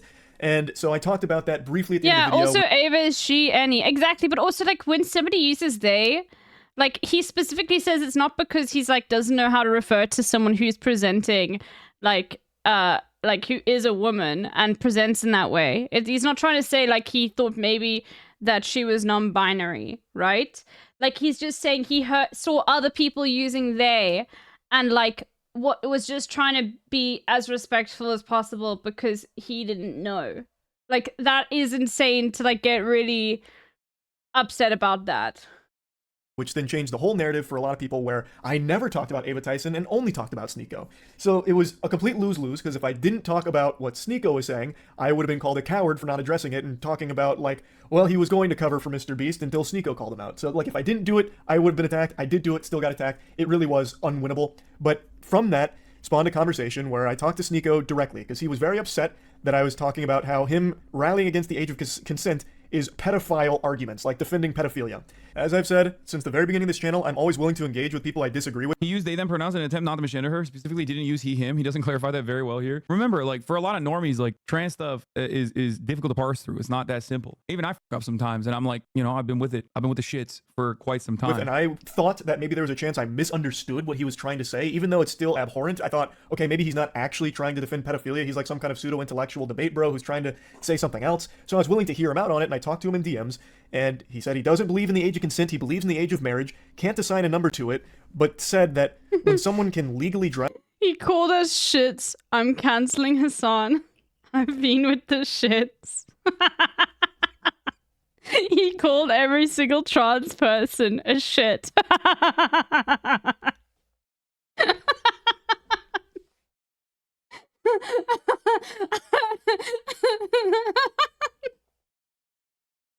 Sorry, that's so stupid. They should be able to marry at the same time, which is literally like a 15 or 16... Wait, what? As Muslims, we believe it's our duty to follow the law of the land. Bro, there's... Oh my God, this motherfucker saying he's Muslim is so annoying, bro. I swear to God. Dude, I hate adult reverts who, especially on the influencer side, act like they are converting for content, specifically participate in the discourse as the most memed out version of Islam. Okay? I hate these LARPers. Oh. In pre-80s, we as kids were scolded for saying she. Oh yeah, but that's different. That's like a respect thing for older people. It's like, yeah, who's she? The cat's mother. Like, it's just, that's just generally like, it's an old fucking person thing where they don't like being referred to as generic pronouns. So you have to like, that was the same thing. Like, I knew some kids in my class who would never use you or she or he to refer to a teacher at school ever. It's slightly different because it's like, it's still like, you know, let's say, would Mrs. Grunewald like me to do this for Mrs. Grunewald? You know, like they would just use the entire name of the teacher. Grunewald is such an Afrikaans name. Oh my God. I'm sure none of you have ever heard that before. Oh my God. And you know what I hate? even as much as these LARPers, all the dumb Muslims living in diaspora who eat that shit up, who also are like so incredibly reactionary and also lean into that shit. And it makes me so unimaginably mad because you are basically playing a minstrel show for some of the most right-wing shitheads to point to you and go, look at these No, stop sending me the accent attempt. I literally said in chat, please never do that again, ever. It's so bad. Like, please stop trying to do an Afrikaans accent. Like, it's like, if you don't know how to do an accent well, never do it, okay? No, but it's Groenewold. Groenewold is spelled with a G.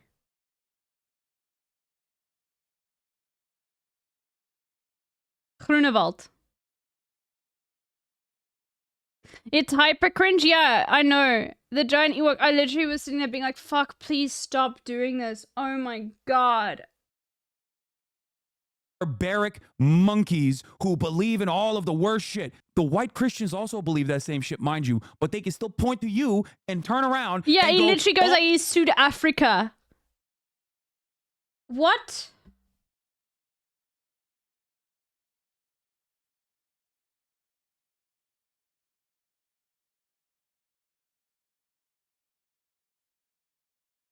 Who's...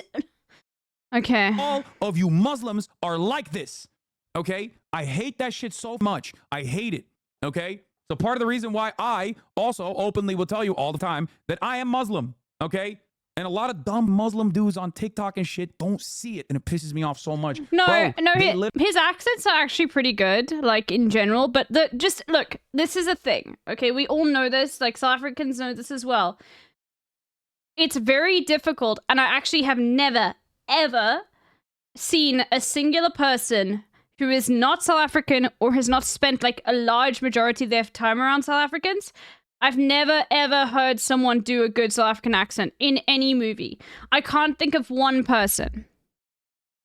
And my accent's even trickier because I've got an English South African accent, which is even like more specific. Like, you can only really pick it up when I say words like off. You know, that word in particular is very, like, the way I say it is very South African. You know, Leonardo in Blood Diamond, he's from Rhodesia, huh?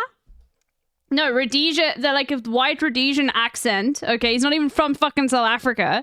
Okay, he's from Zimbabwe. The white Zimbabwean accent is even softer in its vowels than, like, my mum is Zimbabwean. Okay. And she has the white Zimbabwean accent. She speaks with like a South African accent, but it's a little bit more melodic and much softer vowels. Okay. If you're non-native, it's near impossible because it gets swallowed up by other English accents. Yeah. I used to do a really good South African accent after the Lethal Weapon movie had the bad guy was from there. You see, everyone thinks also like the Afrikaans accent is just the standard when it's like. Most people don't have that accent. I mean, most white people do. But like, yeah. Literally think we're all weirdos here, okay? In the Western world, the understanding of Islam is so distorted. They do not see it as this religious belief. They think it's all like people who love doing pedophilia and shit. So when you got a psycho who looks at Islam and goes, oh, wow, I am actually Muslim because I'm conservative. I am actually Muslim because... I roll my eyes when the Muslim tangent starts, especially because people start saying Hassan isn't Muslim.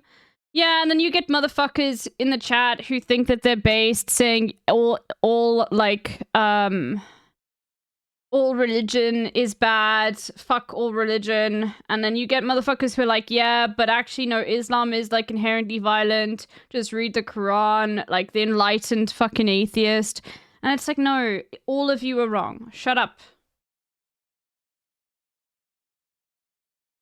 Who's allowed to talk about Islam then? Like, yeah, it's just one of those things where it's like, no, people could talk about Islam and people can ask questions and everything, but it's just fucking annoying because like every single time you have to understand most of the people in the chat are white Americans. And there is like a lot of Islamophobia baked into that demographic of people. It is like, it's baked into the identity of being an American at this point. You know? Oh, like Hassan should be allowed to? Yeah, of course. Navo Pavo. Exactly. No, 100%. I'm agreeing with you. No. I always say, I literally think it's a benefit and a really good thing for de-radicalizing people in terms of being Islamophobic, to make people not Islamophobic. The fact that Hassan is culturally Muslim. I think it's really good. No, of course. Like, I'm not saying people can't talk about these things. He is, he's culturally Muslim in the same way I'm culturally Christian. It's like, you know, I don't define myself as Christian, but like I had Christmas. I did all the Christian holidays. I had to go to church for school and shit like that, you know?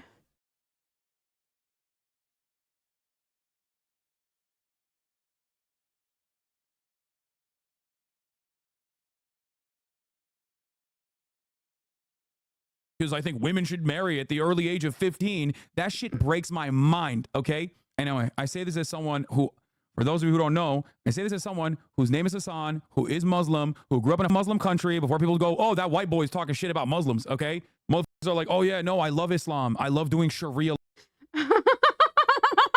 No, this is what I was saying. He's doing South African style racism. This is South African style racism, okay? Which doesn't fit because, like, America has got...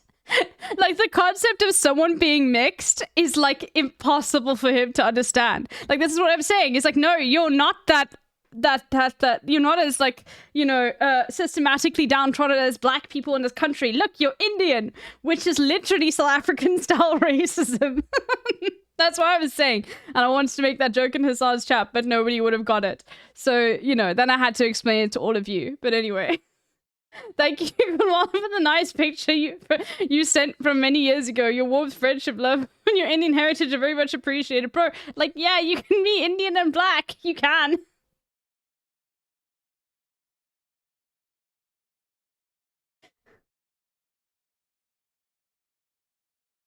He's doing all the racism, yeah. The law, and it's like, bro, Bro, the Kamala birtherism has started, by the way. Like, people have, like, I don't know if it's like a real birth certificate or whatever, but there are birth conspiracies immediately. It took them like 2 weeks. Oh god. Shut the f up. You grew up in like New Jersey or some shit. Like, what the f do you mean? You come from a Christian family. All of a sudden you're like, oh, I love Islam because I want to marry children. Like, what are you doing? What the f is this shit? What is happening here? So I do hate it. I do especially hate it when, like, dumb motherfuckers who are actually genuine Muslims themselves, who get very excited at the prospect of a Christian person converting to Islam, who get very excited at, like, you know, an American guy converting to Islam because they love the Quran. That's what happened. Like they believe it's genuine, and they don't realize how damaging that shit is. Anyway. Should be able to marry at the Look same at this. He's saying, as Muslims, we believe it is our duty to follow the law of the land at the age of 15. I hate that. time, which is literally like a 15 or 16-year-old, because you get your permit at 15, your license at 16, and both are way too young to be marrying. That shit is completely unacceptable. It is downright disgusting. Hey, Kai's chatter. Thank you for the 3 months. Thank you. He then said that he was happy to discuss it in a call, which I said I was willing to hear him out on, and he said that he would do it later because he was outside doing an IRL stream in Turkey. So I was willing to hear him out because, again, if this is some kind of crazy misunderstanding, I'd like to know that, because it'd be really scary for someone in his position with his level of influence to be actually advocating for adults marrying and children. That's a huge it's never genuine, and it's always right-wing motherfuckers that will revert to Islam, and it's like, we know what you're doing. Now you feel that you have the pass to be super, like, misogynist because that's what all you think, like Islam is, you know? It is just a way to be more right-wing with, like, a shield, because, like, the society that surrounds you is inherently Islamophobic. That's it. That's a big problem. So if there was something that he was, like, trying to say but failing to do so, I was willing to at least hear it. And this is where the infamous debate came from, the debate that people are calling the debate of the century. I'm kidding, not a single soul on the planet said that. It's actually one of the most dogshit debates I think human beings have ever had. He eventually called me on Discord. I was under the impression this was just him and I talking. I had no idea this was going to be a debate. I thought Andrew Tate did the exact... Andrew Tate? Is his name actually Andrew Tate? It is Andrew Tate, right? For a moment I thought, wait, is Andrew actually his name? Okay. For a moment, like, I was like, wait, actually is this... I've just been thinking of him as Tate. Anyway, he did the exact same thing, okay? going to try and explain himself like, hey, no, this isn't actually what I meant. This is what I'm trying to say. I thought this was a conversation between him and I, not this kind of debate show that he was putting on for his audience. There is nothing in our DMs that indicated that's where it was going. When I joined the call, he asked if I was going to record it, to which I said, I can if he wants me to, but I was also down to just talk. So I thought maybe he wanted it as a recording to like explain to people like, no, he's not actually a pedophile defender or advocating for that kind of thing. Bro, what are you doing, man? What are you doing? This dude is not like, this dude is a charlatan. He's a demon. I don't know why you thought that you would just like let him farm you. It makes me so mad. Oh. So I thought that is why he asked. I didn't know it was because it was being streamed, especially because one of his last DMs was about how he's doing an outside IRL stream and he would call me after. To me, that says when he's done streaming, that's when we'll talk, not as a part of his stream. I didn't know this was a debate nor a stream until about an hour and 40 into it, roughly somewhere in that ballpark. I am not a debater. I need to fly back down to Florida to cook his ass in the courts again, dude. That's what I need to do. I never claimed to be one. I never want to be a debater. I've always said that I believe conversations are the most productive because debates always devolve into what side can score the most points by explaining their thought process. It's just like Sneeko is not a serious person. He is just like a perfect grifter, okay? He both is a, I guess, Muslim. I didn't even know that. While also simultaneously is a Nazi. Like, why is anybody having a conversation with this guy? I just don't understand it. Even if the position is wrong, whereas a conversation is a very different thing to me. So I didn't even know that's what this was. So obviously I was unprepared for a debate. So I entered into the Thunderdome and we started talking. I made it clear that I found his statements on the age of consent and children marrying adults being hideous, absolutely revolting. And then he started arguing about, well, what is a child? We must define a child, you know. It's not actually being under 18. It's all a bunch of hooey. Oh, he was doing that. It's a phebophilia defense, okay? Bro, what the fuck? Classic. Okay, all right. And I really think if you have to start arguing about, well, what technically is a child, you're already way too far gone. Like, that is so weird. And in no uncertain terms, multiple times throughout the debate, Sneeko says that he is okay with people that are aged 12, 13, 14, 15, 16 marrying adults that are 18 or older. We're talking globally. Let's just talk globally. Like, do you think it is okay for, I'm not talking about just you specifically anymore, anyone. Do you think it's okay for anyone in their 20s, an adult, to marry a 15 or 16-year-old?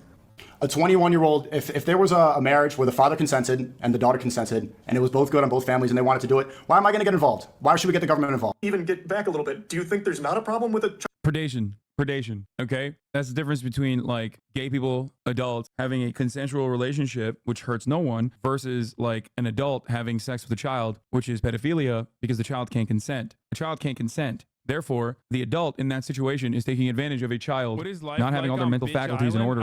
Why is this a conversation that we're having? That is very harmful for the child's development, okay? That's why we have laws around this sort of thing. Age of consent laws.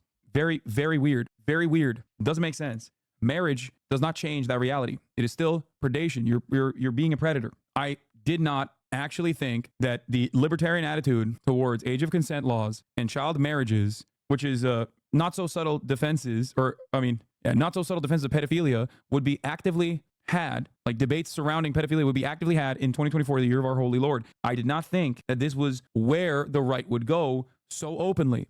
What happened to shame? What happened to decency? This is so gross.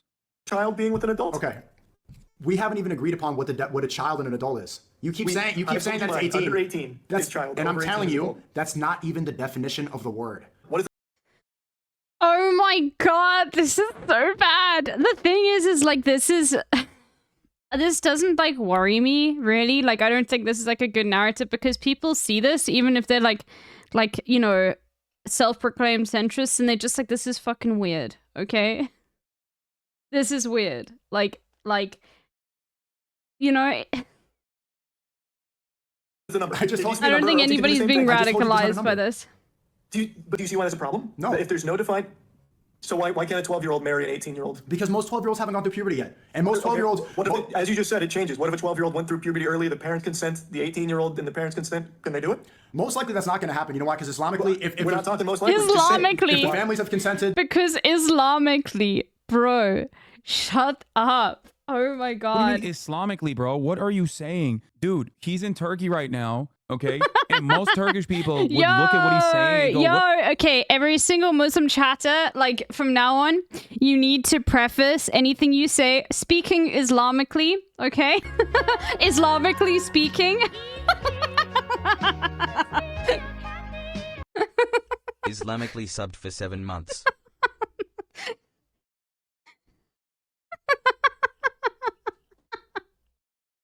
Vulcan Parrot, thank you for the 7 months. What the are you saying, dog? Are there people who would make this argument in Turkey? Absolutely. We have our hogs as well. Okay? We of course have our hogs as well. Şeriatçılar gibi konuşuyor abi, kafayı yiyeceğim ha. Amına koduğum sanki hayvan oğlu hayvan hayatı boyunca köyde büyümüş, şeriat parçası, şeriatta büyümüş herif, 12 yaşında kız İslam'a göre evlenebilir falan diyor ya. Böyle bir şey olabilir mi? Like, once again, the overwhelming consent. Yeah, also transgenderly. Kids can stop puberty at the age of 8 and be done by like 10. What is he saying is fucking insane. Yeah, the whole argument's insane. Like, regardless of the minutiae of like what he's talking about, like the entire, like whatever he's saying could just be thrown out because it's so, there's not even worth like, I'm at this point, I'm just like enjoying some parts of it for like the content. Like, it's fucking funny that he said Islamically, but like, I'm not gonna like dig into what he's saying to disprove it because it's so good. Just say it's weird because that's it. That's all you need to do. There's no defense for it. Okay? Oh my god. And Republicans are losing their minds just being called weird right now. Oh my gosh. One word to just like make them you know. Yeah, no need to disprove what's probably just one word to like completely flatten and like enrage all of them, you know? Consensus in Turkey would be that this is gross. A Muslim country. Are there people who would make this argument? Definitely. Okay? Definitely. But those guys are not exactly the norm. As a matter of fact, they are people that we in Turkey also yell about on a regular basis.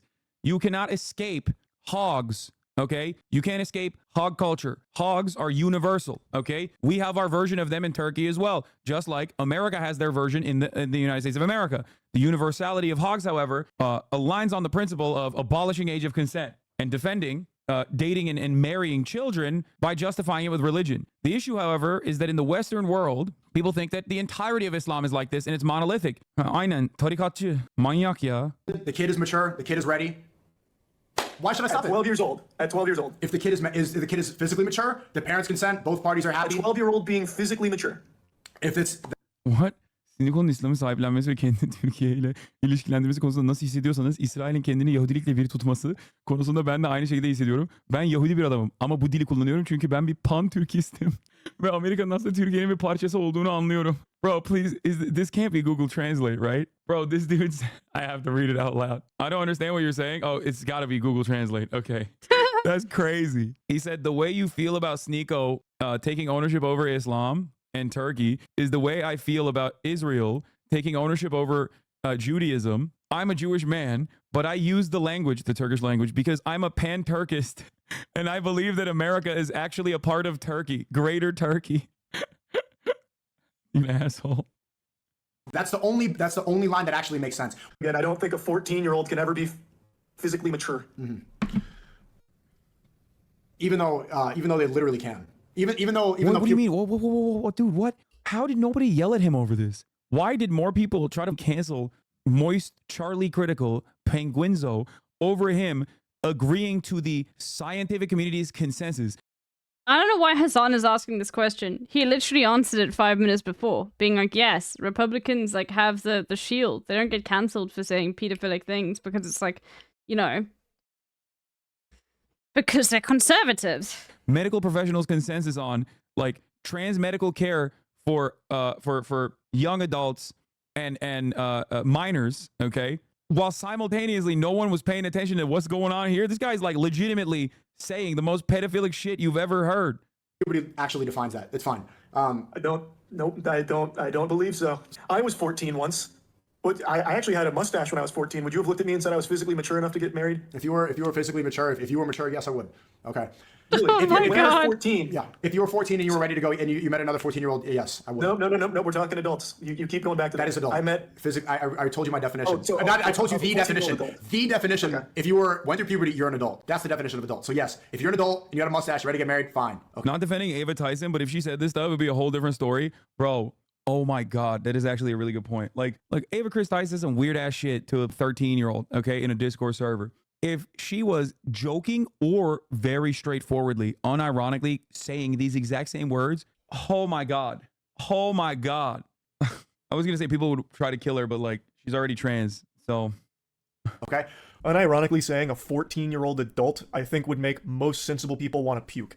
There's so many instances of this, and a lot of the conversation was spent with him talking about like overseas age of consent, like talking about how Japan's age of consent was 13 for the longest time, this and that. But Ew. The whole thing. What is that? Dude, this is like, bro, dude. This is like libertarian shit across the board. Oh my God, this is peak libertarian conversation. Was like pulling teeth, and it was painful. And I think it's extremely alarming perspective to have. Oh, okay. I'm green. On SciShow. Yeah.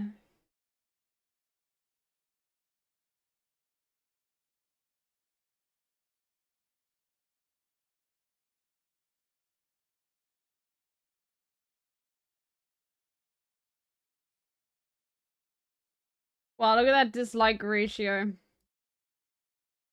Ironically, calling a 14-year-old and 12-year-old mature enough for a marriage, those are middle schoolers. Like, holy shit. I think that is extremely concerning to be advocating for something like that. Like, would Sneeko be okay if his best friend ended up marrying a 14-year-old? He certainly shouldn't be. No one should be okay with something like that. Like, that's terrible. That is actually terrible. But now, God, since I wasn't scare. like holding him to this topic or making That's crazy. Nick Merckx did a react. Just straight transphobia reacts all the way. Nick Merckx's channel. YouTube, what's going on Nick today? Merckx's channel went from video games to just only talking about drama reactions and just right-wing grifting. Oh my God. His college football videos get 100,000 views. His transphobia videos, okay, Moist Critical and Sneeko are both out of their minds. Extreme centrism, 400,000 views. Oh, right-wing grifting is so profitable. It's crazy, dude. He's playing with Michigan. His dog shit. This Elon Musk situation is upsetting. sure it stayed on the topic I thought we were talking about. It went all over the place with a ton of different things, but the big one, and this is what most people have focused on, which was my response to his question about kids transitioning. And the way he would pose that question would be by asking if I thought it was okay if kids who want to switch their gender go to the doctor and get their dick His stream viewership continues to decline, so it makes total sense to Griff. I mean, yeah. cut off. Is it okay if a 9-year-old goes to a doctor and gets their cock cut off right then and there? And when posed with that question, I replied with yes. And I've talked about this on stream many, many times now, and I'll talk about it again here. I thought he was talking in hyperbole. I thought he was just exaggerating, being over the top, talking about the entire subject of transitioning. I had no idea that any living, breathing human being actually thought that that's how transitioning works, where you just go into a doctor. Bro, he's like, this is so good. Because it is like literally saying like, because it's not only taking all of those narratives where people like hyperbolize it as if it is real. Like he literally is saying, why would anybody think that? Like, this is insane. You know, like, why is anybody thinking that? And some people do think that, you know? Doctor saying, I feel like... Yeah, like, that's not how it works. Problem is, Charlie, you're living in the real world where you are exercising what is unfortunately a forgotten art, which is called critical thinking, where you think to yourself, of course, you don't just like walk into a chop shop where there's like a tiny guillotine, okay? And they immediately slap that guillotine on your cock. And they're like, oh, you're trans now. Like, that's not how that works. Except it doesn't matter that that's not how that works. Because in the world of right-wing commentary, that is exactly how everything works. It's not about what the truth is. It's about what right-wingers have decided what the truth is. Okay? Yeah, they're going to West Coast Customs, dude. Like you're driving your car in after evading the police, okay? And the door closes and you come out with a new spray paint. That's how it is. That's how gender confirmation works. Switching genders and they lay you down on the operating table and just snip your whole meat off. I didn't know that that's what he actually believed. I didn't know he was speaking literally. I thought he was just referring to the entire process of transitioning and just using this over-the-top statement to encapsulate all of it. Because you literally cannot get that surgery unless you are 18. Like, you actually have to go out of your way to be that stupid on the topic than you would. Wow, this is great. And even then, even if you're 18, like, you have to go through an entire process. It's not just like, hey, you know, you have to, you know. But is this all of this? Yeah, like they literally do they literally circumcise kids, you know. Like still, so that, you know, even then, but that's besides the point. Like, it is really good. Like, I'm also surprised that he knew this as well, but I think it's because he's like on Twitch, to be honest with you. And like when you're talking to a community, I feel like, especially, I like it. Charlie is pretty open-minded. Like, he's never been openly bigoted, you know?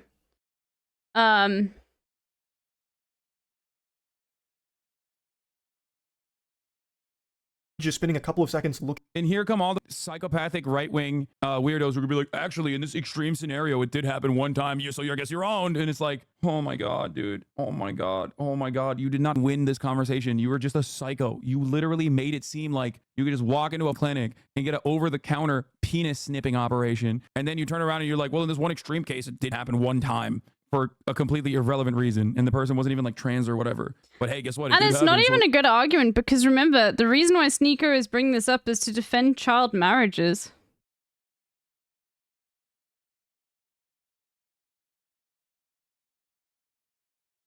You owned. Looking it up. There are very rare cases where someone under 18 has had. You lose the second this conversation starts. There's no winning these debates. Brother, if you were to cave and capitulate the right-wing framing on every issue, you can say that about virtually every issue, man. The right have captured the online marketplace. The right have captured mainstream media on a lot of issues. Crime is out of control. It's not, but it doesn't matter because it feels like it is, because the media keeps telling me it is. Trans people are doing crimes and are pedophiles. It's not the case, but it doesn't matter because everyone keeps saying it feels like it is. So maybe we should just, you know, have the conversation on the boundaries they want to have it. Okay? Yeah, no matter what happens, yes, it always feels like it's a moot point because you just can't talk to these animals because they're... And I mean, like, issues like this with regards to, like, rigid binaries are always going to be confronted and pushed back upon by, like, big institutions and, like, people that are just generally more financially, like, conservative. Not just because, like, they are like, oh, I want to conserve culture and blah, blah, blah, blah, blah, bullshit, like, bigotry like that. But, like, when you look down to the issue of, like, why people want rigid gender binaries, it is just generally about control and about, like, what labor you can extract from people. You know? So generally, like, you know, people don't like that women have more rights because, you know, labor was extracted from women with respect to, like, you know, being in the house and that was sort of the job. And, like, you can break almost all of these issues, like, down to who is trying to extract labor from whom for free, you know? It just gets, like, super... But the thing is, now... Which is why, like, you know, Republicans will still attack gay marriages, you know, and say, like, okay, but a child can't grow up, like, in a family like that. Who's the mom? Who's the dad? You know what I mean? Like, there's this idea of the nuclear family being really important. Yeah. So there always is going to be a pushback on change of things like that because people want to control people for labor. Have you seen the post I sent? What post did you send? I did not see the post that you sent. Oh. He's waiting for Kamala. Why can't you?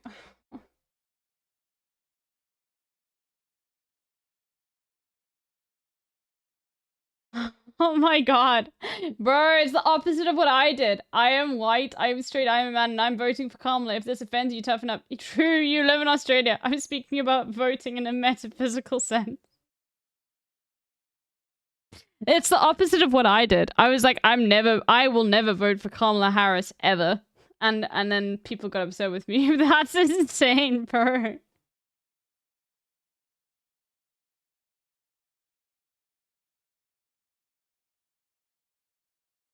Drew, you live in Australia. Metaphysical. What does that even mean? He's gonna imaginarily, like, imagine up a ballot box to vote for an imaginary Kamala? Is that what he's gonna do? On when November comes around? They're like a brick I'm gonna manifestly not vote for Kamala then. wall, right? You just can't do anything. I'm gonna manifestly vote for Trump, okay? Fuck it, I'm voting. I should just actually that fuck it, I'm voting for Trump. Look, that would actually get people mad if I said that. That would actually genuinely get people mad at me. And I feel like there are some people who still think that, like, what is life like on Bitch Island? Oh my I god, don't know, nice ask your bathroom. mom. Hello. How are you doing? Sorry, you'll have to wait 10 minutes to talk. Anyway. But that should never stop you from advocating for the correct things, for the truth, okay? Had that surgery performed. That's not common. So I really didn't think that someone Like, already when I made that tweet, like, I'm not voting for Kamala ever, like, a lot of you guys obviously played into it, and there was some very good people that even got tricked by some of your comments, but there was one person who just got really upset, and even though I was South African, was saying, it doesn't matter, you are saying this to your 11,000 followers, this could change the election, and I just... Oh god, like...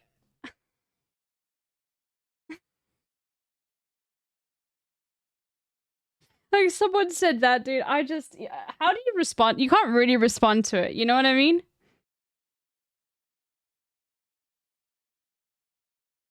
Anyway.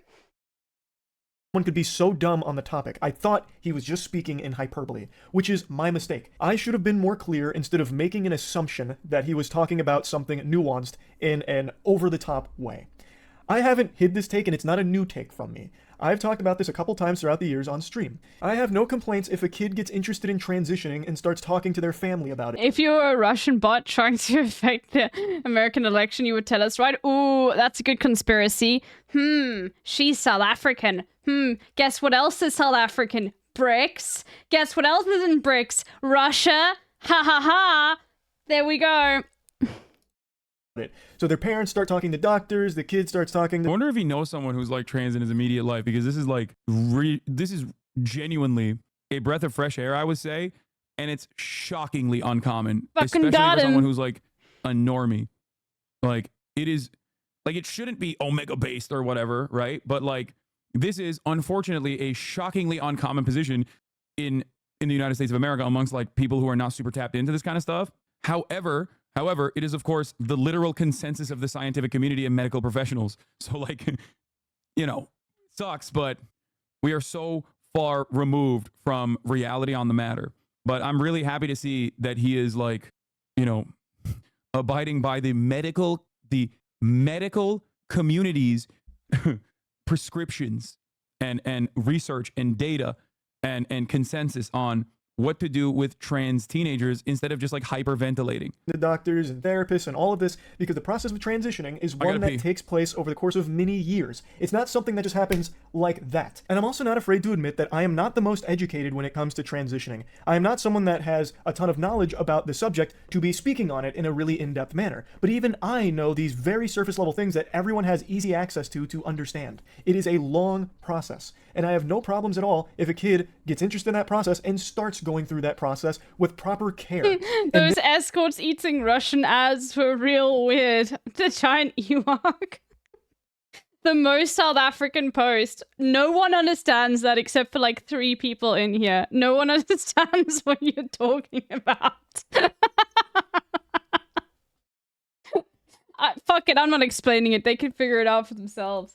Then when they reach the age where they can consider that surgery and decide they want to do it, then that's all power to them. That's entirely up to them. They have reached that age. They can now do that surgery if they want to. That is not a surgery that's being offered to like a 9-year-old who just says, I feel like changing genders today. It's just not how it works. And I didn't think that that's what was actually being discussed. I actually like have not seen those adverts at all.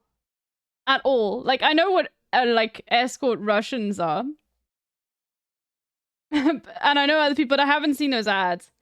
So silly. Now, I'm sure there's some really fringe cases you can point to where that kind of thing did happen, but they're it's probably not very common. old. Thus, I didn't think that's what was being referred to in the conversation. And it is, again, my mistake for not recognizing that at that moment, it was being spoken about literally. So all that shit that people keep dogpiling and spouting about me about how I want all kids to go out there and get their genitals chopped off is just up. Like, it's so ridiculous. I recognize I did a horrible job of arguing in this debate, which isn't surprising considering I don't debate. This is not something that's in my skill set, which of course led to some embarrassingly dog shit arguments. Like the one I've seen people reference a couple times is when I briefly mentioned sports in this topic.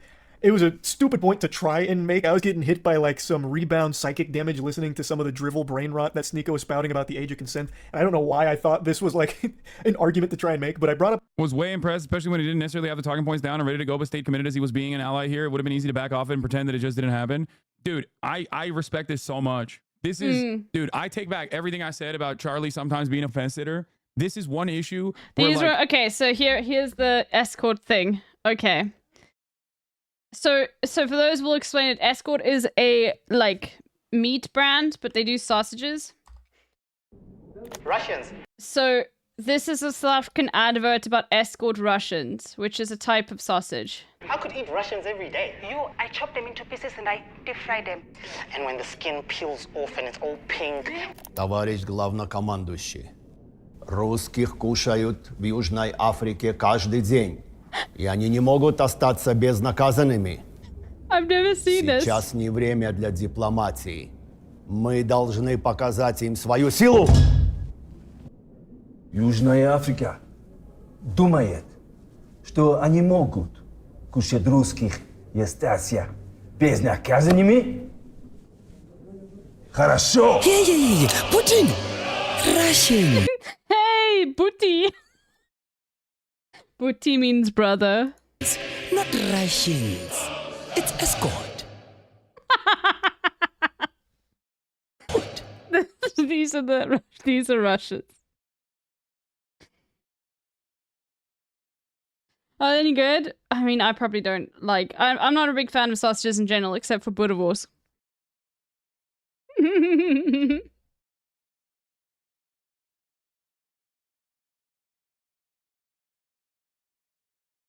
Okay.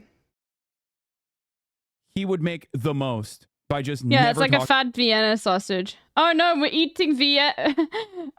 What's the collective? What's the a proper noun for people from Vienna? We're eating people from Vienna too. Oh no. talking about it ever. Are they halal? Probably. It depends. If it has pork in them, no. But like you know, the pork things will not be halal. Obviously, I think these are pork. But you'll be able to find halal sausages everywhere in South Africa, okay? Most meat will be very clear if it's halal or not, okay? Like most meat that you buy in South Africa will, like, they'll tell you Venetian.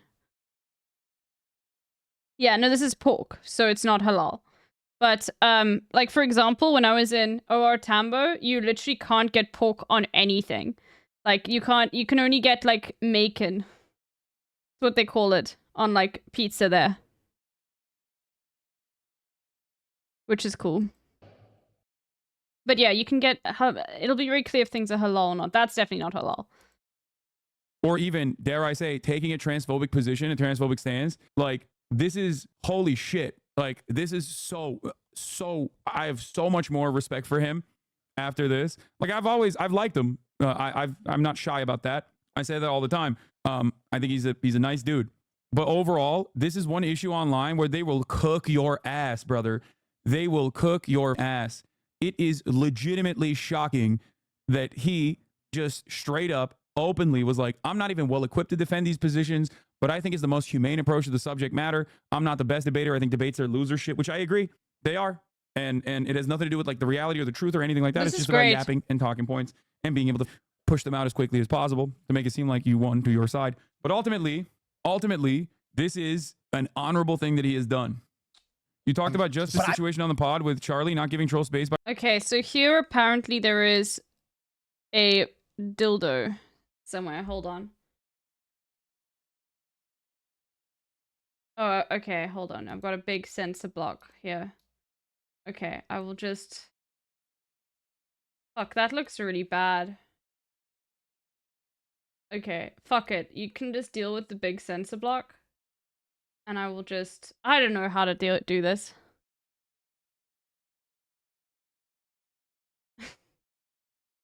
I don't know if I should blur it. I don't know. Wait, hold on. Here's an easy one. I've got Sean. There we go. That's easier. That's better. You can just look at Sean the sheep. There we go. I responded to them. We weren't sure you were a Florida resident until a recent video where you pulled out some very scary guns. Yes, I have some very scary toys. Oh yeah, it's right behind there. I thought you were about to pull one out. I just started blasting. That is very I have one tucked here in my gym short. It is a Call of Duty gun. It is actually a Call of super Duty skin. tactical. It was tasteful. Yeah, it was. It wasn't overkill. Yeah. And it wasn't an RPG. We had this conversation. We had this conversation with Charlie Maybe about see if like they do more. about like giving in to right-wing trolls, specifically about Sneeko, as a matter of fact, back then. Sports in this subject, and I was going to try and elaborate on it, but didn't at all. What I was going to try and say is that when a kid gets interested in a sport, they'll talk to their parents about it, they'll research the sport, you know, go through the process of learning about it. And when it comes to transitioning, it's still a process where you talk to your family about it, you learn about it. Like, Boo, it wasn't a point boo. where I was trying to say, well, changing genders is a lot like picking between baseball and soccer. Like, it's not what I was trying to get at, but because I didn't elaborate on it, and it really wasn't a good argument to try and make in the first place, that's one people have harped on a lot. WTF did they do to Twitch Mobile? I have no idea. I'm sorry, Toasty Bread. I've got no idea. But you can click the follows button. I know that. I don't like the whole scroll through thing, though. It's so stupid. Anyway. And I get it. Like I said, I am not a debater. Like, I didn't go in here expecting a debate. So I had nothing prepared here for this inundation of outrageous questions and tangents.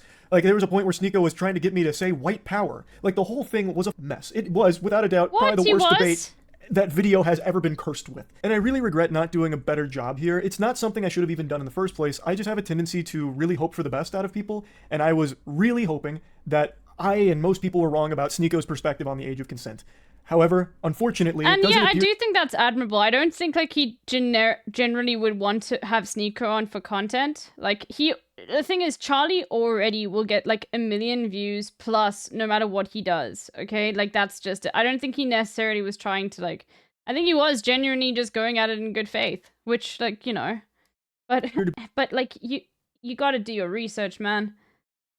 That Sneeko will never be good faith. Be the case. He was very adamant about this position, and I did a terrible job in arguing with him, and I did a terrible job of articulating my beliefs. I am supportive of the LGBTQ+, and I have been, and that's not something I've been shy about.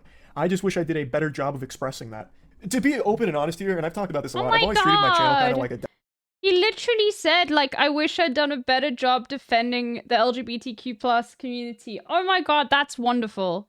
Okay, yeah, like, that's fucking wonderful. That is so nice to know.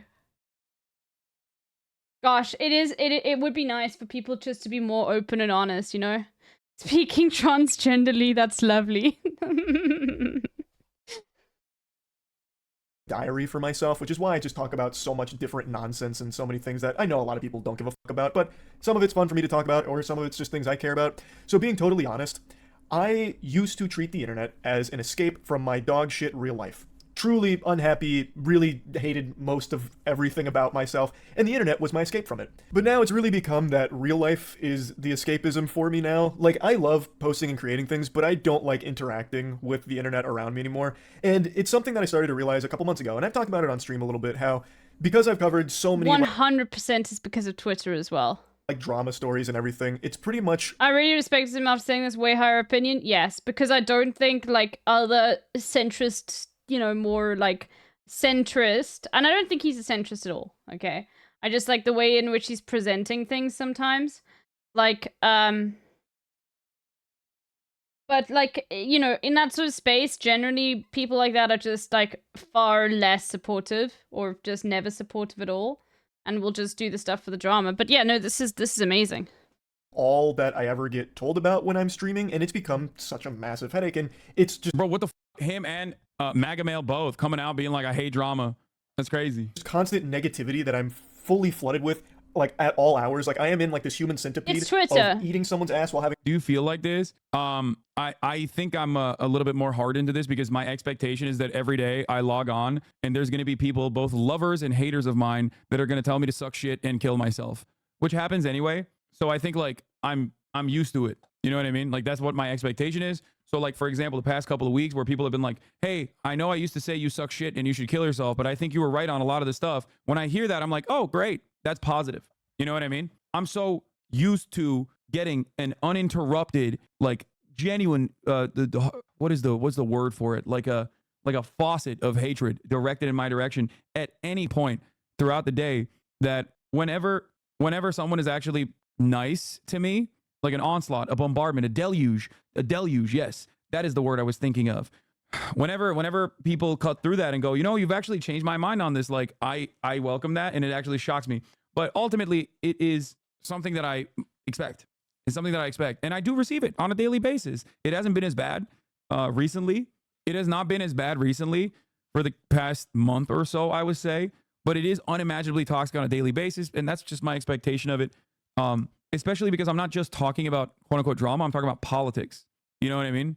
So that's even worse than just drama. This is shit that people believe basically from birth for the most part, and they associate it with their identities. They associate it with their very existence. So for a lot of people, when they hear someone go against their worldview in such an impassioned way, like myself, they turn around and go, I hate everything this person stands for. I want to kill this person.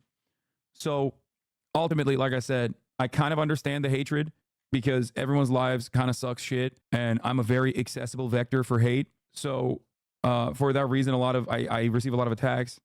But having said that, you know, I think it's worth it at the end of the day. If I can change like the minds of, I don't know, 20 people, 30 people, 1,000 people, then it's all worth it at the end of the day. Having my ass eaten with even more things that I'm being demanded to like talk about, where everything just feels like a lose-lose, and it has been for like the last 6 or 8 months, I feel, where if I talk about something, it's a problem. Even if something is cut and dry as like Cody Ko having sex with a 17-year-old being bad, I caught a lot of shit for that too. I'm sure a lot of people probably didn't see that, but man, the amount of emails I got and a lot of the things I was seeing, even something as cut and dry as that was an issue when I talked about it. And then if I don't talk about something, or if I don't talk about something fast enough in the time that some people think is appropriate, I'm then accused of covering up for something for an ulterior evil motive. So it just really feels like a rock and a hard place where, regardless, it's just going to be a massive flood of negativity.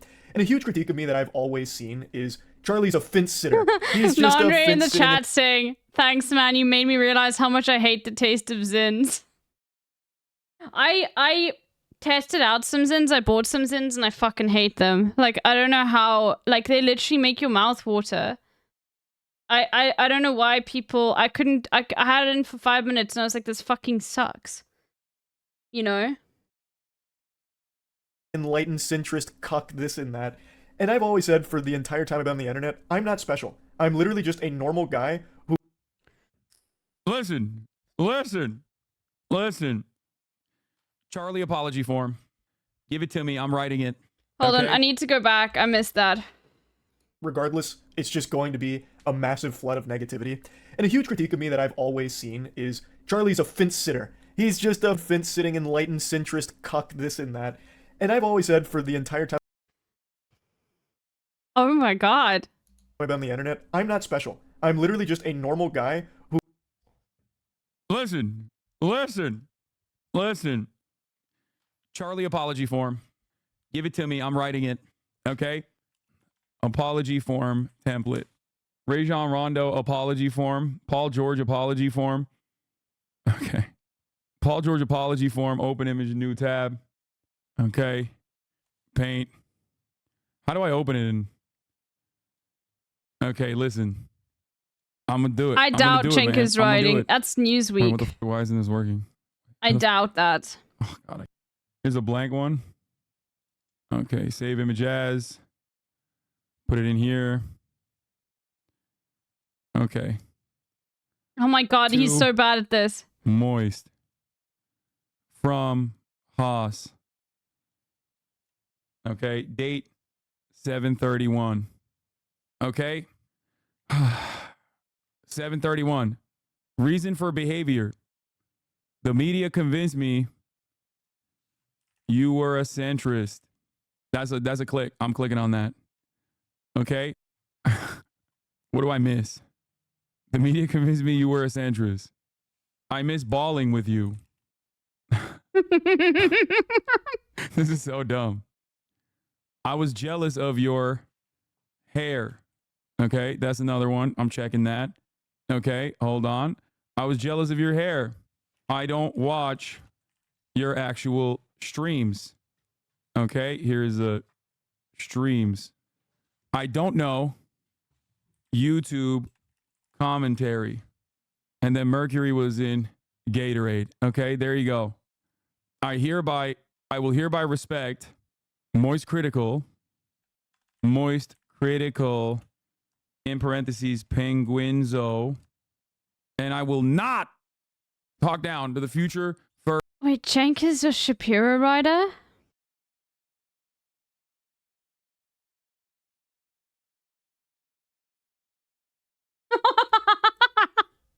Are you fucking insane?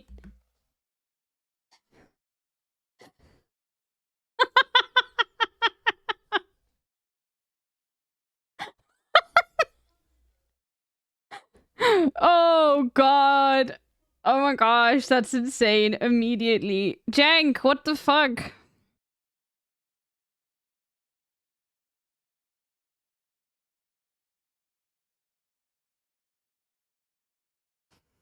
Are you fucking insane?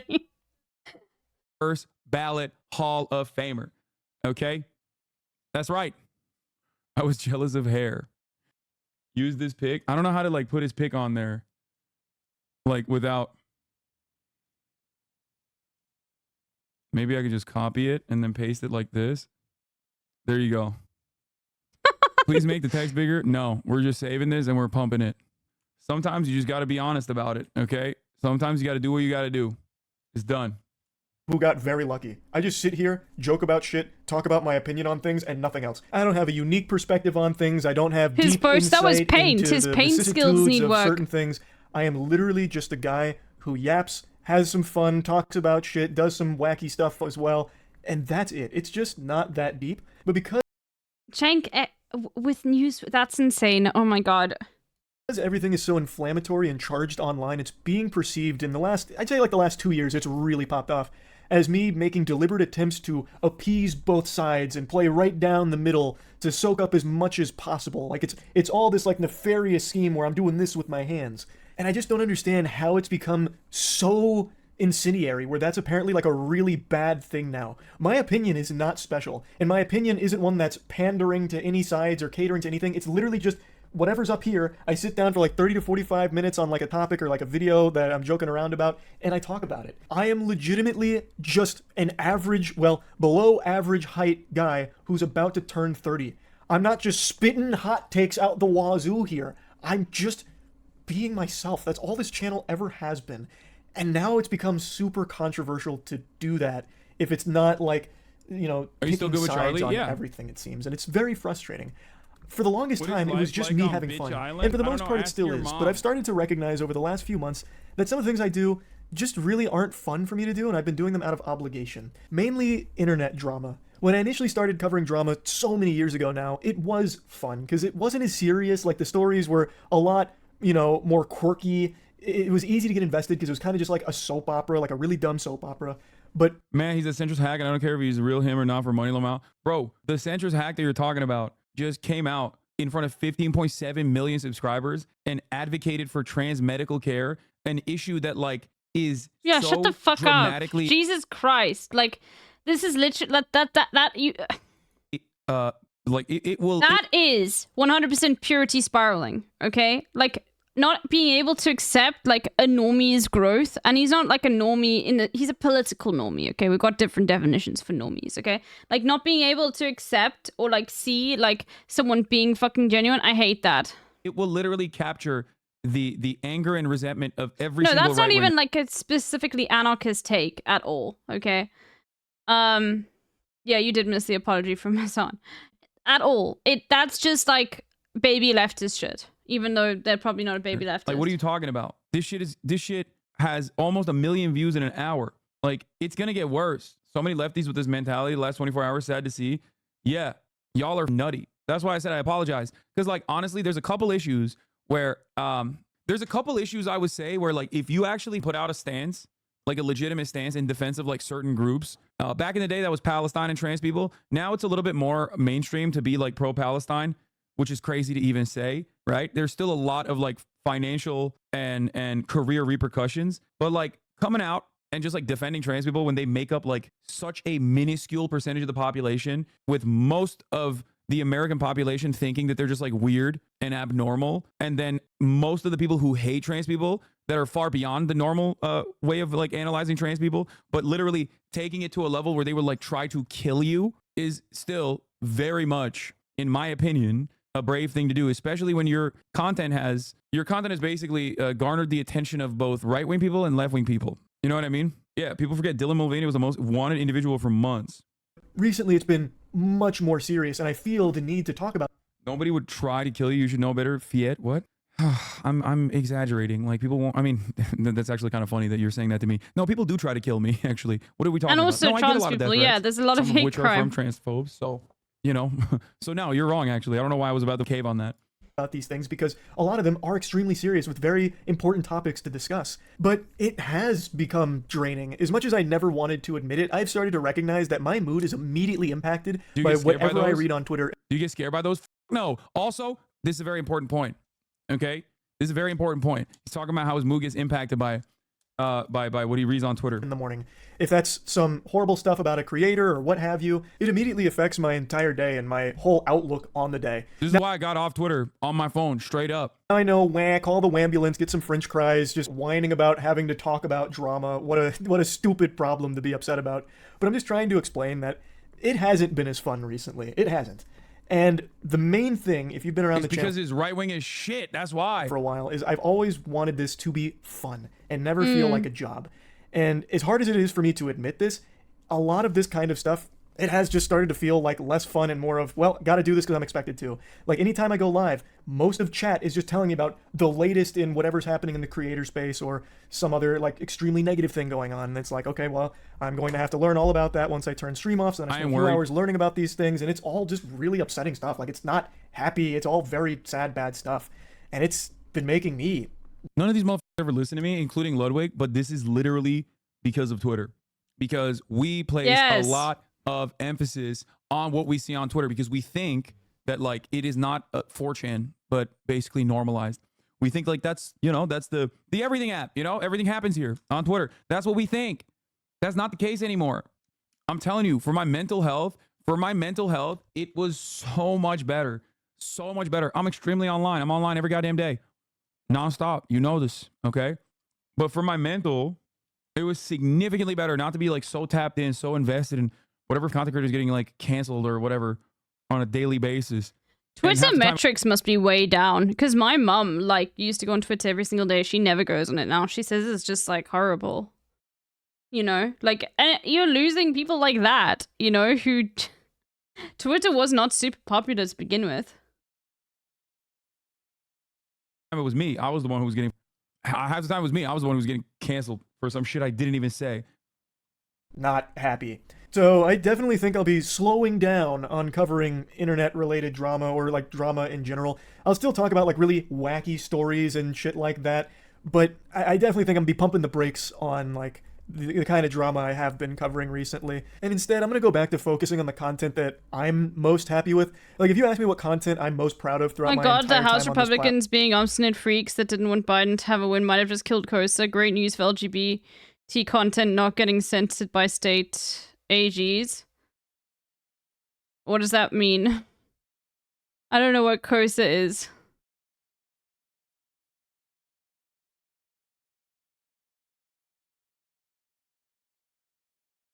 Platform for the last like 17-18 years, none of it would be drama coverage. It'd be things like Skynut. It'd be things Kids like Online shooting Safety a potato Act. in a tennis racket to see if you can make French fries in midair by frying them in hot oil. It's shit like that. And I think I'm gonna go back to that kind of stuff as opposed to the direction that I have been going recently. So yeah, this was a lot to go over here, but I hope this has cleared everything up. And yeah, that's really about. He's realizing after stepping into it once how many freaks attracted when it comes up. Yes, that's literally what it is. People are nutso, dude. Especially when like these guys cover drama quite a bit. But once you get that drama pill, once you get into the drama, especially drama that pertains to like trans people or especially drama that pertains to like a beloved right-wing figure, for example, they will literally immediately turn around and be like, well, there's this left-wing adjacent figure that was also caught. Why aren't you covering it? Because for them, it has nothing to do with like the actual issue. It has nothing to do with protecting the children or anything like that. It's just a way to score points in their minds. And these guys are so goddamn parasitic. Yeah, the site is becoming unusable. And just eat away at your soul every goddamn day. Okay? My feed is not that bad, but I generally, what I have noticed more and more is that I'm getting a lot of like posts on my For You page of people that literally are just like straight up right-wing grifters that I've never heard of. And I'm like, no one I know follows this. Why is this being recommended to me? And we know why. Anyway. All right, hold on.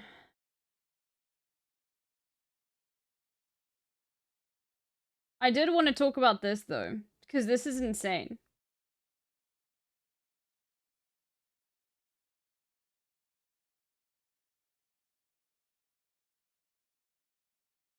Where is it? Hold on. Did I bookmark it? I must have bookmarked it. Okay, this is real. And I sent this to Jason yesterday. This is a real device that someone is making. This is a real ad for this device. This device is called Friend. They bought the domain friend.com. The domain cost $1.8 billion or something like that. And I just need you to see this is literally what they think is good. This blows my mind. I can't wait for Marcus to do a review of this. Oh, I love it. Gosh, I'm out of breath. Bro, it's even the music makes it seem like hyper, like, you know, 10 years in the future, like Black Mirror episode. Like the music itself is such a weird choice. It's so insane. Woo!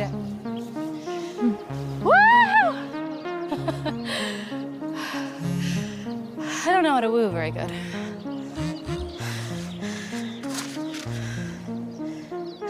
That's fair. All right, let's go. Let me show you how to game, bro, okay? Oh, come on, come on. Oh, let's go! Are you serious? Come on, man. I hate this game. Take notes, baby. Oh, man, you guys suck. Bro, you look like the back Let's of the go, let's go. Dude, what? Also, what's so funny about this is this device is just going to be basically ChatGPT. And what's funny is they've shielded probably like that process of it not being so quick. It's like the first AI piece of tech that literally has no utility whatsoever. You cannot ask it questions, and it literally like is stated that it will only reply to you when it feels like replying to you. Which means like technically it could be like, yeah, no, it's a friend. It might not just reply to you immediately. It could reply to you in like an hour, which is just like basically they're sending information to a cloud, which is pretty slow, and then getting that information from ChatGPT and downloading that information. Yeah, it's insane. How did you do that?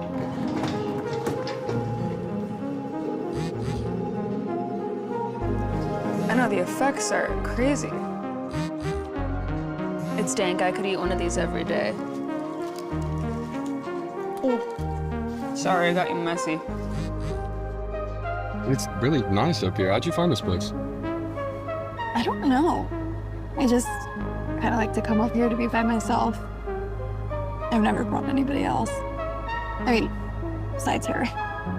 She goes everywhere with you, right? Mm-hmm. Guess I must be doing something right then. What the fuck, dude? I guess so. We'll see. That's also like the most awkward situation ever. Like, this is like supposed to be clearly like some sort of first date or like, you know, like people going steady, getting to know one another, and it looks so fucking awkward.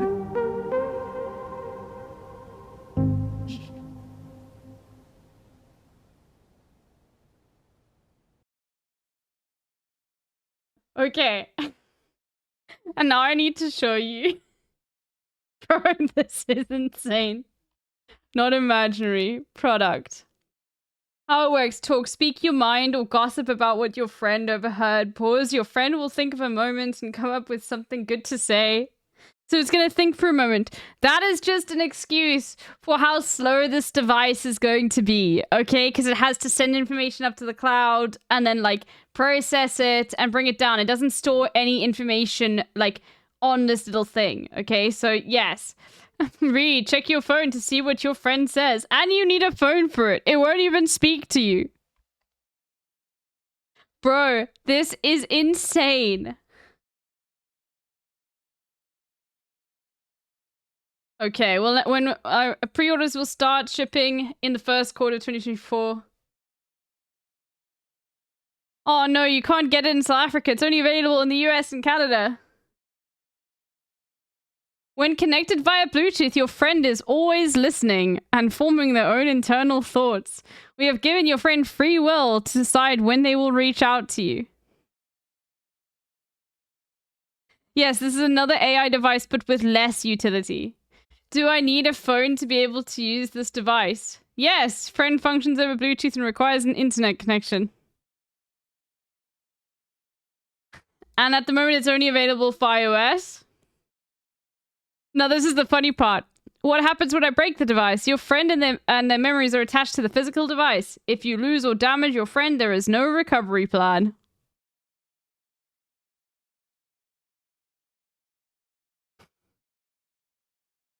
How is my privacy? Okay, it's some encrypted. How can I contact you?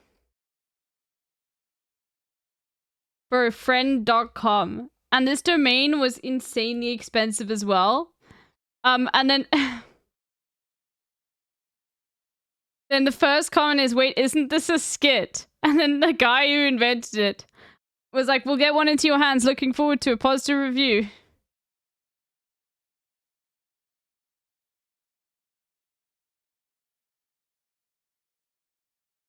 The moment when she reaches for her friend but decides to stay in the moment, fucking brilliant. I was dying on set watching that. Oh my fucking god, dude. And then you get people who are like, this is amazing. So if I have sex with someone wearing it, will be considered a threesome. In the middle of it, will reply saying, great job, keep it up, maybe. A 12-year-old probably wrote that.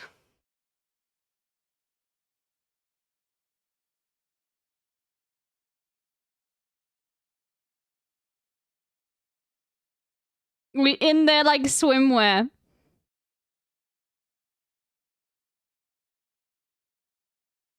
There's a thing on Discord. I am in like 200 servers and bots will message me pretending to be artists. I don't know, asking how my day is, and they start emotionally blackmailing me to buy a commission from them, and they will invent entire tragic stories. Honestly, why buy this device when this shit is built into Discord? True. You get it. Been saying this.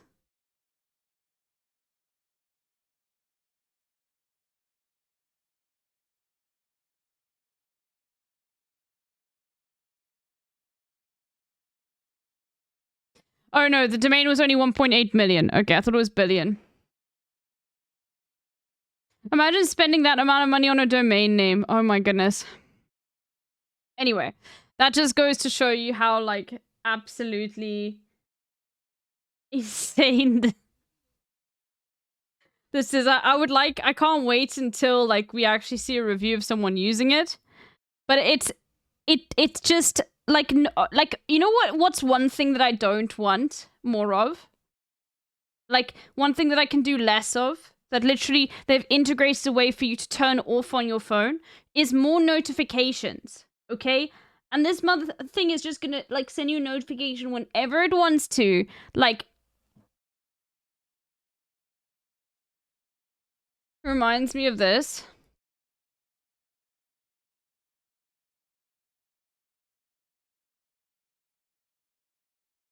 This is life in late-stage capitalism. I wake up at 8 a.m. and immediately get hit with my morning thought-vertisement. Drink Shaboinky juice. Half the calories, twice the Shaboink. I then fight my 8 roommates for space. Since Zillow now owns 100% of homes, this... Bro, Facebook literally wants to do this. Just remember, that's what the whole metaverse thing was about. They just wanted a way to, like, advertise to you during your working hours. Because they... That's one of the reasons why people were also, like, so into this whole, like, metaverse sort of thing. Because when you are, like, people are in virtual reality, they don't have control if they're being advertised to or not on it. You know what I mean? Like, I remember that being like, bro, you're insane. This is our only option for living. For breakfast, my duplicate brings me my morning ration of trough slop, 100% processed. Then I go to my job as a full-time plasma donor. To pass the time, I watch my favorite 24/7 live streamer. Yo, it's Dystopian, and today we're gonna be siphoning memory from a duplicate. Hopefully there's something good. Oh, childhood trauma. I mean, like, at least there's gonna be, like... There's no ad block in VR. I mean, one thing that's cool about this is at least I won't be out of a job because, like, you know, while he's at work, he's watching a streamer. So that's good. Like, I will have job security. That's whack. Just then, world-famous lonely hand model Mimi Moneybags walks in. Looks like she's doing a Make-A-Wish for a 36-year-old man dying of diabetes. I can't believe I'm meeting you IRL. Can I use my last memory unit on you? How pathetic. She makes 15,000 gallons a year. That's a lot of water. Figuratively selling your body makes so much more than literally selling it. Then my girlfriend leaves me because I couldn't make my monthly girlfriend subscription payment. You need to start donating more plasma. I'm already donating the legal limit. Well, why don't you just siphon some from your duplicate? Maybe I should become a live streamer and move into Zillowville. Then I could probably afford a premium girlfriend and only need 3 roommates. Then I download Sleep Premium so I don't get hit with any dream advertisements. And that's my day. Futurama doing it first. Advertisements and dream advertisements.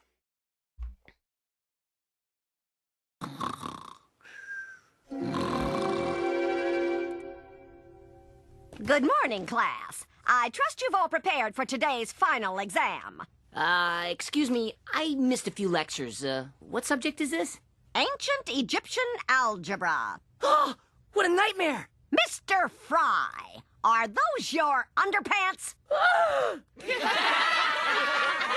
Young man, I think it's time you learned a lesson about Lightspeed brand briefs. Lightspeed fits today's active lifestyle, whether you're on the job or having fun.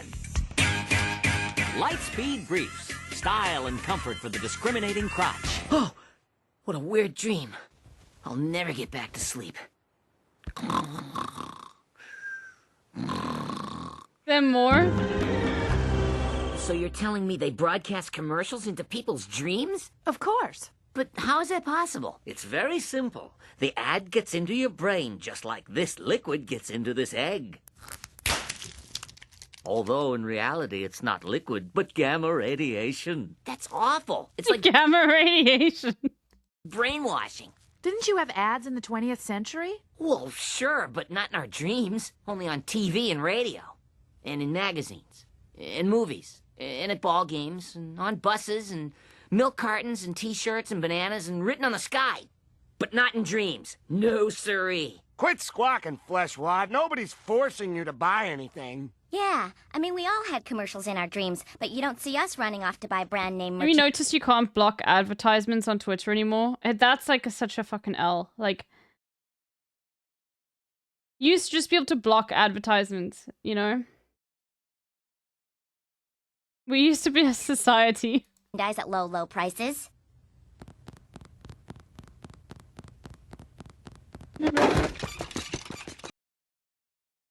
Anyway. Apparently this fraud video is just like a disgruntled employee, which is funny, but like they use like the same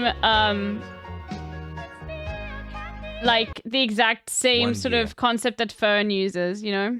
Mini Blend, thank you for the 12 months. Holy moly. Anyway. Well, at least we're outside. Anyway. Okay. Do you guys want to learn about the drama? The conservative knitting drama? Because there's a video explaining it. Stop it. I say anyways. I said anyways before Biden did, okay? You want to see the conservative knitting drama? Okay. So basically, it's this channel called, I think, Emma from Now in the Moment. In the Moment. Anyway, she's a little bit of a lib, okay? But in one of her Ravelry videos, she goes into, like, the conservative shit surrounding it, which I just think, let's go. Hold on, let's go change the title. Conservative knitting drama. Let's go.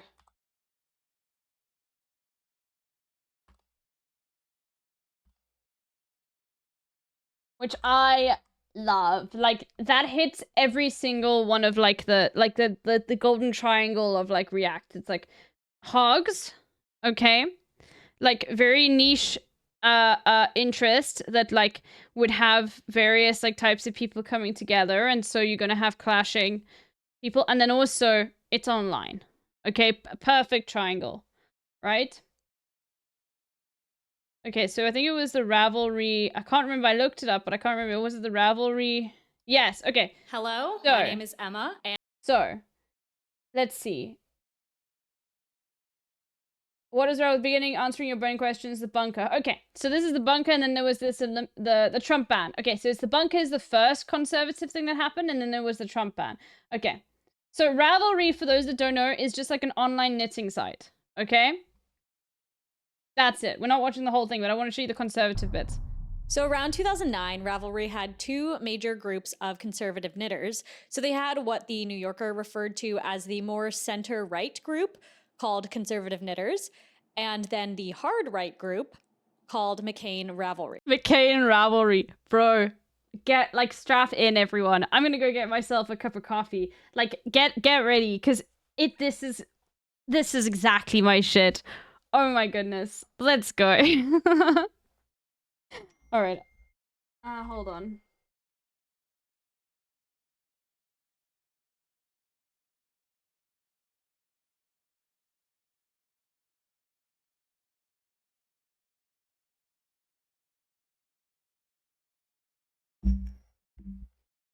Alright.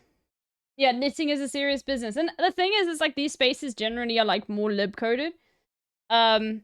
But yeah, and anyway, let's go. I need the bathroom, but I'm still listening, so, you know, let's get in. After John McCain lost his presidential bid, the group apparently received a lot of hate and started making jokes about needing a safe space. It's the bunker, which is... Oh, and apparently, okay, and this comes up later, like, these people, this person, politically incorrect knitters, like, apparently they're still making podcasts, and, like, I literally was thinking, maybe we could watch a podcast. Now, once again, please don't tap the glass, but, like, does this content not excite you? Like, when I see something, like, about a conservative knitting podcast, I immediately, like, something inside of me gets super excited. I am like, oh my god, I need to see this. Please, I need to see this right now. Like, I have not been excited about, like content that I've found, like, organically in a fucking while, okay? No, same, exactly, dude. So please, no tapping the glass, but, like, oh my god, let's get in. So we're gonna get to the inside stories, and then we're gonna investigate, like, more into, like, I actually was thinking, like, because I don't want a whole video on Ravelry, I was thinking of, like, doing more investigation into it, because I have been thinking about, like, you know, trying to diversify just in case one day Twitch dies, and making, like, some YouTube content. So I was thinking of making a video on, like, conservative knitting drama, because that, to me, it just, like, I would want to watch that. If somebody made a video about conservative knitting drama going into all of the fucking detail, I would watch all of it instead of, like, having to go through everything. But anyway. So, yeah, let's go. Christmas in July, always something hot off the press? Yeah, anyway. Always a fun thing to say. No, but... Well, did you know that they said that was Can I do reading narrations for it? Yes, you can, Ziggy. Okay, I'll be back in a second. Nazi thing? One of the comments that eventually led to the shutdown of the bunker, this alleged safe space, was that one member likened the burgundy scarf worn by Obama at the inauguration to a noose. Later that year, one of the group's users wrote a 5,000-word account of the saga on her blog Teapot Tantrums, which was titled Badge of Honor, Too Conservative for Ravelry. In the post, she invited the offending... So I won't read this whole post to you, but if you search the title, you can find it pretty easily. I'm just going to pull out some of the important sections and give you an overview of what really happened with the bunker. So she starts off by saying, yesterday I got up with the pups, did that, then went to check with my friends at the bunker. But first I logged onto Ravelry.com, which was commonplace. I check both places daily. But there was a problem when I went to log on at Ravelry. I was redirected to an error page that said simply, Error 403, forbidden. No warning, no nothing. I'm too conservative for Ravelry, but that's okay with me. I'll wear it as a badge of honor. I was getting more and more disillusioned with the cesspool anyway. Hold on, I'm back now. I missed that. The screen, hold on. Too conservative for Ravelry, okay. In the post, she invited the offending... So I won't read this whole post to you, but if you search... She invited the offending? I have no idea what that means anyway. The title, you can find it pretty easily. I'm just gonna pull out some of the important... But I have it up. I was prepared. We can have a look through it afterwards. It's just so fucking long. It's like if somebody presented this to me and I thought, okay, who is this, a right-wing person or like a or you know, a leftist? I'd be like leftist without reading any of the text. Okay.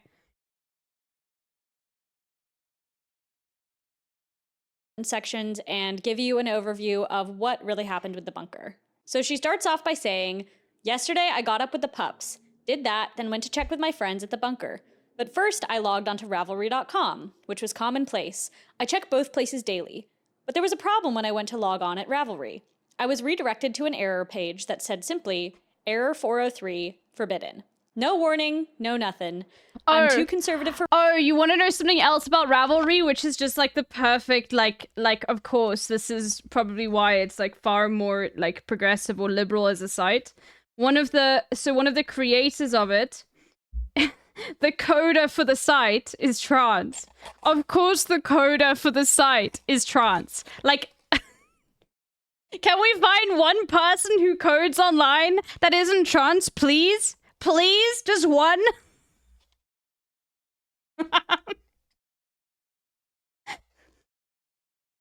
Oh gosh. Me? Okay, there we go. There are tons of it, but it is just funny. It's such a great stereotype. For Ravelry, but that's okay with me. I'll wear it as a badge of honor. I was getting more and more disillusioned with the cesspool anyway. So apparently Teapot said that they did not fit into the conservative knitters group, saying it had been made clear that I just didn't belong there. She then says, I guess I wasn't the right brand of conservative for them. You see, I'm what I call a triple threat conservative. I'm a political, fiscal, and social conservative. Some people are uncomfortable with that, and I let them be. I've never heard of that. I've never heard of someone calling themselves a triple threat conservative. Now, given this is 2010, I said. 2010. 2010.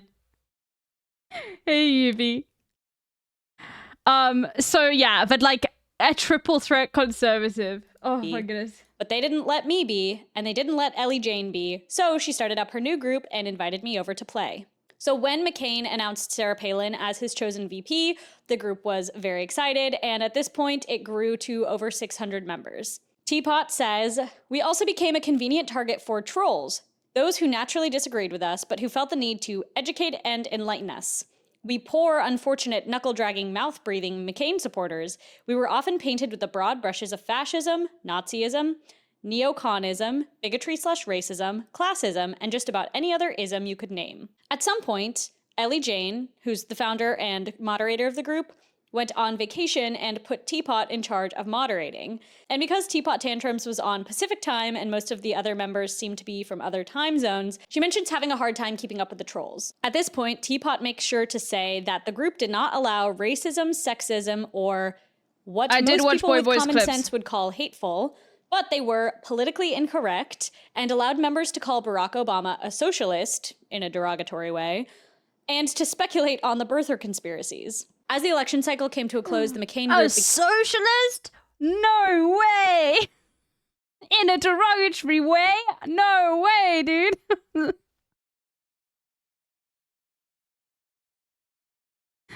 Anyway. Began to attract more and more negative attention and trolls. The moderators of the group reached out to Cassidy and asked for help in hiding the vile and offensive pictures that showed up on some of the Ravatars. That's our next Ravelry-related You said this before. pun. What do you mean? Is that LB talking? No, this is not me. Do I sound like this YouTuber? I don't think I do. She has an American accent. Basically, the Ravatars are just like the profile picture of— Does just all white women sound the same? Oh my god, I have a Revel. Okay, Yubi, you're gonna love this. Oh my god, Yubi, you're gonna love this. Yubi, we're doing conservative knitting drama, okay? Like there was a okay, and it all happened on Ravelry. Ravelry user. So apparently they reached out, asked for help, and then Barack Hussein Obama was elected. Hussein? Yep. We lamented, cried, sighed, complained, and shared with our members. Oh no, they were at a little knitting, like, online forum safe space to, like, be upset.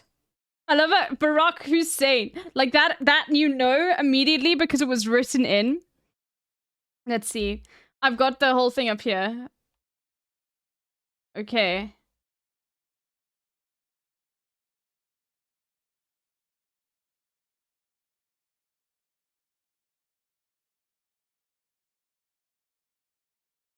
I'm just trying to see.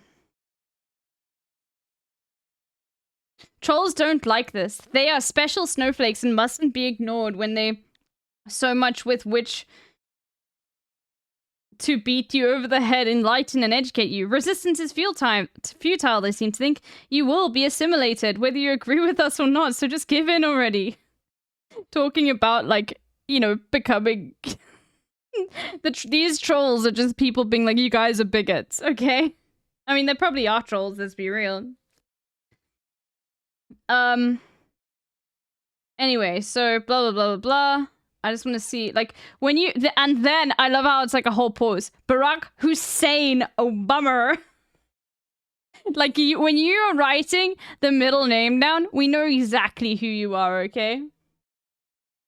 We lamented, cried, sighed, complained, and shared with our members. The same people who couldn't get over it when Bush won 2 elections now screamed, cajoled, nagged, and berated us to get over it. Ah.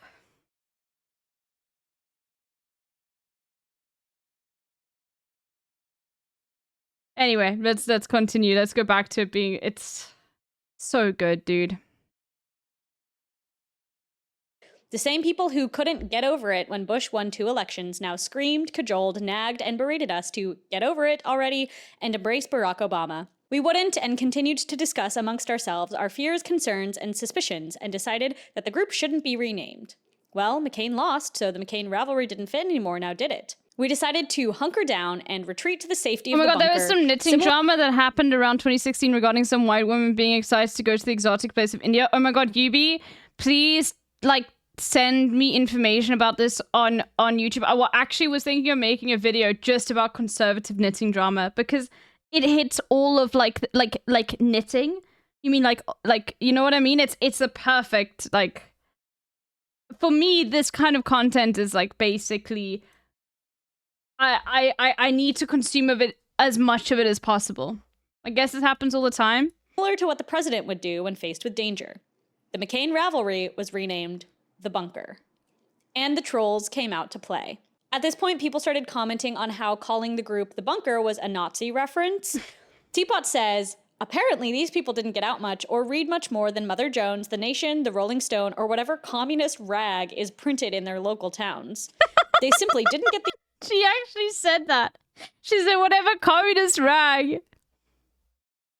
The idea that a bunker is a place of safety. Ellie Jane, the founder of the McCain Rivalry Group, also similarly said, small minds went immediately to the Hitler reference, which it wasn't. The presidential bunker is a command center that provides safety from outside forces, much like our group had become for conservatives on Ravelry, who were under attack from Obama supporters all over the rest of Ravelry. Under attack, conservatives never change. They never change, dude. Oh my god. That was the meaning behind the name, nothing more. Besides, Hitler's regime resembles Obama's thought process, not ours, so the irony is quite humorous. They speak for themselves here. Quick content warning for the next few minutes. I'm going to briefly reference lynching and SA, so if you'd rather not listen to that, then skip to this timestamp. But the TLDR of what I'm going to say is that people on Ravelry were saying kind of crazy things around this time. So then in the bunker group, there was this comment about a scarf and Obama that I kind of mentioned earlier. So I couldn't find the word for word of what this comment said since it has been deleted from Ravelry, obviously. But the way people interpreted this comment was that the scarf that Obama wore... I love that. It's like, of course, they're knitting, like they like knitting. So they compare, they're trying to be negative to Obama. And so they comment on the scarf, which is just like, perfect. It feels like parody, okay? And then compare it to a news. And they're like, and then they're probably gonna be like, no, we never meant it in that way whatsoever. Like, oh my god. Or at the inauguration should be called a noose, and that was a reference to anti-black lynching. Apparently, according to the person who made the comment, that was not their intention. They said that the comment was not about the scarf that Obama was wearing. Obama was not mentioned or even alluded to at all. It was a reference to a thread in one of the Big Six entitled Inaugural Scarves on Inauguration Day. They say, when I saw that title, I mistakenly assumed it was about some sort of knit-along of scarves that people were going to do during the day-long inauguration television fest. That thread was, in fact, comments on some of the pretty scarves that were televised on people in the inauguration. Michelle Obama's mother was one, I think. I didn't open the thread until later to take a look. I didn't open any Big Six threads to read that day because we were all hunkering down, depressed in the bunker. Because Obama won. I didn't watch the inauguration, so I haven't a clue as to what Obama or anyone wore, scarf or no scarf. They say, while talking in the bunker, I made the comment and even prefaced it with the clarification that it was humor, saying something like, on a humorous note, at the beginning. Then I said I unbelievably saw a thread titled in the Big Six that said inaugural scarves. My comment was that we call them nooses plural. The reference, which obviously was lost on some people, was that we were sick enough over his election to hang ourselves. How can plural nooses be constructed as a lynching threat on the president? Oh no. We were just saying that we were upset. Okay. No, you missed it. Comment, which I now sorely regret, you have no idea, has been so twisted that I think our own bunker mates forget that it originally was no reference to Obama or anything he was wearing. I kept my eyes and ears off the inauguration that day, so I neither heard nor saw Obama. And not to comment too much on this, but I do think it's important to say that alleged good intentions do not a good person make. But also, I'm not really able to speculate on what this comment was construed as without being able to see the comment and its full context. I know it does seem like I'm highlighting a lot of conservative point of views in this story, but that's just because these were the people that were angry about it and these were the people that were talking about it and putting out 5,000 word essays. This blog post also mentions that there was a forum called What Would You Do to Sarah Palin, in which members posted physical threats of violence, including but not limited to saying that she should be raped with a hockey stick. Other liberal groups allegedly also mentioned that President Bush and the VP should be shot, hung, or pushed over cliffs. As we see here, Links and we'll incoming. continue to see. I love how it's once again like that whole thing. Oh my god, let's go. Fuzzy tangled politics knitting. Let's go. New America. Okay, let's go. Let's go. I love this. Knitting racism in Instagram stories. The knitting community is reckoning with racism. Oh, let's go, dude. Thank you, Yuvi. In the following years on Ravelry, they were very vocal about not tolerating hate speech or bigotry. From what I've read, it does appear that there was a double standard that did lean very heavily in favor of the left. If these comments that I mean, like this is why, like, I think because I did watch a bit of this, is like, I think this creator, I think is pretty progressive, but also like a political normie, I think. Because like when somebody says like, if like, you know, like you're being biased towards the left, a lot of the time it's like, I don't think when people say that, I think they often have heard it as like a, yeah, no, that's fair, like we need to listen to everybody's point of view. But it's more like, just wait until we get to the Trump ban. You'll see what I mean. Anyway, regardless the articles of the commentary. reference were, you know, as explicit as they mention, then I think a website that makes it a priority to not allow hate speech should probably have taken those comments down as well. This is one of those things where like we're getting into really tricky waters, and I'm not an expert on these things, but because this is a very small company run by pretty much like one or two people making the executive decisions at the top, these kinds of things were not decided by any sort of board or a balanced group of individuals in charge of and thinking about the business. A lot of these things were made in support of the founders' own personal political beliefs. And I think this also does get into the paradox of tolerance, where tolerating bigotry is tolerating intolerance. So there's certainly a line to be drawn somewhere, but I bring this all up to give you a sort of idea of the conversations that were happening around the time of this ban and another ban that we'll see later on. So after this comment about Obama and the scarf, the bunker was shut down.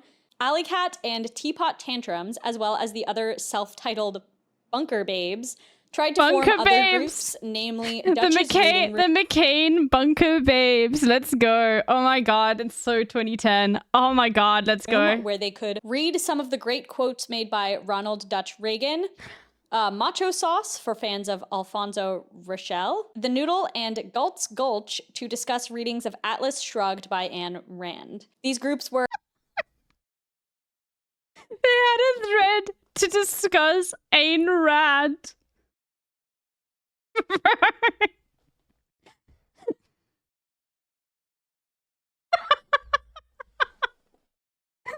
Gyat's Gulch. Do you guys see it? Like, I need to go and, like, find the archives of these threads. Like, I want to see them. I'm sure someone's archived them somewhere. Were apparently infiltrated by trolls, and fairly soon after, members that had participated in the bunker were suspended and ultimately banned from Ravelry. This lengthy post ends with a good observation that Teapot's husband made. eHarmony.com was forced to accommodate gays and lesbians that wanted to use the matching service. Shouldn't a site like Ravelry.com try to remember the lessons learned there? Yes, it's a free site, which constitutes his sandbox, but if you're going to allow free speech, shouldn't all speech be acceptable and not— This is something that, like, literally, you could trick people so easily with. It's one of my favorite things about Americans, okay? Like, unironically, I love this, is that no one understands what free speech is. No one understands what free speech is. Like, only you political nerds actually know what free speech is, okay? Like, okay, for those that maybe don't know what the First Amendment says, is it protects your right to speech, like, from being oppressed by the government, specifically. Okay? This is a private company. God, anyway. Just that with which one agrees. And then she ends her post with a warning. Parents, take heed and protect your underage fiber enthusiasts from what they will see on this site without warning.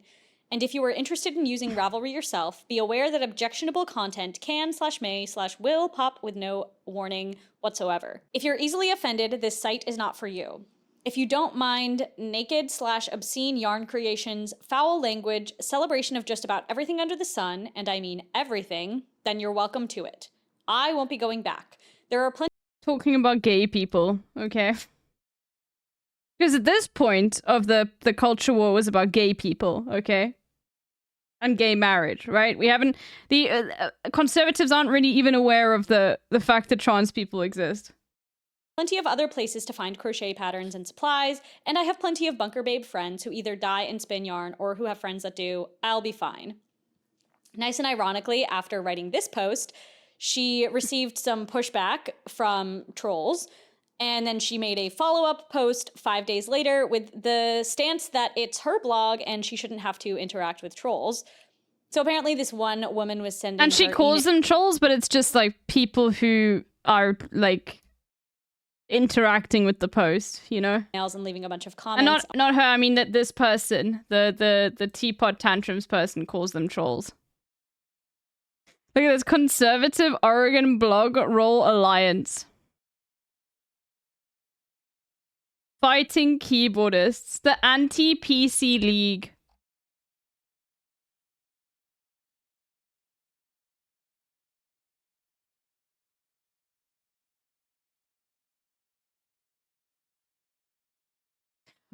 Anyway. Hobby culture in the US has been riddled with conservatives, and Hobby Lobby, a crafting supplies chain store across the US, pays big bucks to conservative super PACs and is literally the sole reason why birth control is not covered by employee health insurance. Oh my god.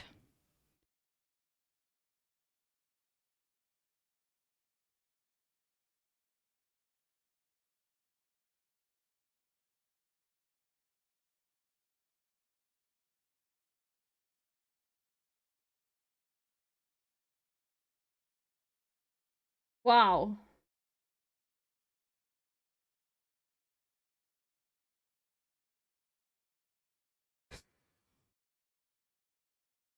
on Teapot's posts. So Teapot Tantrum says in her updated blog post, "The Constitution gives us the First Amendment, which does indeed give you to the right of free speech. However, that said, it does not give you the right to be heard or the right to be read. Additionally, nowhere in the Constitution does it say that by giving you the right to say what you want, it compels me to put up with a threatening or abusive tone, nor does it abrogate my freedom to determine with whom I choose to communicate or decline said Oh my communication." god, an enlightened Republican who knows what free speech actually is. Well, actually doesn't really. Not really, because it's still like not like you can't just speak anywhere anyway. As the owner of this blog, it is my right to determine whether you will be given a place to air your views. If you'd like to take your issues to the nearest free speech plaza or hate-free zone, you are perfectly welcome to do that, and I would invite you to do so. To me, this kind of just sums up Ravelry's reason for shutting down the bunker, whether they were justified in doing that or not. Bunker Babes had the right to free speech, but Ravelry did not choose to give them the right to be heard or read on their site. The blog then ends with Teapot linking 11 other blog posts about the bunker. Most of these links are dead at this point, or just really short posts of people saying, "I was suspended, free speech is dead," or something like that. And none of them are as extensive as Teapot's. But to wrap this story up, all of these bans only serve to Jacob foreshadow Jones, the thank ban you. that is to come. The 10 Another months, tier controversy I 3. found references to quite often in my Thank you. reading was the Olympic thing. Okay, so then this Olympic thing, this is so stupid. This is also just like, basically, just we're gonna skip over this because we're gonna go to the Trump ban immediately.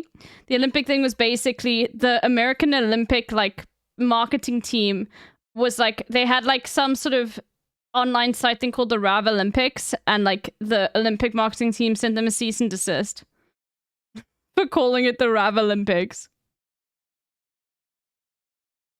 Which is so fucking stupid. Like, okay, let's go to the Trump ban.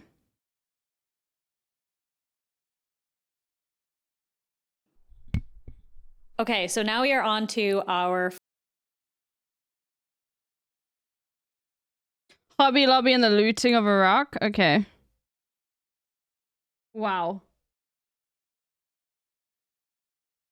final controversy of this video. This one necessitates the introduction of two new characters, Deplorable Knitter and Anne Pinkava. These two people host a podcast called... And they still have it. I need to see if they're still posting politically incorrect knitters.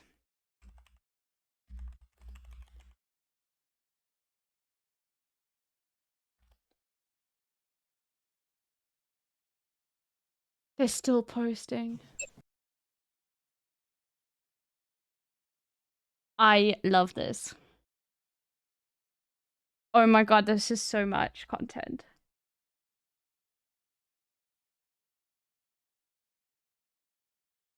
Oh my god, there's so many videos.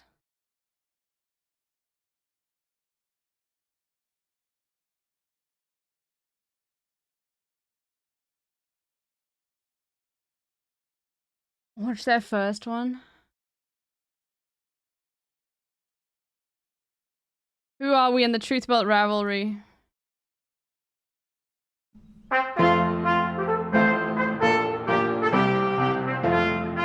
Hello, beautiful internet people. My name is Anne Pinkava. This is the lovely Deplorable Knitter. And today we're going to bring you politically incorrect knitters. Yay! Yay! But there's one thing about like seeing conservatives like on our knitters like actually like interact with one another and like try to act like normal people. I want to say something. Anne and I are brand new to this, so bear with us. It might be a little weird. Just a little bit. Still have to get used to talking to the camera as if there are other people on, not just the Chinese government.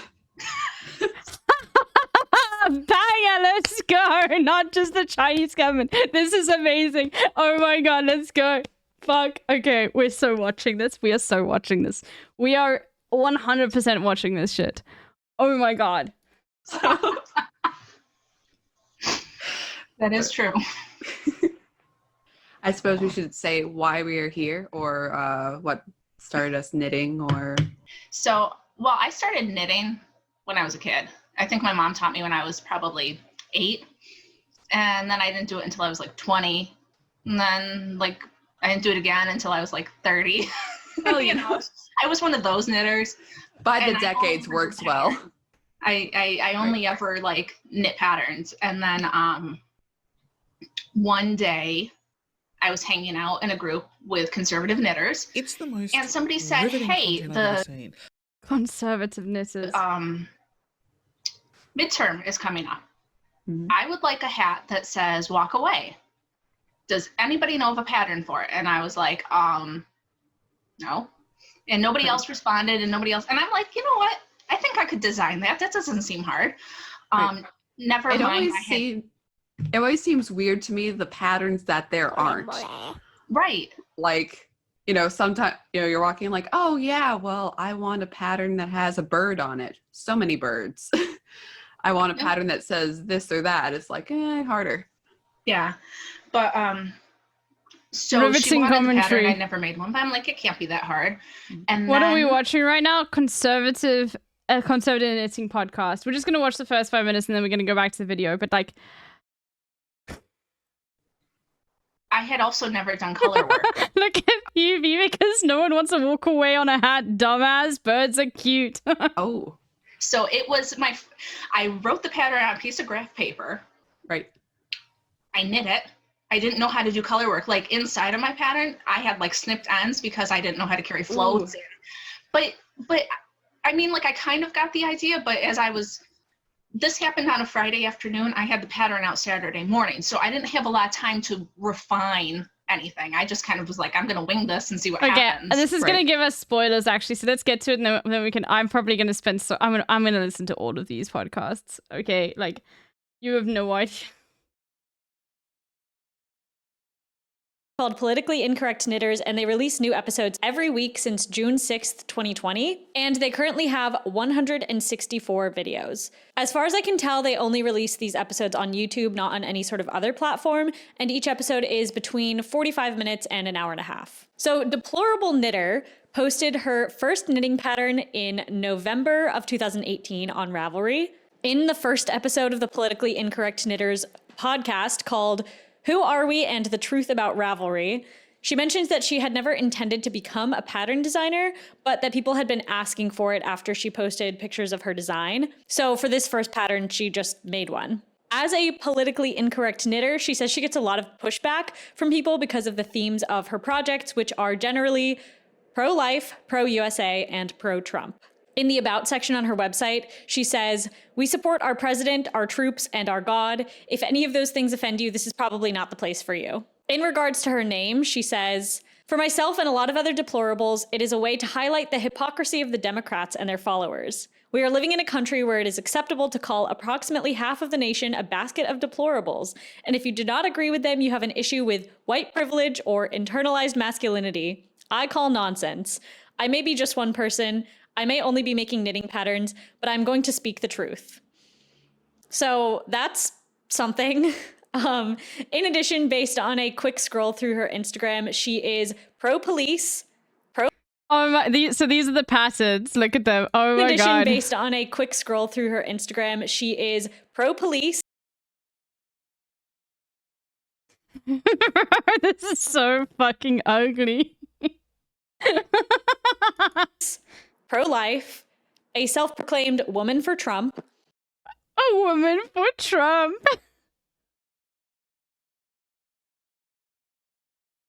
It's so fucking ugly. Looks like shit. I know, dude. Pro-Second Amendment. She's anti-mask, anti-vaccine, making a post comparing mandatory vaccines to the Holocaust, and anti-drag queen, and anti-gay agenda. She also, unsurprisingly, has made a number of transphobic jokes / posts on her Instagram over the span of the past few years. Here's one, and here's another one. Honestly, non-binary is like... This is how you know Emma is a political normie, because we've been knowing about non-binary for a long time, okay? Like, as far as transphobic jokes go, that's pretty funny. Like, I'll give her that one. And more on this later, but she I is don't a even staunch think believer. I didn't even know if it was transphobic, non-binary. That the 2020 I've only seen leftists make that joke. Election was stolen, and that the insurrection on January 6th was a peaceful protest. Let me just take a moment to remind you that once again, we can disagree with Deplorable, but let's not go to any of her social media and leave comments. Don't tap the glass. Give her feedback on that, because that's engagement, clicks, money, all of that. So have your takes in these comments. Don't go to her pages. It's unnecessary, and more importantly, it's unproductive. She's not going to change her mind on any of this. I won't change my mind, because I don't have to, because I'm an American. She's allowed to have her opinions, and we're allowed to not engage with them. So her co-host, Anne, is much less active on social media, but no less politically incorrect. She also has made her fair share of Donald Trump patterns. She knit a sweater with Donald Trump's silhouette on it, and when she finished the sweater, she It looks like shit.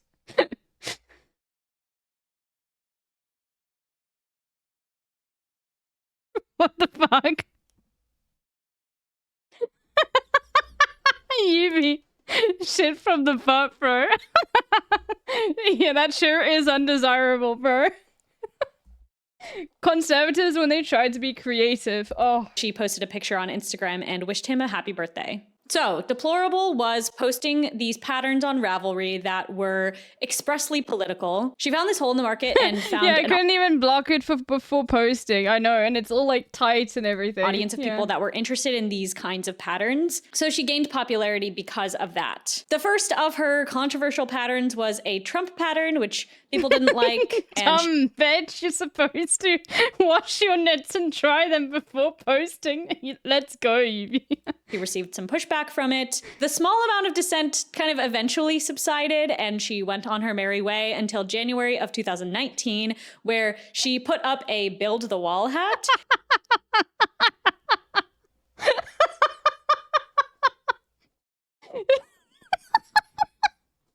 Bro, come on.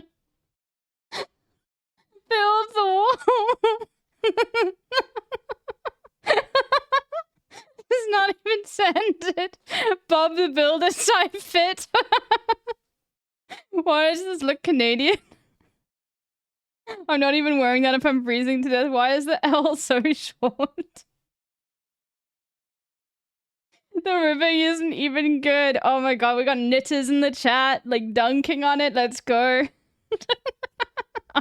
I want it. Okay, only one person in the chat is like, I want this. Well, And you can't, because you'll find out why. People decided that she was racist and xenophobic because heaven forbid we want to have laws in our country. Shortly after posting this pattern, she received an email from Ravelry that said, "We don't want a pattern that supports the president's racist wall." That was the quote. She then continued releasing patterns for the next few months without too much event until June of 2019. So just so people know, you can buy and sell patterns on Ravelry. It's actually why the site like makes money, because they take a commission. And so she was selling these Trump like style, like conservative patterns on Ravelry, and they were like, "No, you can't sell this. Sorry, like we don't want this." Where she made the mistake of releasing another beanie pattern. This one was gray with sort of a rainbow text that said, "God is love." And according to Deplorable in the podcast, she didn't realize that she released this during Pride Month. I released it during Pride Month, which I actually didn't realize it was Pride Month because I don't mark that on my calendar. But It's like, I don't mark it. I don't have anything against it. I just don't mark it on my calendar. Didn't realize it. In response, of course, people started calling her a homophobe, which, I don't know. I want to believe her. I want to believe that this was an accident and that she really did want to release the pattern as, you know, a reminder of God's promise and God's love. Because I'm sure if you live your life as a deplorable knitter, you're probably not thinking about Pride Month. In her pattern description, she does mention the true meaning of the rainbow, which is God's promise that he will never annihilate the earth again, which tracks. But we have to remember her Instagram posts, and I think the posts really fill in any of the cracks of where I might be willing to give her leeway. So Just putting that out there. Shit, A bro, lot of people imagine like this is why conservatives are also like so cucked. She literally just like lied on her podcast, being like, "I don't have any problem with that." You mean she means that gay shit, you know? She's like, "I don't have any problem with that." Okay, bro, why are you lying on your own podcast? Deplorable really like to distance themselves from these labels of homophobic or transphobic or racist. I do generally like to give people the benefit of the doubt, but in this case, you know, if the shoe fits, I don't know what else you would call these posts and these patterns. So the God is Love pattern was removed from Ravelry for being a homophobic dog whistle. She says that she didn't know at the time what a dog whistle was and had to Google it. A homophobic. Conservatives not knowing what a dog whistle is. Yeah, learn to read then. Dog whistle. I didn't know what a dog whistle was. I had to look it up. What is life like on Bitch Island? For those at home who are not familiar with this term, although I'm sure most of you are, it's essentially political messaging using a term or phrase in coded language to avoid provoking the opposition. You may have heard this word a lot in reference to race, as Dr. Ian Haney Lopez refers to dog whistles in this context as political catchphrases that don't explicitly mention race, but are ultimately used to refer to people of color and the various threats that they apparently command. So anyway, after telling us about the God is Love hat, she says a really crazy sentence in the podcast. So after I was a homophobe and a xenophobe and a racist, Yes.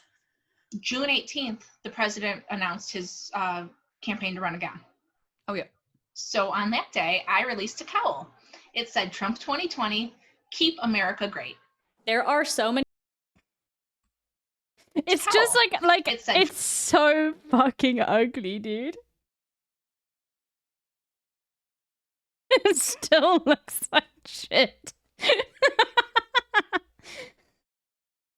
Oh. Trump 2020, keep America great. There are so many sarcastic little quips that they do back and forth in this segment.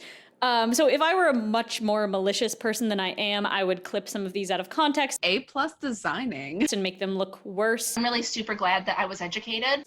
I understand sarcasm and I understand that they're saying things that they maybe don't mean. Wow, that's right. You know, they're clearly being willfully ignorant, and that's the kind of people that we're dealing with here. So after posting the Trump pattern, Deplorable started receiving a lot of community reports. Apparently this was something that was happening to her after every pattern release, and Ravelry was telling her that she had to be in charge of moderating the comments and the feedback and deleting anything that was sort of hateful or, you know, not in direct reference to the pattern. So the report function was a part of the site as a way for users to add their own notes or potential corrections into a pattern. So for example, if you were working on a pattern and you noticed that there was like an incorrect stitch count or number of rows somewhere, then you could leave this like sticky note feedback so that anyone else could see it. And if the designer didn't have a chance to change the pattern before someone else bought it or made it, they would see that correction added. In the case of Deplorable though, here are some of the sticky notes that were left on her Trump pattern. All of these sticky notes were public. Let's read them.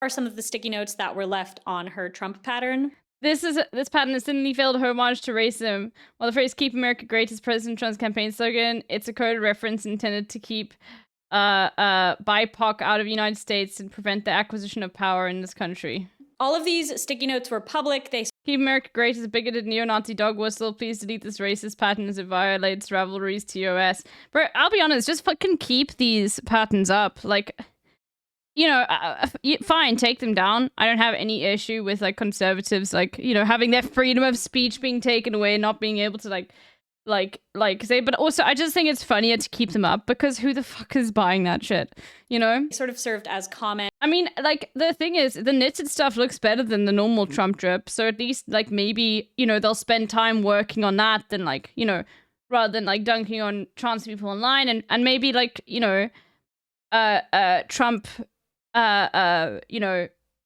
fanatics will, like, have mildly better drip, you know? But still, it still looks like shit.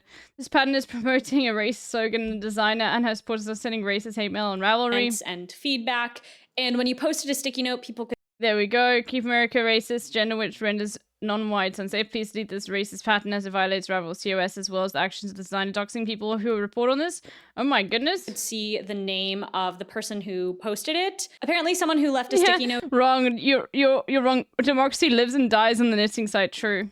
On this Trump pattern was then doxed. I guess their address was in another forum somewhere and someone found it and then posted it again in regards to this sticky note thing. Deplorable claims that she didn't know anything about this and feels really bad about this happening. There were some rumors going around that her husband was the one that doxed the person, but she denies this and says that her husband is not nearly tech savvy enough to be able to navigate Ravelry, dox someone, and then go about it like unidentified, I guess. So I don't know who doxed that person. He does seem to feel bad about that, but either way, that's a really serious thing to happen and should not happen in response to this political back and forth. So emotions were high and we don't really know what happened, but this is a serious thing. After this, not just because of the doxing, because of a lot of the back and forth and the sticky notes, Deplorable was kicked off of the site on June 21st, 2019.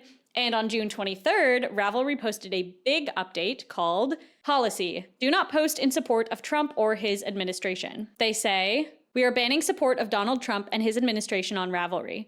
This includes support in the form of forum posts, projects, patterns, profiles, and other content. Note that we will not destroy project notebook data. For me, this is literally like, I don't care either way. Like, you're going to, regardless, like, the people like this, they are not going to, like, you know, make people more Trump supporters or whatever. Like, but I will say, like, I am like, okay, fine, ban them. But I think the reason why I like the ban the most is because it'll make conservatives start speaking up. And when conservatives speak up, they are the loudest motherfuckers. The can't shut the fuck up minority who literally like, well, they just create the content. And it's wonderful. So I think this Trump ban is amazing for that reason, you know? If a project needs to be removed... The Make America Great Again knitting was my alt-right pipeline, yeah. Site, we will make sure that you have access to your data. Even if you are permanently banned from Ravelry... Yes, no, this is good censorship. I agree, yeah. You'll be able to access any patterns that you purchased. Also, we will make sure you receive a copy of your data. We cannot provide a space that is inclusive of all and also allow support for open white supremacy. Support of the Trump administration is undeniably support for white supremacy. The community guidelines have been updated with the following language. Note that support of President Trump, his administration, or individual policies that harm marginalized groups all constitute hate speech. Then there are some policy notes. You can still participate if you do in fact support the administration, you just can't talk about it here. We are not endorsing the Democrats nor banning Republicans. We are definitely not banning conservative politics. Hate groups and intolerance are different from other types of political positions. We are not banning people for past support. Do not try to weaponize this policy by entrapping people who do support the Trump administration into voicing their support. Similarly, antagonizing conservative members for their unstated positions is not acceptable. Aww. You can help keep Ravelry safe by flagging any of the following items if they constitute support for Trump or his administration. Projects, patterns, forum posts, and profiles. So following this announcement, they also posted a tweet with very similar language saying that we can't provide a space that's inclusive to everybody if we are also offering a place for people to discuss Trump and support him. Ravelry said this ban was based on a similar ban that RPG.net made in 2018 banning discussions of Trump. They later published an update after Trump had left office saying that the ban remained in perpetuity. Ravelry stated that this ban was not intended to isolate conservative crafters themselves, just Trump-related... Bro, where are the QAnon knitters at? Actually, what happened to QAnon? Where are they now? Do they still think the storm is coming? They fell off, yeah. Discussions, projects, and forums. After this statement and its corresponding tweet were released, there is what I can only describe as an uproar from all sides of the political spectrum. So let's take a look at some... All sides of the political spectrum. No, it's just like liberals who are like also on that train of why are you silencing conservative voices? This is America. Okay, this is not...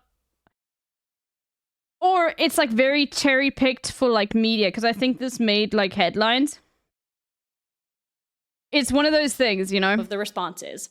First of all, let's look at Deplorable. What does she have to say about being kicked off of Ravelry? She posted on her blog with a great post titled Ravelry Says I'm a White Supremacist. In this post, she says, okay, obviously I'm not actually a white supremacist, but on Sunday, an entire community of knitters and crocheters were labeled as such by Ravelry. For those of us who have been accused, this is particularly upsetting.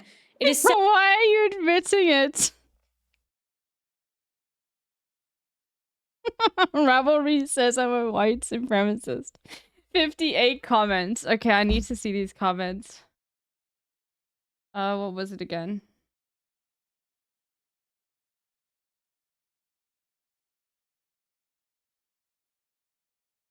Is it fruity knitting? No.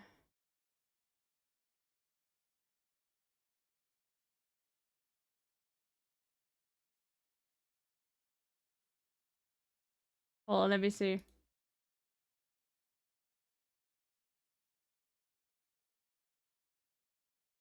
What was it called again? Thank you for this Connell. We're eating good. It's so good. It's so good. Is this it? Oh no, these are just links to like what...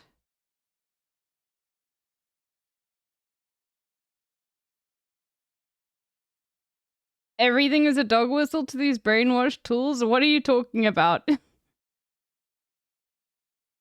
Thank you, Yubi. I'm trying to find the blog.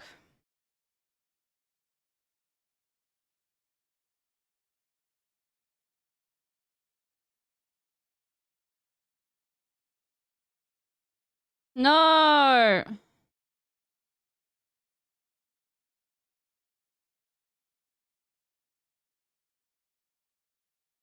I can't find it. Okay, we'll have a look afterwards. sad and discouraged. Oh, wait, it was called, the, like, deplorables or whatever. Deplorable knitter, hold on.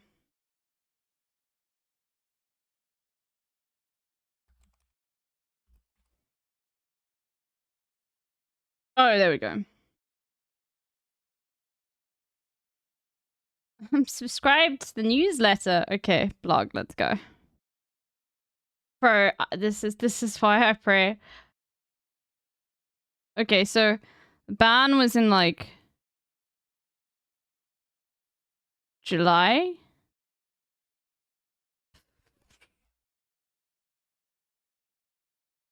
May. No, let's see, maybe it was more like January. Resolutions, Happy New Year.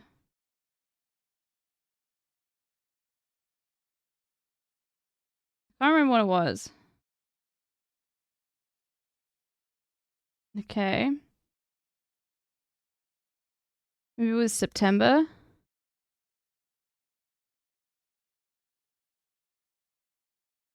When was it? June. I need to see the comments, I'm sorry. Thank you.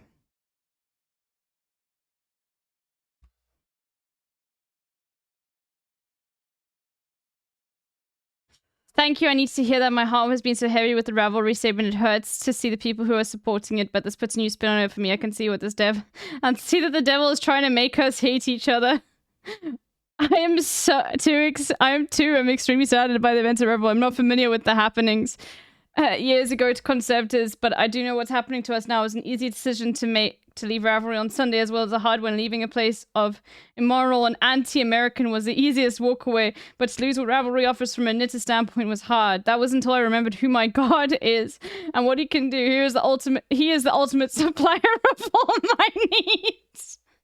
And I'm sorry, I'm not making fun of Christians here. Like, I just think it's very funny that she was like, I don't need, God will send me the knitting patterns, okay? Like, she was like, I don't need Ravelry for knitting help. God will tell me.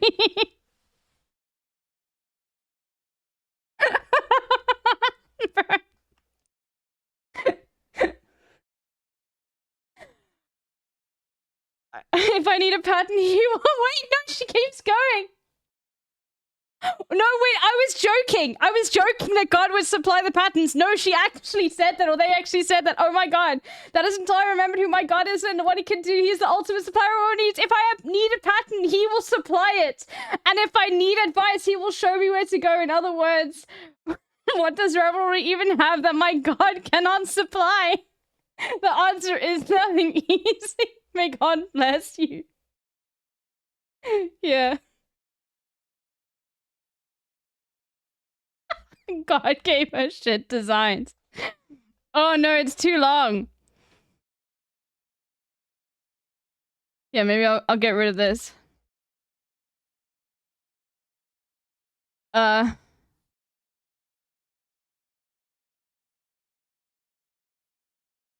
Hold on. There's some of it. Islamic knitting, okay. Amen, sister. Thank you for the insightful posting. I also woke on Sunday morning to the shock posting on Ravelry. Initially, it did make me sad. I've been with Ravelry for many years. Initially, it had to be a waiting list. I had to be on a waiting list, so it was new. Now it just makes me angry. I left Ravelry forever. On Sunday morning, I feel sorry for the designer shop owner, Jan says, who don't understand what they are agreeing with. I applaud your positivity. I am so upset over this, and I agree that you can't be called a white supremacist and still go there.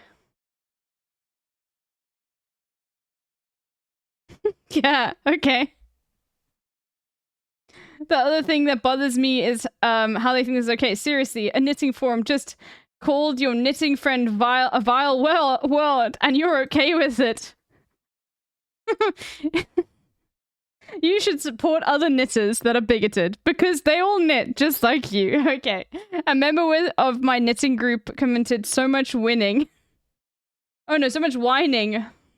I've known her for almost 20 years and she hopes that maybe I'll see the light. My heart is so heavy. Someone in her knitting group told her to stop whining about Trump. I was like, I've known her for almost 20 years. I'm so disheartened as well. I just want knitting to be about the love of knitting, nothing else. Then stop making, then you don't have to fucking make Trump style, like, knits. If some of us chose to knit hats to show our support for the president, cool.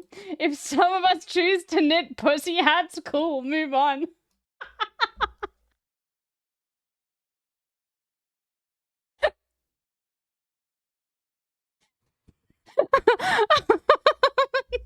At the end of the day, we are all our own person with different experiences. It seems mad that anyone would want us to fit into the same mold.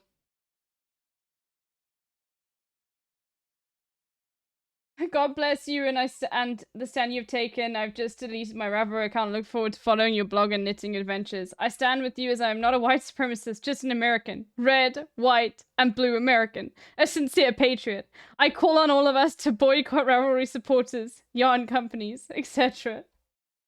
I want that hat pattern so bad, and so I can make and distribute it for free. Would be my new charity knit. Bro, that's so gross. You're gonna knit shit like Trump shit for charity, bro? I couldn't agree with you more. I think the way Ravelry has treated you is absolutely shameful. I've already deleted my account, found it on Sunday too, happened to be at work, and had a minute, so I thought I'd look at some knitting. What a surprise. Well, not really. I already knew they were liberal snowflakes. I was just trying to give them the benefit of the doubt. Silly me.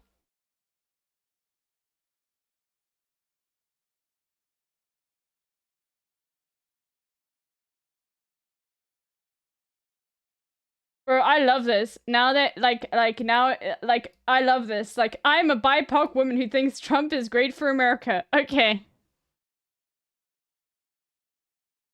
Look up to Candace Owens to see. Black folk are waking up to the truth and leaving the Democrats behind party droves. I think we are panicking. Hashtag Blexit. Yeah, okay.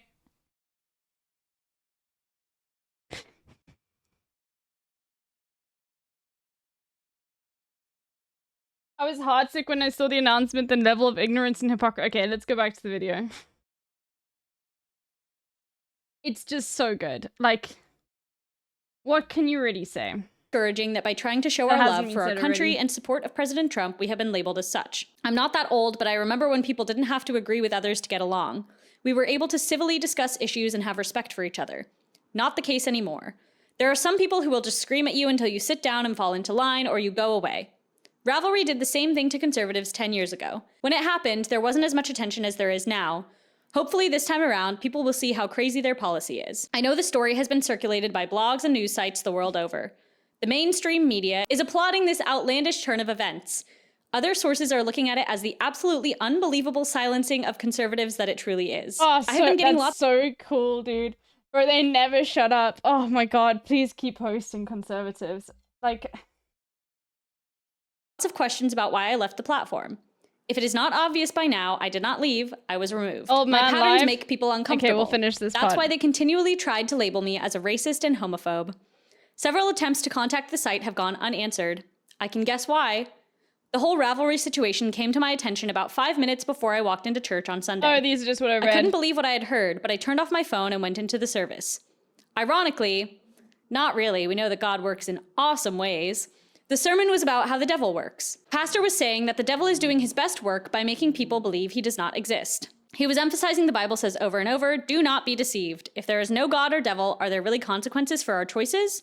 Then she inserts a Bible verse, which I will skip over. But if you're interested, it's 1 Corinthians 6, 9 through 11. And then in all caps, she says, I do not hate people based on their choices.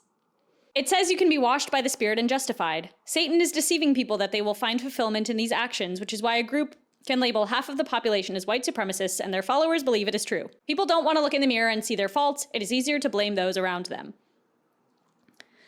For the people who do not want to leave Ravelry, I understand the feeling, but how can you support someone that believes this of you? There are other pattern resources available. There are many free blogs on the internet.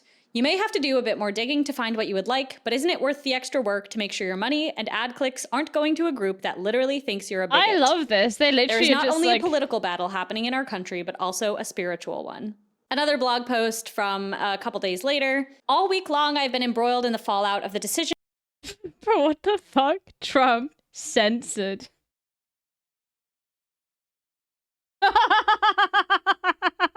That goes hard.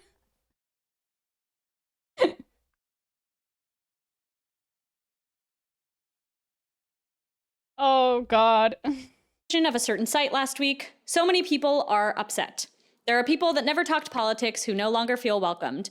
There are people from the left who are no longer on the site because they feel everyone should have a chance to their opinions. No, that's not fucking true. Like, if people, like, okay, like, people from the left, you're just talking about, like, liberals that don't really care. Like, I don't think there are any leftists who unironically left the site because of that. It is really a sad situation, and it's probably going to get worse the closer it gets to the election. I was really sad by the turn of events, but as I looked around, it is a much larger issue. This week in the news, there were stories about YouTube and Google censoring people.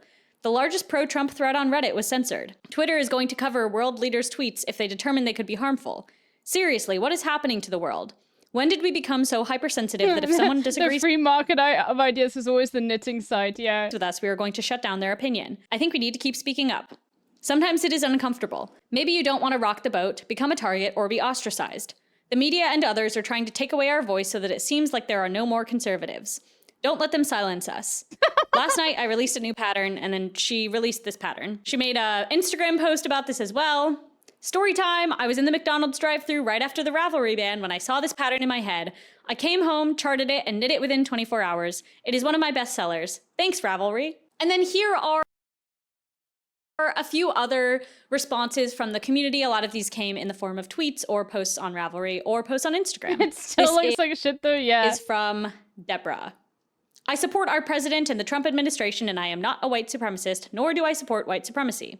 I am a conservative. How dare you call me a supremacist? I have used Ravelry for years, but never again. I am closing my account immediately. Next, a tweet from Pamela Poppins. This is equal to bakers who won't bake a cake for a same-sex marriage. Politicizing Ravelry leaves a bad taste in my mouth. Amy Singer. No, it's not. No, it's not at all. Conservatives can still exist on Ravelry. You just can't sell Trump shit in the patent section. That's it.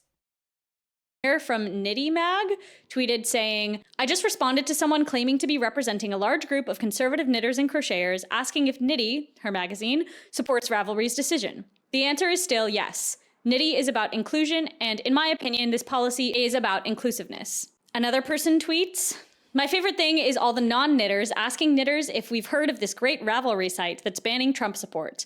I cannot overstate how widely used and loved Ravelry is in the community. It's like asking if you've heard of Twitter. Madman Knitting, Gregory Patrick, made this lovely graphic. Make America knit again. Blog post they write called Why I Deleted My Ravelry Account. It's very graphic design is my passion. So in this post, Patrick says, these skeins, these needles, these movements of beauty that shift from knit to purl and back again to build something beautiful may be the only thing in this divisive time that some of us have in common. But what the fuck?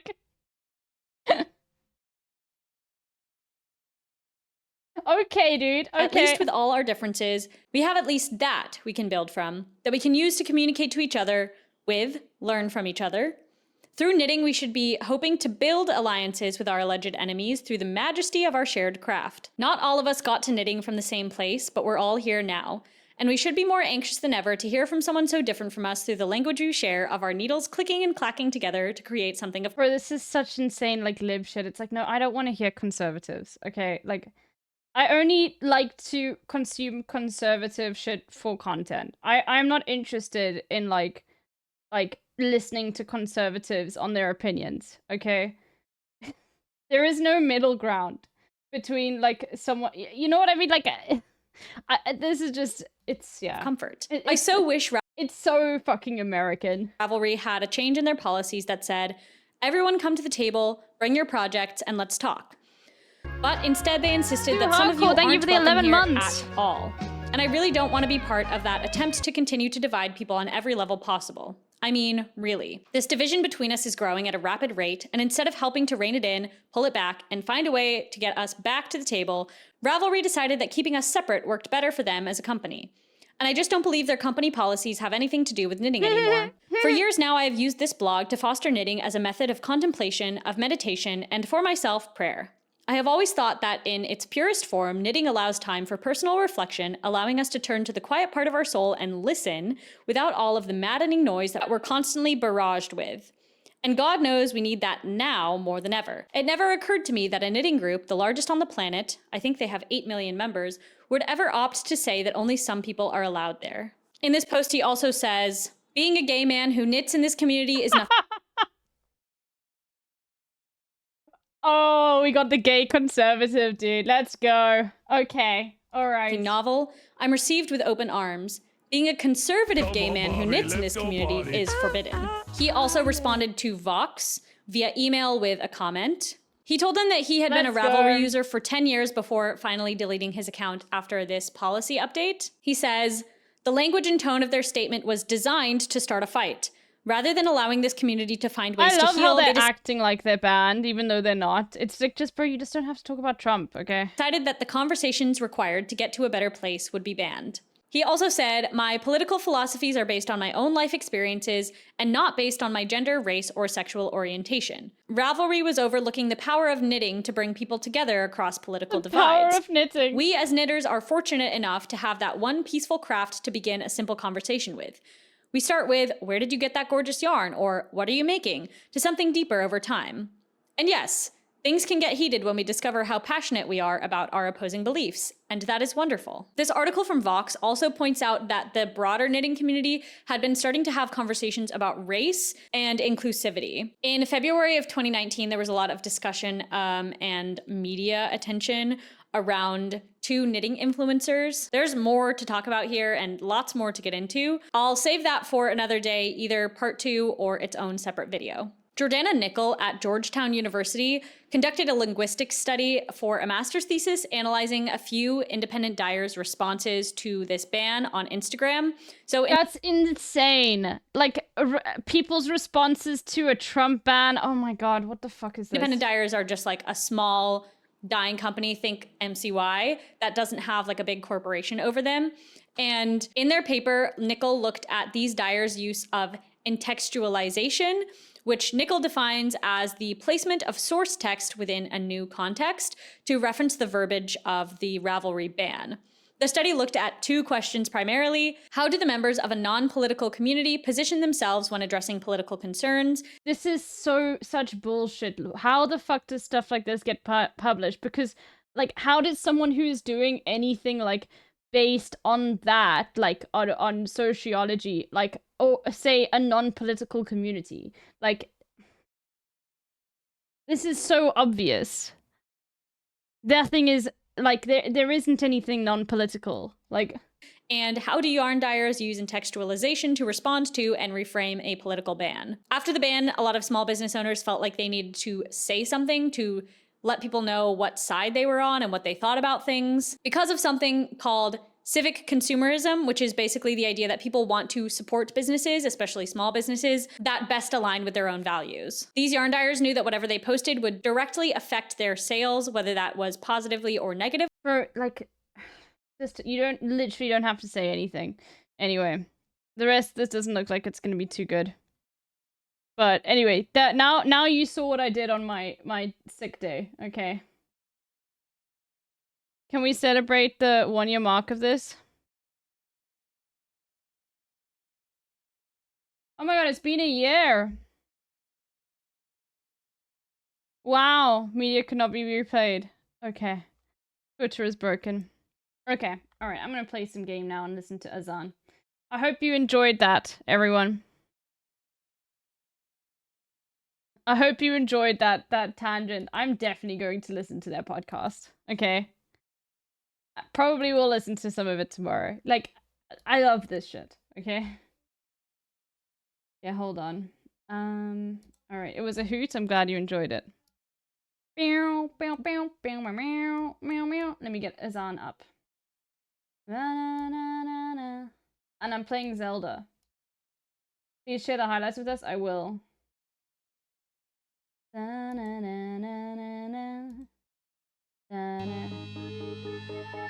Listen, bro, the Lyra does not need this. Trans people love playing Hearts of Iron 4. Eating pussy is the basic bare minimum thing you can do. You can be like, you have a fucking fat penis, and women want to have sex. Your job is posting, you're gay. Okay? I hate women so much! He's a socialist. He's such a himbo. I can't handle it. He got a car and a house and it's better than mine. That's just maybe and a fucking hug. Azan is streaming. Watch him on the clock.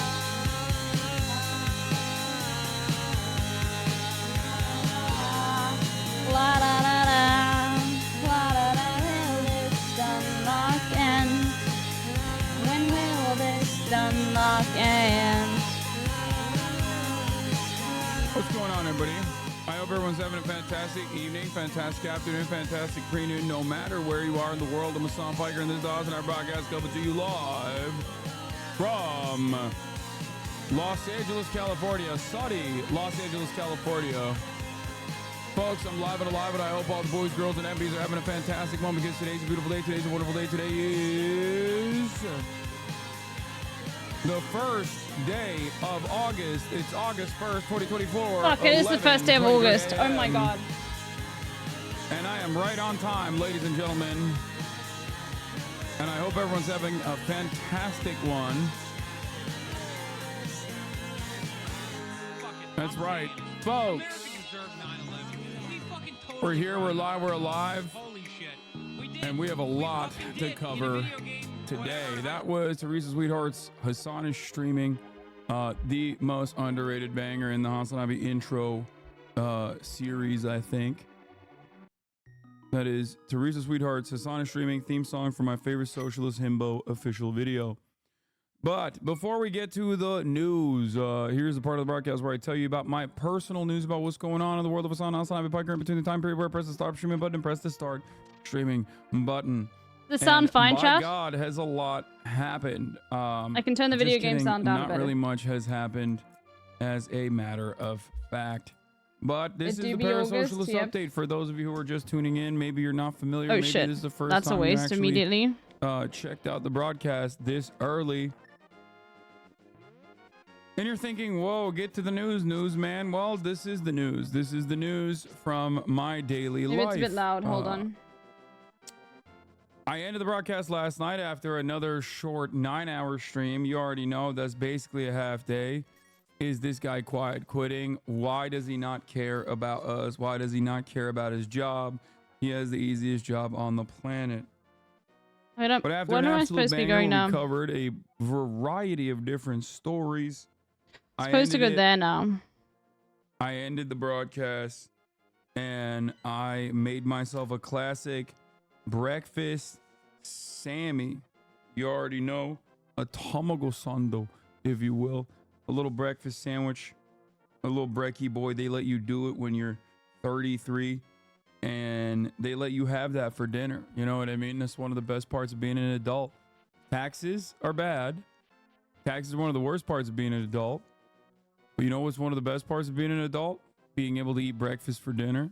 Doesn't even matter, you know? Having an ice cream sandwich after to wash it all down. I can do that. I can do that. Who's going to stop me? Get a new bit. You've already done that before. Okay, well, how about you get a new bit? Anyway, got him. It takes like 10 minutes. The parasocial segment is so long. Another fire fit Really? today. You think so? What?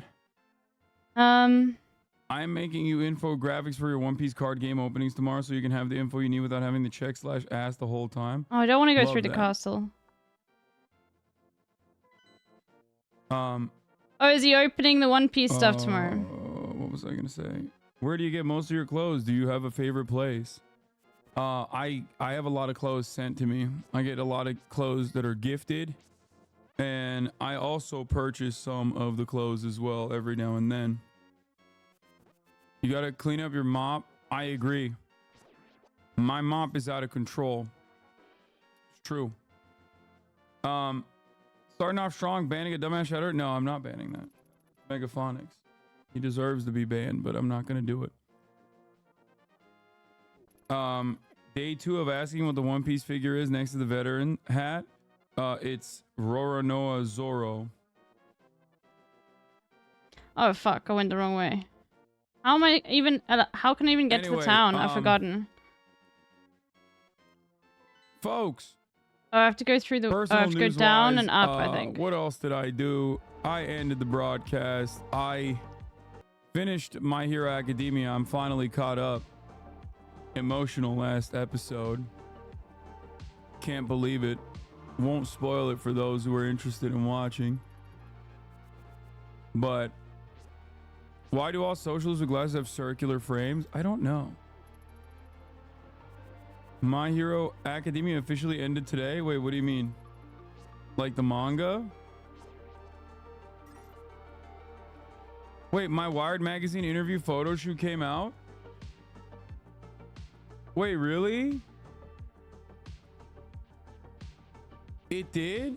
Bro, I literally just asked my manager yesterday, like, when the fuck is my... No, it hasn't come out. You claim to be Muslim but never mention the prayer in your updates? Bro, I stream 9 hours a day. If I was streaming at 9 hours a day... Bro, come on. You would see me praying in between the stream. You know what I mean? If I prayed 5 times a day, you would have to see it. Some of those prayers would be... inside of the stream. I can pick up rocks now, so... Are you caught up on the Chainsaw Man manga? Is getting nuts? No, I don't read mangas. But yeah. Who's your favorite My Hero Academia character? It's the fucking bunny, dude.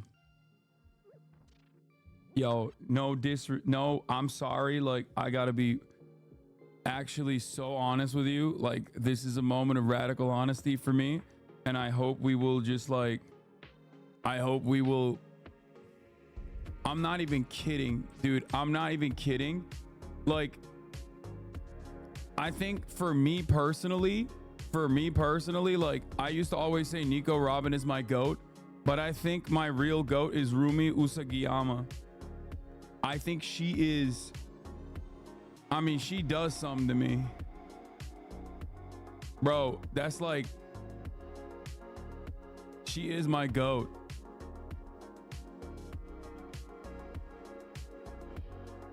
Like, not just you, bro. Honestly, anyone that doesn't appreciate her and doesn't understand, like you're just a Philistine, you're uncultured. Like, bro, come on. Dude, come on, dude. Come on, dude. Even on the last episode that I watched, there's just like, there's like Oh my God. crazy shot. One shot. In between. Let's go. She also got that dog, I guess, bunny in her. I think attitude wise. What is this conversation? Wise, Gooner take, bro. I'm Lola Bunny and now this. Guys, I'm sorry. This is like fucking ridiculous that you're acting like this is not. I mean, yeah, this is another. What? You have proven once again why she is. They're both the GOAT. What is he talking about? Bro, honestly, if you think this makes you a furry, you're just saying that like 99% of the planet is furries. Like, no, this is a muscle mommy contingency, not a furry contingency. This is a I mean, I don't know what her background is in the canon, but it's like, if you look at what my favorite characters are, it's pre-time skip Nico Robin. Like, my favorite female characters are pre-time skip Nico Robin and her. It's all like Latina. You understand? Like, yeah. He's cooking.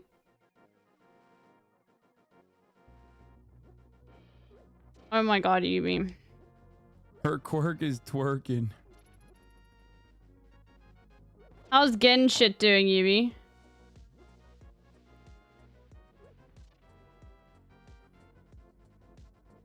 I think your interview came out. Here's some photos that came out. Wait, really? Where are you guys getting the photos? It might be just a preview. Where are you getting the photos? Where are you getting the photos? Oh my God. Bro, my with the hair and makeup. I'm not gonna lie, with the hair. Oh, it's just, you're ripping it straight from the magazine? Oh, they didn't post it online?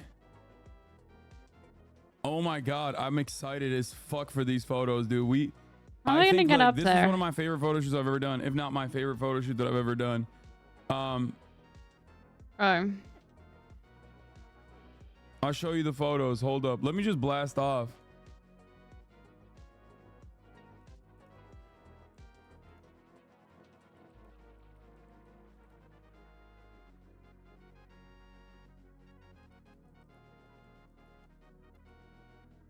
The magazine is out. Okay, got it.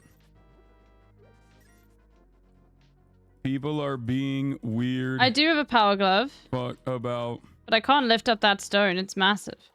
Olympic athletes being trans. They're just brolic.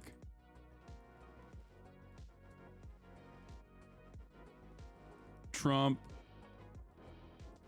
gets owned by black journalists and runs away. Tensions high in the Middle East and more. Get in now. I have a Nintendo Power Glove. Okay. She's intersex, not trans though. Who cares, bro? She's a cis woman. What are we talking about? Like, bro, people are so insane. like, she's not a trans woman. You know what I mean? She has a fucking uterus. Like, what the fuck? She breaks the mind. Might be on the other side. I don't even know if she's intersex. She just has like naturally producing high.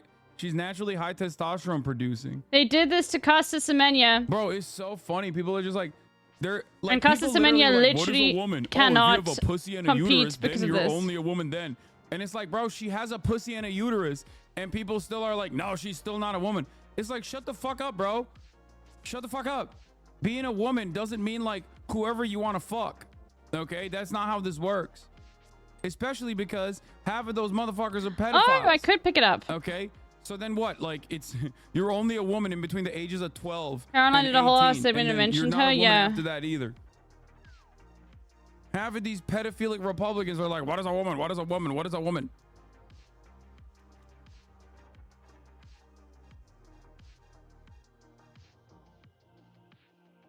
She has a different chromosome set than other women. I don't even think she does. Oh, it doesn't even matter though. Why do we care? Like, and also, as always, like, she wasn't popping. She wasn't popping beforehand. She's like competed before. Oh But my the moment God. that she pops off and right wingers decide like that's a trans woman, they just go crazy over it. Oh, I can jump know? through them. Okay. I hate this shit. We do this shit so much. It's so stupid. It's making me so mad. I haven't even been able to look at my Wired magazine fucking it's like this. cover because I'm so mad about this shit. What? And immediately I dove into the conversation. I'm gonna get into it. Don't worry. I got a lot of smoke. I briefly covered this stuff yesterday, but now it's like becoming an even more controversial point because people are just stupid as fuck. Good luck covering this. Nobody will be happy no matter what. What do you mean nobody will be happy no matter what? There's one Did you guys correct know way we to cover take it, me? which is shut the fuck up and enjoy Sure. the goddamn Olympics. Why the fuck are you so goddamn weird? What is wrong with your fucking brain that you literally, you have this global event that Yo, like a I'm third gonna- of the I'm whole gonna world die, watches, chat. and your immediate reaction is like, how do I make this like political and annoying? Like people look at that and go, oh my God, I can't believe the French did like some gay shit in their opening ceremony. Bro, they're French. What do you That's mean? probably true, yeah. Have you never seen a French person? All they do is gay shit. They're both homophobic and gay as fuck at the same time, okay? Then they're like, oh, the American team is playing well, but whoa, wait a minute. One of the fucking rugby players is kind of brolic. Yo, that's a trans woman. It's like, bro, what is wrong with you? Why can't you just like fucking shut the fuck up and enjoy shit? Like, I'm not over here being like America is an imperialist, bloodthirsty nation that has 800 military bases around the planet. I'm like, LeBron is dunking. I'm standing and saluting the motherfucking flag. Okay. If I can do it, you as a right winger should be able to do it too. Okay. What the fuck? What the fuck's wrong with you? People are like, oh my God, Christians are under attack. It's like, no, bro, Serbians are under attack. By who? LeBron. Okay. Bro, fuck these. God damn. Okay, there we go. Captain Lamerica is yamming on motherfuckers, and you guys are out here talking about, oh, my feelings are hurt. My feelings are hurt because I suspect someone of being a trans. Oh, I am so scared. It's like, shut your fucking bitch ass up, okay? My goat is playing. Shut your bitch ass up. Magical Enjoy mirror. the fucking show. God damn, people are so fucking weird and annoying. I just died, but I got a mirror. I did die though. This is like identical to what happened during the Super Bowl.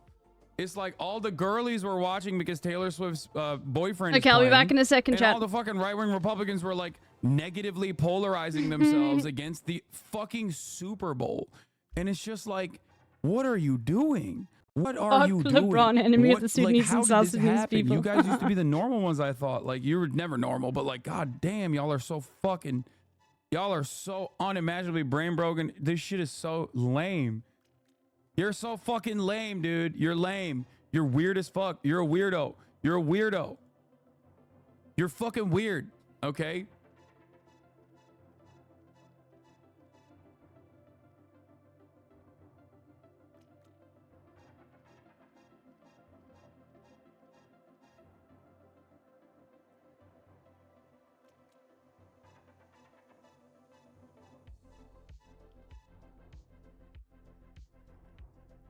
Bro, people just see someone that's like kind of brolic. People see a brolic woman and they go, oh, that's a trans person. They got a dick. It's like, you're gross. You're a gross piece of shit. Okay, some of y'all's grandparents start growing mustaches after menopause. You know that, right? Like your grandmother and shit. Like, how would you feel if people were constantly being like, "That's a man. That's a man." Gross, dude. Have a little bit of fucking decency, okay? The fuck?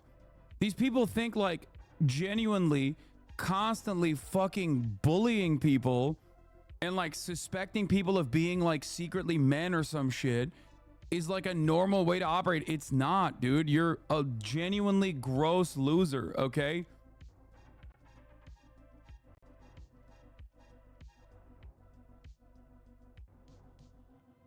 Jesus Christ, dude. Number one option, let's go. King Booker, please, anybody. Captain America, it has to be you. Captain America! The Old fucking Testament! Holy shit! Bro, how can you have a single bone in your body not ride for the United motherfucking States of America when you see this? All right, hold on. Just changing things. Hold on. On the fucking court. I'm sorry, this is not even glaze, okay? I know I'm a Fuck LeBron this dick on. rider. Everybody I'm knows just eating this. a banana. Everybody Hold fucking on. makes fun of me for it. Blah blah blah. Who gives a shit? It's not even glaze. Carry these fucking buns! Holy shit, bro! Where would we be without a fucking 40-year-old right now, bro? Where would we be? Bro, he's 40. He's 40 years old. Like, my love for him has grown more as I've gotten older. Because, like, he's not only doing it for America, he's doing it for old heads, okay? He's doing it for the UNC voters, okay? He's doing it for me out there. He's 40. He's fucking 40 years old, balling his goddamn face off. How is that even a real thing? How is that even a real thing? How are his bones not just putty at this point? How are his bones not shattered? It doesn't make sense. He is not from this planet, dude. He is literally Superman. He was first of all, definitely Superman, because why else would he be in fucking Akron, Ohio? Okay? That's Superman shit. That's an alien. Alien fucking drops on the planet, random ass place, Akron, Ohio. Literally, that's it. It's like, come on, Bobby, let's go, Bobby. Bro, he's 40, not 65. Dog, he has been playing professional basketball at the highest level and dominating a fucking league for 21 years straight. Okay, do you I'll figure it out. understand Don't tell me. what that's I'll figure it supposed out. to do to your body? There is not. He is 6'8", 250 pounds, brother. Like, he is flying. He should not have knees at this point. He should be kneeless, okay? He should have lost so much cartilage that, like, he's actually 6'4" by the end of the 21-year process. Think about that. 250 pounds, dude. That shit is so much. And he's still flying, okay? He's flying up and down the motherfucking court at the age of 40. Oh, 20 plus seasons is way more impressive than being 40. No, it is literally both of those things. Just suck his dick already? Bro, yes. Like, what are we talking about? I would. Okay? I would. I love him. I love this man. I'm not hiding it. I don't care. I glaze him anyway, but also I'm making a good point as well. Anthony Edwards is a new GOAT. No, I love Anthony Edwards as well. Bro, no one cares. Shut up. Wide open. Are you dead ass? Oh my, yo, we can't get a rebound? The old man can do everything? What are you doing, Curry? Oh my fucking goodness, bro. Hold on. Slow that shit down. Everybody clear the fuck out, bro. I'm a diehard Knicks fan. You got me rooting for LeBron James like I'm a diehard LeBron James fan. Oh, this is clear the fuck out. Gave me hearts. Come on, Captain America, the Old Testament. Bro, look at that. Please. Bro, he just posed up 3 Captain America, the Old Testament at the same time. He literally busted down from the 3-point line. He just goes, "Oh, okay, I you killed have them. 3 Great. people on me. That's okay. I can post all 3 of you motherfuckers. I'm 40 years old. That is insane. Okay, that is insane."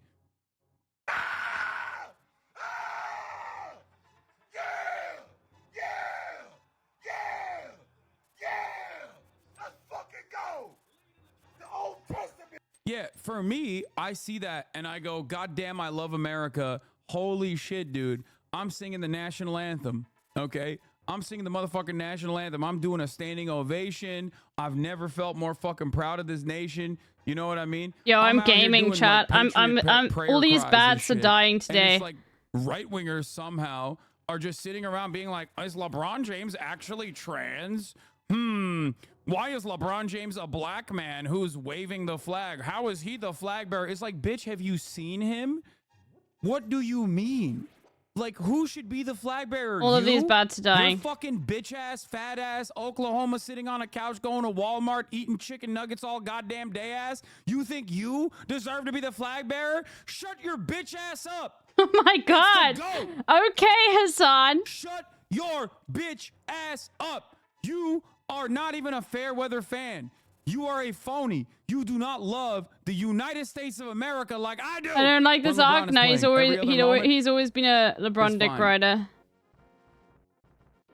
Think about that. Always. Dude. Motherfuckers are like, I can't believe LeBron James, who was a BLM activist, who kneeled for the national anthem, gets to be the flag bearer. It's like, shut up.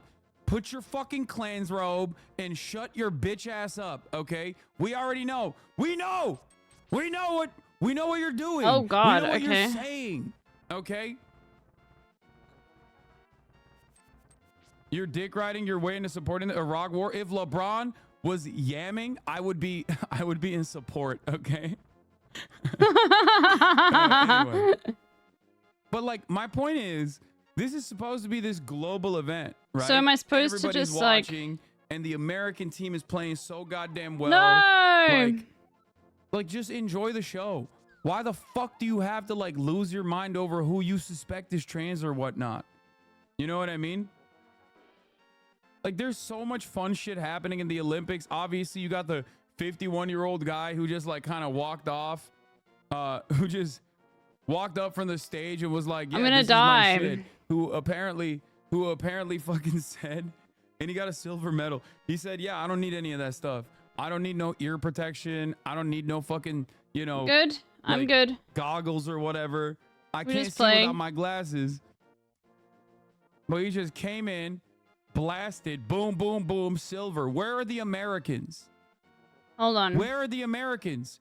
We should be the number one in shooting. That's our thing. So maybe bro. I don't want to cross the bridge. Maybe I just want to go up. The target doesn't look like a fucking school child. It doesn't look like a kindergartner. So I guess we're not going to be popping off at this competition.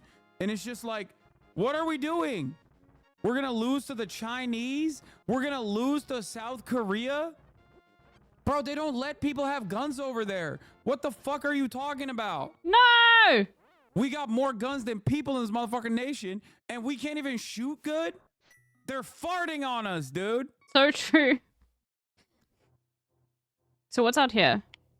Yeah, that's cope, by the way. Those are tiny little air rifle BB guns. We don't fuck with that pussy shit. Yeah, bro. Oh, I'm sorry that we're not shooting a fucking 50 cal. The guns are not big enough. Defense. It's I love so that. Embarrassing. This part was embarrassing as fuck, dude. I swear to God, this part was so goddamn embarrassing. I felt shame. Thank God LeBron is just carrying the fucking torch. Holy shit, dude. Oh my God. I'm shocked. I'm in awe of the fact that we do not have.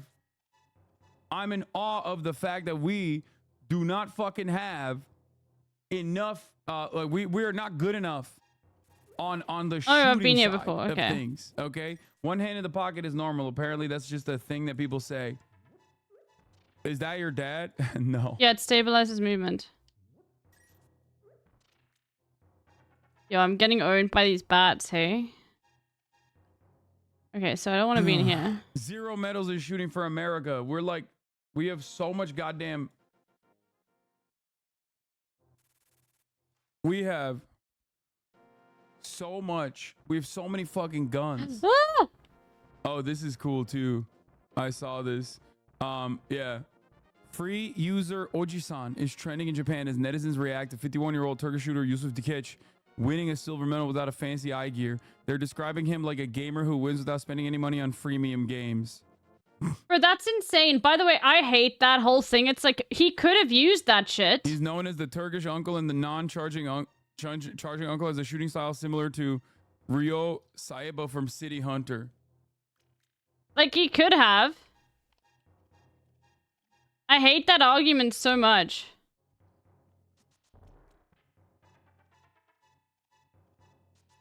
American basketball is more physical compared to international ball being more skill-based. Oh no, I actually fell down. Wrong. You are so wrong. You're unimaginably wrong, as a matter of fact. FIBA rules are way more fucking heavy on contact.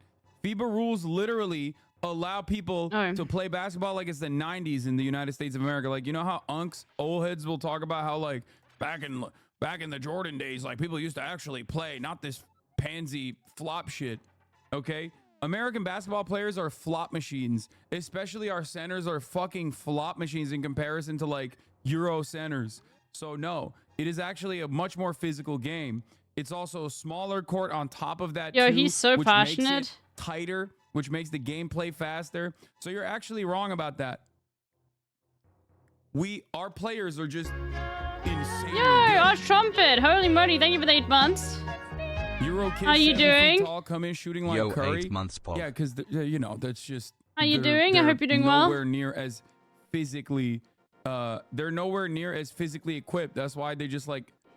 That's what they're good at. But if you're talking about. Okay, so that just brings you down there. Basketball, like what refs call in FIBA, they are way more aggro about carries, whereas the NBA is not. Okay.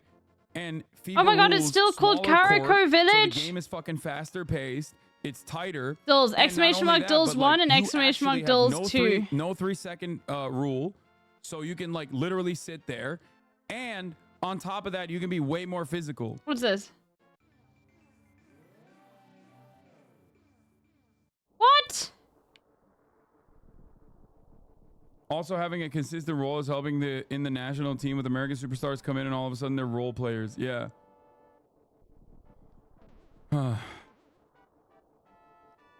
Yeah, Unk's thinking the only international player is Dirk, and like Dirk couldn't bang. That's me. I have no power.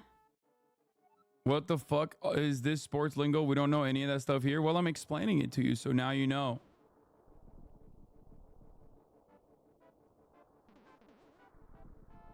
Anyway, I did not need special equipment. I am a natural shooter. Yusuf Dikeç. That's what he said. He's so sick.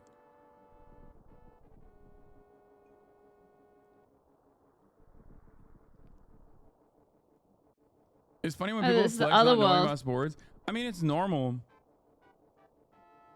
Yabancılar adam tetikçi, film karakteri gibi dersen Türkler soruyu 3 saniyede çözen mat hocası gibi havalı diyor. Aradaki farka bak. Yeah. Turks are looking at this guy and going like, this is the classic fucking like, this is the classic like chemical engineer build, okay? Turks are looking at this and they're like, this is Unk. This is every normal Unk. Apparently he's a former military police, he's gendarme. Gendarme. At least she can't do anything. Of military police. But that's okay. But regardless, like he's obviously very good at shooting, right? He's just like naturally very gifted at shooting. He's a very good shot.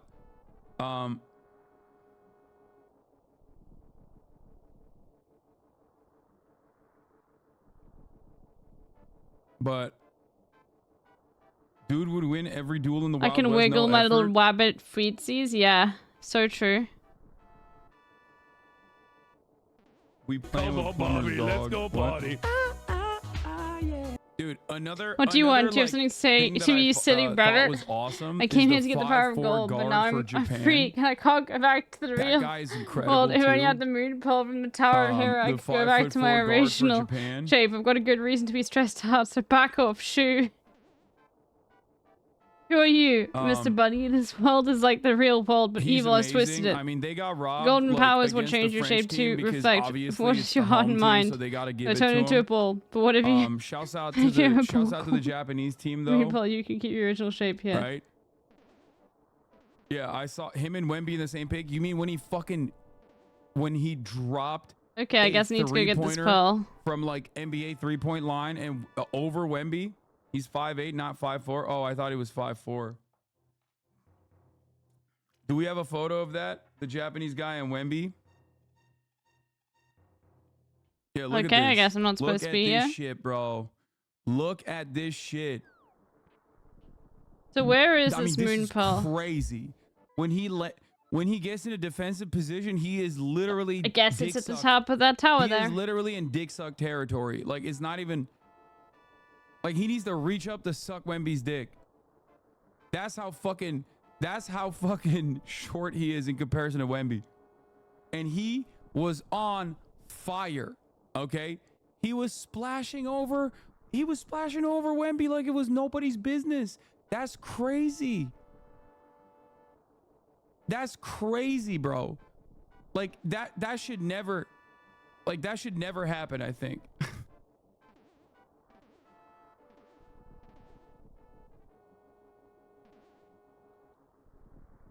So I guess.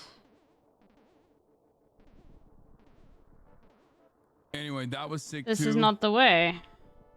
See, now you know why all us soccer fans in the world lose our minds every international tournament, lol. It's the only patriotism that matters. Yeah, no, I get it. I just don't like soccer like that LB? because it is a very American. Yeah, okay, guys, please stop trying to help me. I'm being honest, like I really am getting, I don't want to hear, like, let me test things out. Please, let me figure it out myself. Please don't, like, indicate that I'm, yeah, I really want to just, and it's not just you, only there's other people in the chat, like, I want to figure this out for myself. Let me explore, you know? We just start caring. And it's like, it is very American to just be like, I don't even give a fuck about soccer, the most popular sport on the planet that we don't even call by the correct, the correct name.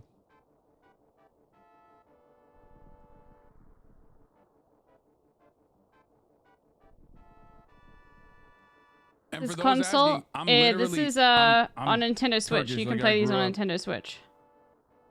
You can't escape this era either then. Let's see. Because like now I know that you told me already and it just like spoils the whole surprise now. Because I probably would have figured it out. Sport is dressage. Oh god, I hate dressage. And I was a horseback rider. Do people in Turkey care more about soccer or basketball? Soccer. I will die on the hill that basketball is the United States' greatest contribution to the world. Is so young relatively, but it's gotten so huge said it. Yeah, I didn't even see. I know. I didn't even see what T-Prime said. But please stop, guys. Like, I really want to play this game by figuring things out on my own. I've never played this before. So like, when you indicate like there's something I should probably be using, then it's like everyone, you know. So please don't do that. It's not. I know that's what I said. It's not just you, Oni, and it's other people in the chat have been doing it too. Like, please just let me figure it out. Like. I really, really hate being spoon-fed in games like this. Especially when I don't ask for help, you know? Because it's like, people are so fucking annoying. People are so lame. People are so wrong. And they're just so mentally ill. Boom. People are so mentally ill What's about that? this shit. Oh, the then you can just go there? From the IBA, an organization that the IOC no longer recognizes because their president is a Putin dog. Yeah. It could have been like a political posture. Delete Twitter, delete Twitter. I don't want to fucking hear about it. Wait, what? Yeah, Okay. I'm not going to delete it. Okay. Kyson, that was featured in the Marc Jacobs fall collection. You know what's crazy about this? I'm tapped in with Marky Mark as well. I think I went down here. Like they send me care packages. Like these glasses. These are the Marc Jacobs Oh yeah, glasses this they is send here. me. Okay. All right. Still can't lift this up. And also that shirt that I wear, the sleeveless shirt that I wear. I'm on their influencer package. Obviously not good enough to, you know, be a part of their actual campaign, but still. Marc Jacobs is... Oh my god, it's Brat! Marc Jacobs is fun. Marc Jacobs is legendary. Fearless. Marc Jacobs is love. For the bad Mark Jacobs says marvelous. Okay, never mind, I run. Mark Jacobs. It's powerful. You know the Corti the movie in the video fascist What would you say? fascist nuts? I have seen it. Dude, I don't fucking know. I probably So would've we gotten already did canceled that. If I was actually Okay. a part of this though, but regardless. That's I think sick I've been though. here. That's sick. Yeah, I this mean, is, this is not new for Kai. I mean, this is what he does. This is literally what he does. Okay, so we've been in here. I hate these cheap phone video ads. I think it's a good aesthetic. I don't care. I like the direction that they're going with. I'm not saying that because I'm on their list now. I guess using this should be maybe a place I can I'm get actually up kind of to. shocked you aren't in their campaigns considering you're into fashion. They tried to show Kai's an ad, but you started talking about yourself. Yeah, bro, I'm a Twitch streamer. This is my stream. What do you want me to do? Because I think you can. There's probably a way. This is what I do. Is this To get shocking up to you? here, Like, then. why is this shocking? What is this again? Like, it's called, talking about my own personal Okay, that's just experiences. this.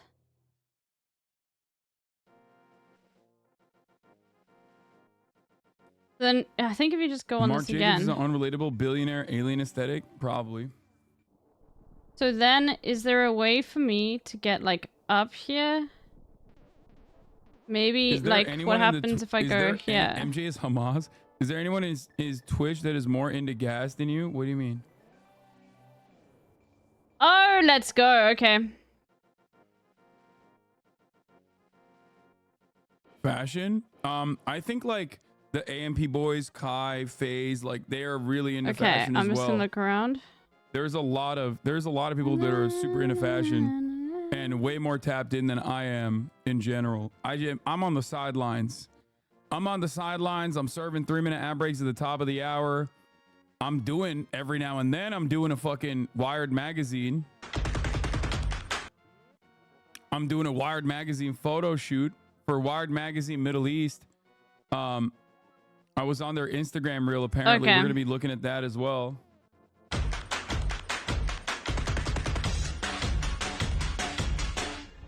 Okay, there we go.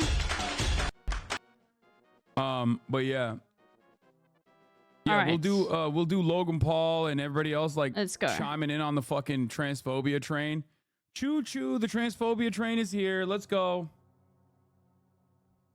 We'll talk about it. We'll talk about it. in a Okay, second. immediately I the like reason this. why I was like bringing up all this NBA or not NBA, the Olympic stuff was specifically because I was gonna get into the transphobia aspect of the Olympics because people are just like really unhinged about it.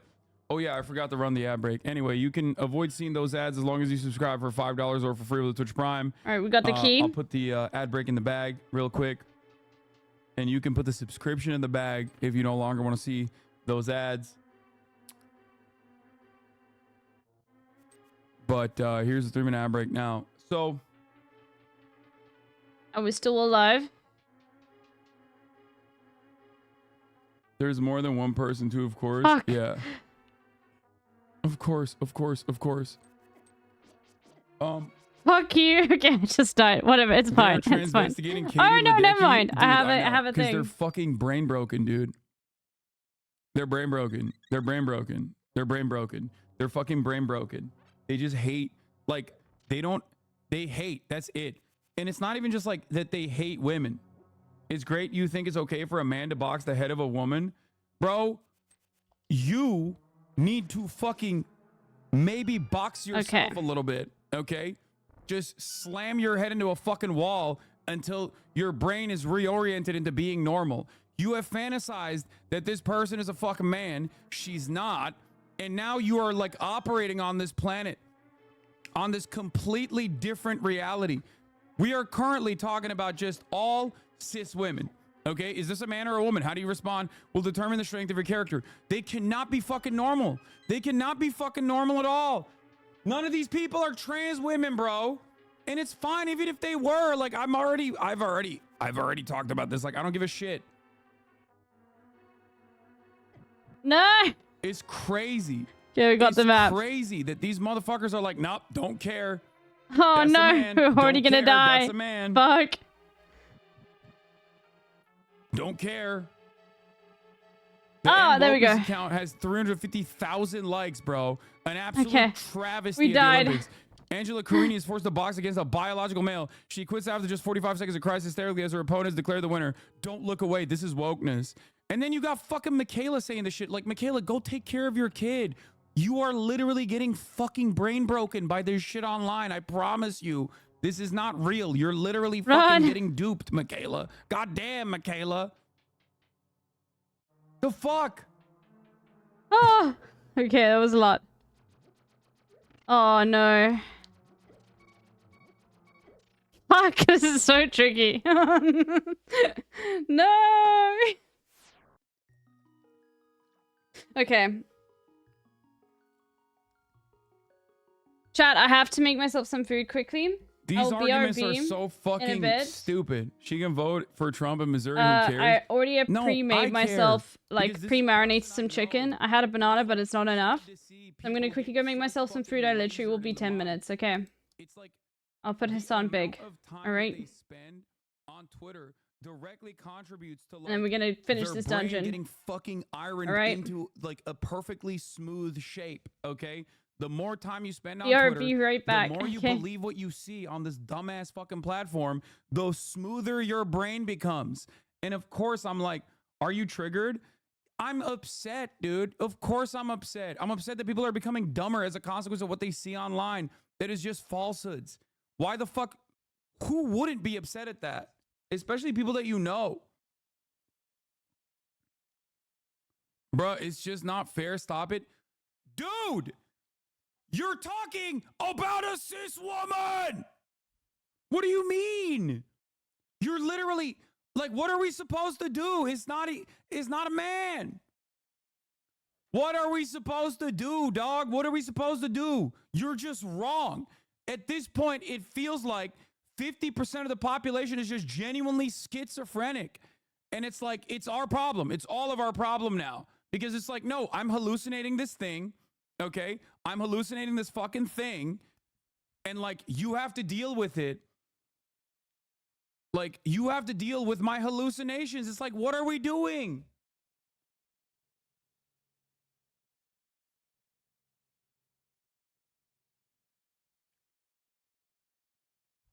What the fuck is going on, dude? Oh.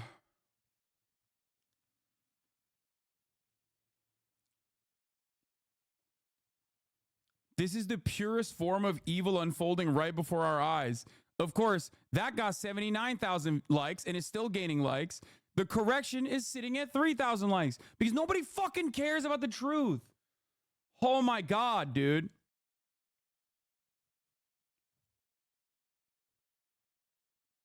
And at this point, it's literally just like you're imagining cock, okay? You are imagining cock.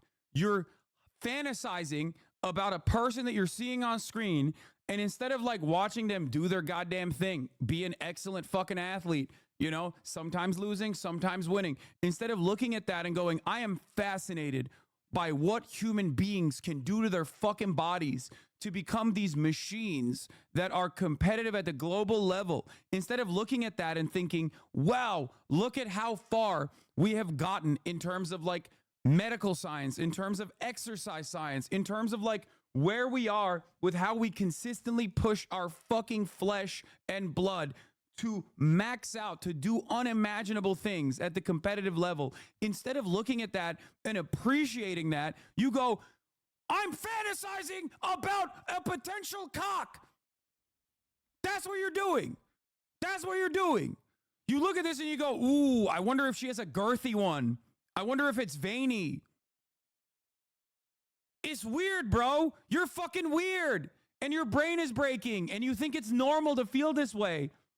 And this is one of the purest forms of mania that I always talk about. It's like, it starts off by being like, trans people are odd. I don't really understand it. Two genders only. And then you can either sidestep into this like world where you you know, live and let live. And you're like, yeah, whatever. I don't get it. Who cares? Don't be weird. Don't be mean. Don't be ruthless. Don't be a bully.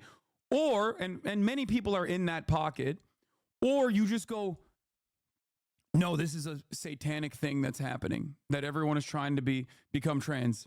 And you just become this hysterical trans panic demon that routinely breaks your fucking mind further and further as you go down this rabbit hole.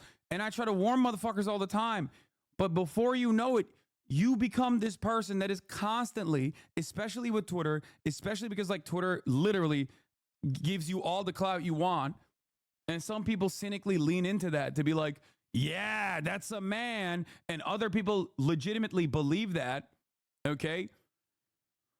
But before you know it, you've become this brain broken person where you're literally fantasizing about whether someone that you're watching on screen has a cock or not. I have been warning about this for years and years and years. I'm telling you right now, you might not understand trans shit. I certainly didn't. Okay. It was confusing to me as well, especially because the gender binary is how we are taught, how we are educated from an early age. So when everything that we know, gender is something that we closely associate with our identity, when everything we know about this particular field is like almost ripped apart, it feels like reality is falling apart, where you're like, what the fuck? And you have two options in that situation. Either you read into the literature, you read into the fucking available evidence, and you look further beyond your own internal biases in the matter, or you just seek out someone who will just spit out all of the shit that you feel in your heart of hearts is right. Okay? And a lot of people become obsessed. They become pathologically obsessed weirdos with this trans shit. They can't leave it alone. They just can't be like, yeah, some people are trans. I don't really understand it, but who gives a fuck? It's like, you know, in the 90s, people didn't understand people being gay, you know, and time moves on and we become more sensitive to these matters. We become more understanding and more empathetic, and we just move on.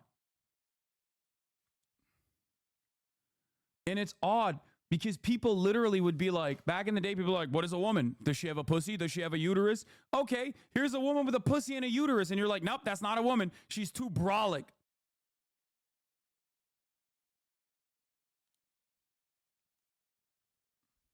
Yeah, her prior banning comes from political reasons, okay? There are no trans women in the Olympics. There's like, I think, 2 non-binary people. But beyond that, but they're still like, I think they're assigned female at birth, non-binary, and that's it. There's also a literal child rapist competing. Yeah, that's the other thing.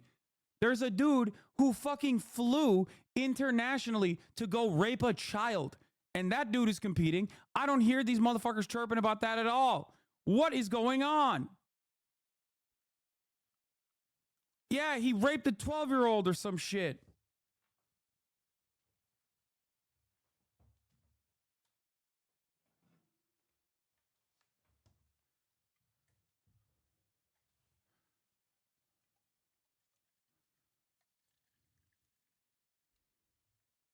He was 19 and she was 12.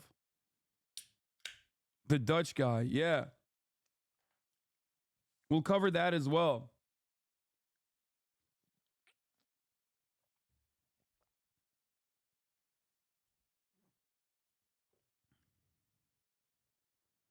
Oh, there's one trans man. There's one trans boxer at the Olympics, but it's not a trans woman. There are none good enough to have qualified. It's a trans man called Herji Bachiadan.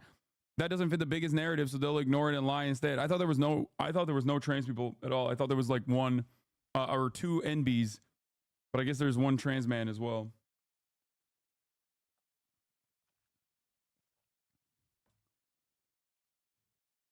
Kicked out of the village. Did Elon partake in this particularly demented display of delusion as well? I just don't get it. I don't like. Here's the thing. Okay. Here's the thing. Maybe I'm the abnormal person, right? Maybe I'm the weird one. But for me, it's just like, I don't give a fuck, man. I don't care. Like, I just want to watch people do unimaginable feats of strength. Like, I'm not gonna sit here and be like, oh, it's really fucked up. I'm just gonna fucking sit around and suspect people of being trans. Like, that's not where my mind goes. And if you spend a lot of time on a right-wing website like Twitter, you're gonna develop this false narrative, this false sense that like everyone is just as invested in the weirdo shit as like all the right-wingers are. But that's not the truth. That's not how it works. Also, do we have a way to look at the Wired magazine? Because like I didn't even realize it's out today. I just wanted to basically look at this. I wanted to look at the Wired magazine that just released. There's a couple of my fits on there, which I fucking, you know.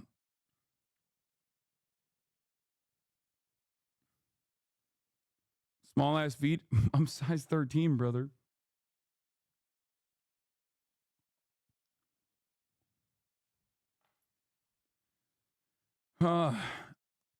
You can focus on the other 9,999 participants that competed in the Olympics. Yeah.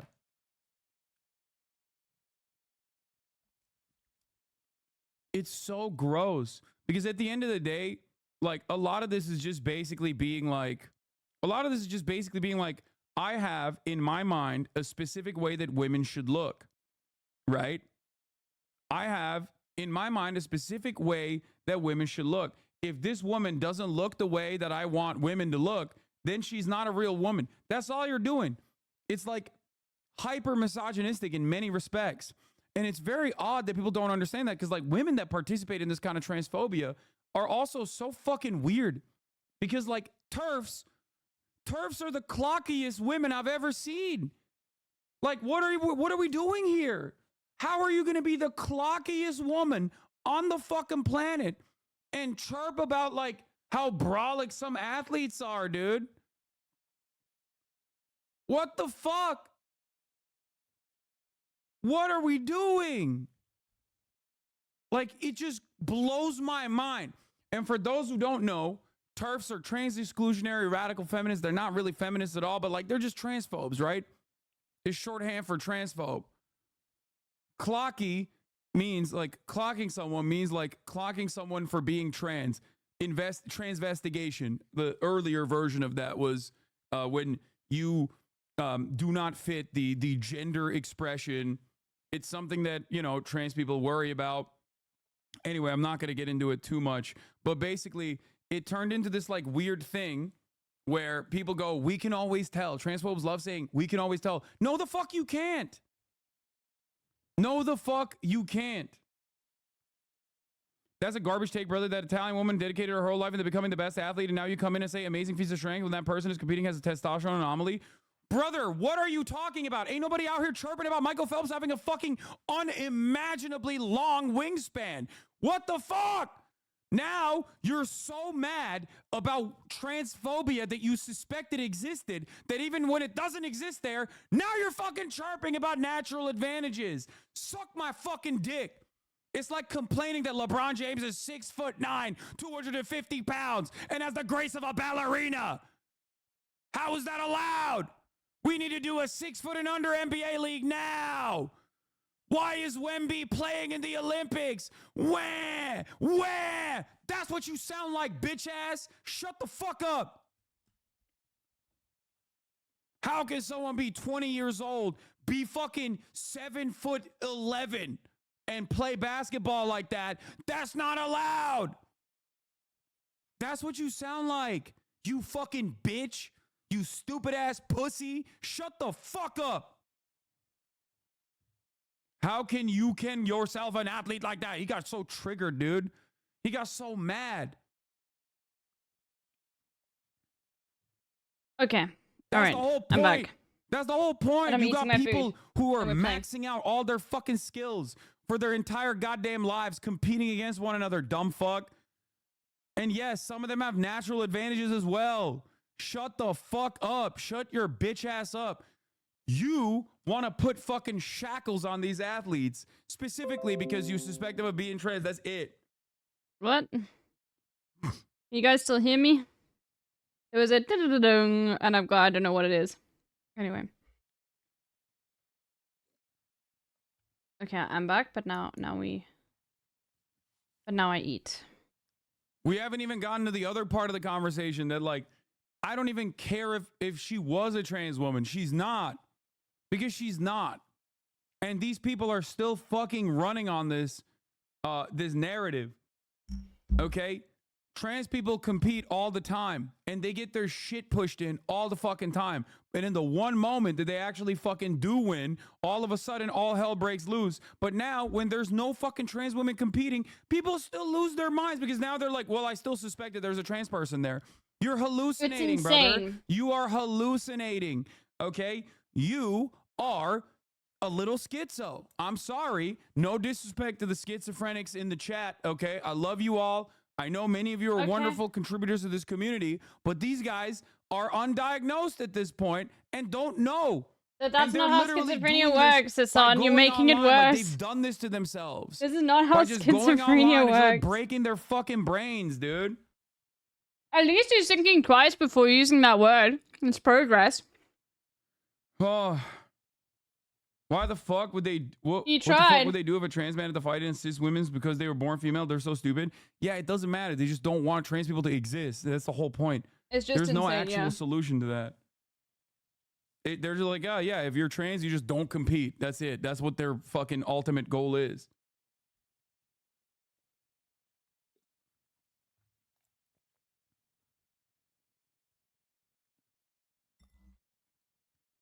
Look, that means that there's a shift. Like, this part of the conversation is so nutty because it's so fucking obvious that these guys are like stretched. They've stretched so far. And here, by the way, look, Sneeko update, same reason you do a podcast with one.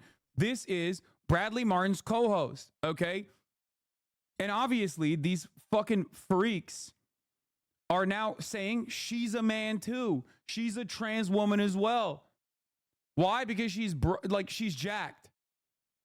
Because she doesn't abide by what the standards that this person has decided women should look like. That's it. That's all this is. Also, this person lost 9 fucking times, bro. This person, 1, comes from a country where I think it's not legal to be trans, if I'm not mistaken, okay? Not exactly a very pro-trans country, Algeria, okay? So that's number 1. So that's number 1, okay? That's number 1. Number 2, she has 9 losses. She was in the last Olympics and didn't win anything. Only 11% of her victories are knockouts. She's from a country where you're not even allowed to transition if you wanted to. To the hateful and ignorant, this doesn't matter, and they don't know that because they found out who this was recently, and Khalif just is someone that was used in the culture war. Insane.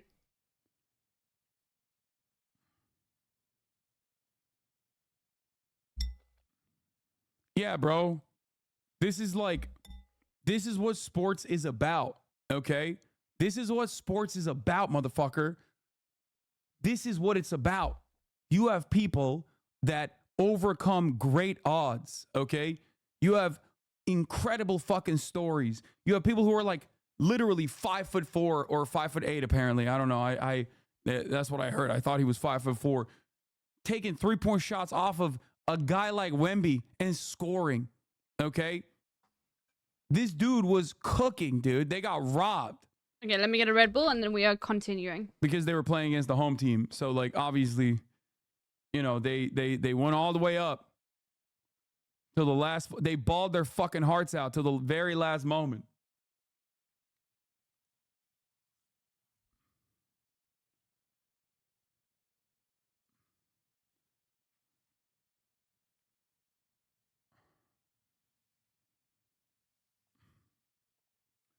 Anyway, this stuff is super.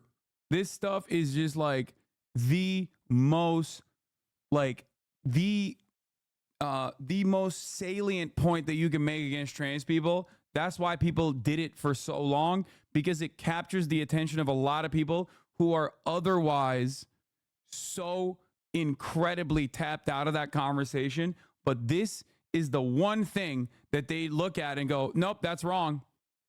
Man beating on a woman, that's wrong.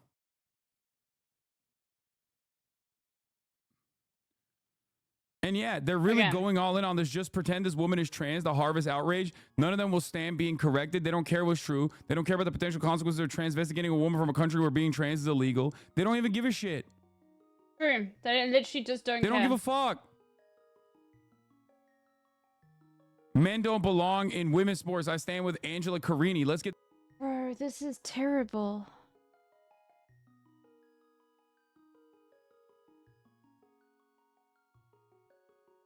I'm liking it a lot, Minibin. This is terrible. And you know what's funny is this even happened in South Africa with Caster Semenya. And it even, like, now South Africa, the South African government was furious with the Olympic Committee. And literally, like, were very disgusted with it. I think they, like, Caster Semenya even, like, tried to sue them. Because what they did was they literally, like, said that she can't compete, even though she's a biological woman, because her testosterone levels are too high, and that she would have to lower her naturally high testosterone if she wanted to compete.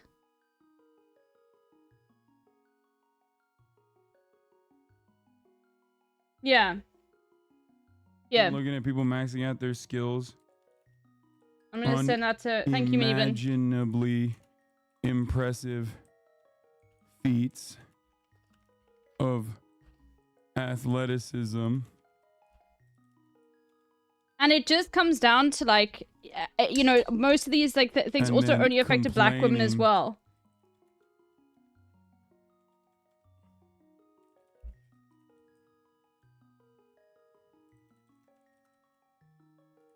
That a cis woman. Just waiting for him to finish writing up the tweet, and then I'll send it. Anyway.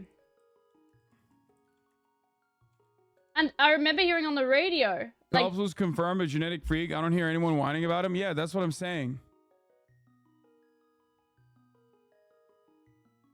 It's just like, you literally...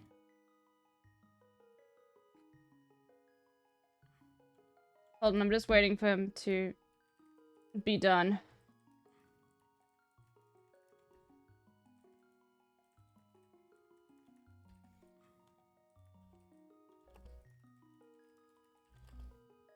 It's like demanding Wemby doesn't play because of his genetic advantages. Or demanding Michael Phelps no longer play.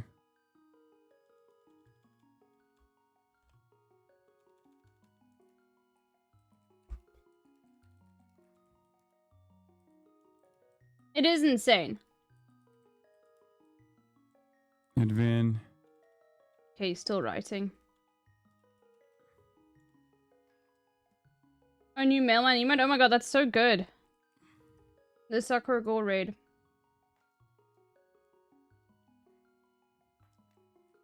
Hold on, I'm just waiting for him to finish his tweet. I'm saying, imagine looking at people maxing out their skills, doing unimaginably impressive feats of athleticism, doing incredibly impressive feats of athleticism, and then hallucinating that this woman is trans because she naturally has high T. Is like demanding Wemby or Phelps no longer compete due to their natural advantages.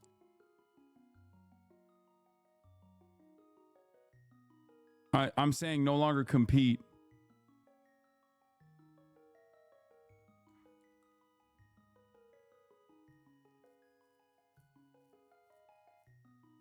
Anyway, I just remember this when, like, because I remember being a kid when the Olympics was happening, when the stuff about Caster Semenya was all coming out, and how enraging it was that they were literally like disgusting conversations happening about like her genitalia, and it was like, and now she can't compete at all because they changed like the rules.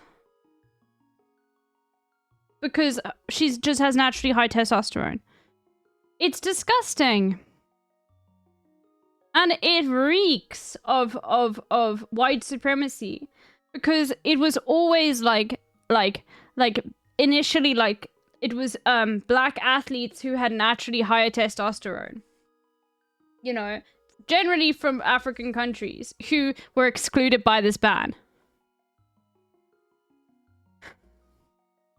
that corresponds to their fucking personal biases. There we go. It doesn't even fucking matter. There's an article. Okay, Hormone that's not the levels one. have literally been used to discriminate against female athletes, like cisgender female athletes historically. Okay? That's the other part of this. And it's so fucking annoying. And it's something that I say all the goddamn remember to time, take your meds, dude. chat. This is something I've talked about so much. This is literally a very foreseeable byproduct of having fucking terminal brain rot in terms of like suspecting people of being trans. Okay? I'm choosing to You embrace a just start Chomsky take on harming sports cis reaction women. because it's really You might be funny and just annoying to simply most people. transphobic and you want to fucking kill trans people. I mean, I think like if I get serious about it, I think sports matter to impoverished countries more than countries within the imperial core. This transphobic in general. But like there are significantly more cis women than there are trans women. So statistically, you're just hurting more cis women than trans women when you fucking do this shit. And it doesn't really matter to a lot of dudes doing it because they're misogynistic anyway. And they're like, yeah, why do you look like that? It fucking hurts my feelings that you're more brolic than me as a guy.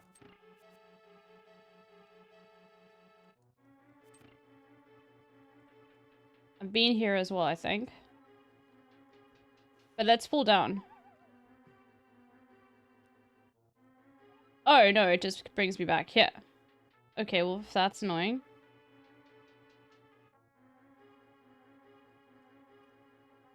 Oh, fuck.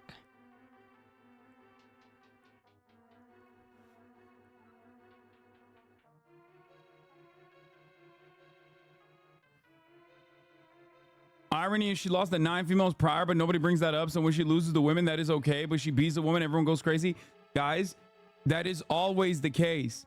And they do that with trans athletes as well. This is not a trans athlete. This is a cis athlete. But they do that with trans athletes all the time. This is the nature of the game. Okay? It's not like trans athletes are like automatically dominant. That's not a real thing. That's not how this works. That's not how this happens at all. They never talk about trans athletes when they're losing, or maybe even sometimes. I think the peak of this mania was the last Olympics when there was a trans athlete that was an Olympic weightlifter who literally fucking got owned, right? She went all the way up in the weightlifting competition and she lost. Okay. And then they started saying, oh, she lost specifically so that more trans athletes could actually participate. Like, it's crazy, bro. There was an Olympic trans weightlifter, okay, who got last place. Who got fucking last place in Olympic weightlifting. And I remember at the time, people were literally going, oh, well, she probably lost on purpose so that more trans athletes could participate in the future. No.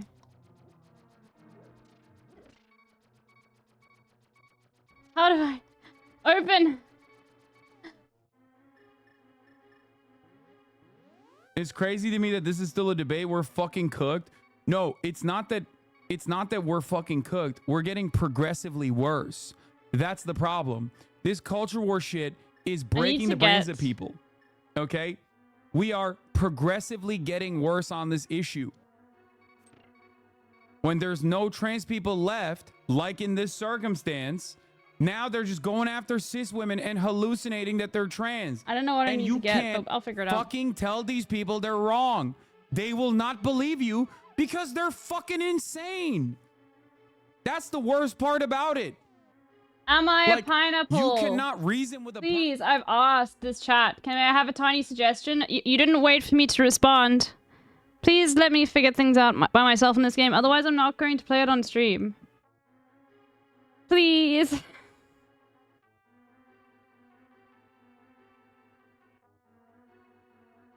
Please, I've asked like twice now today for people to not like give me suggestions when I don't ask for it, please. Look at this Algerian account responding. Cry more. Yeah, it's also like. Okay, I want to go and get some stuff. There we go. Yeah, no fucking helping. What actually is this? Oh, you can fall all the way down there. I think this is good.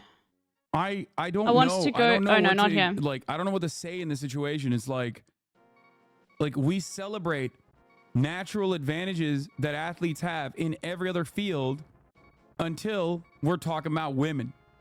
Okay? Pat Okay, you can McAfee give did me. an entire transphobic See, I segment on this.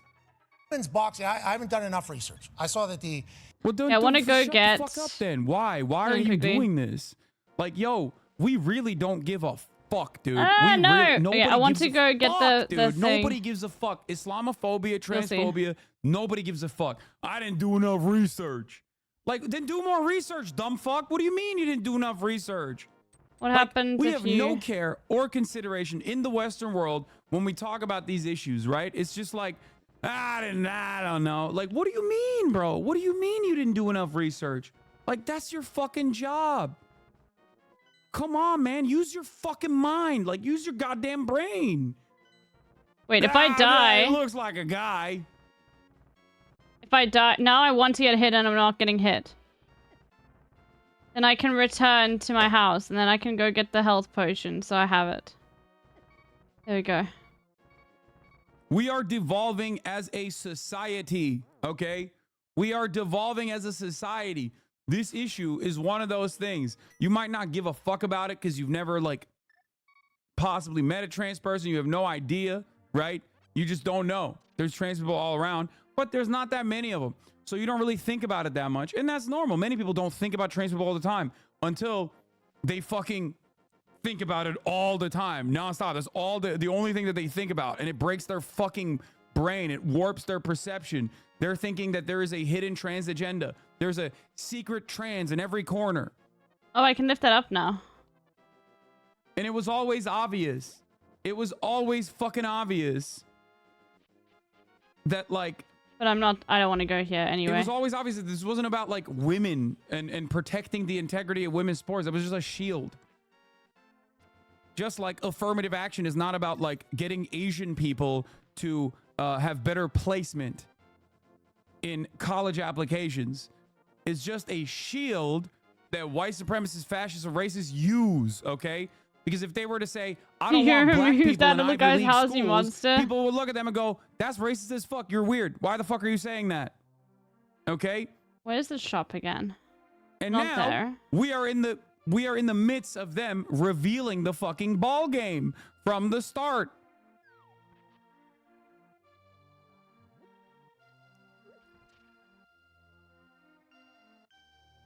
Oh. It doesn't make any fucking sense, but Oh, I need to go up. unfortunately, it does not matter how fucking nutty people are. It does not matter how insane people are. This literally happened with Jordan Peterson. Jordan Peterson personally was running around and bastardizing a hate speech bill that would incorporate transphobia into hate speech. Hate speech was already in the Canadian law, right? And he lied about it. He said if you misgender someone, you're going to jail. Not a single person ever went to jail in Canada over misgendering someone. Okay, not one.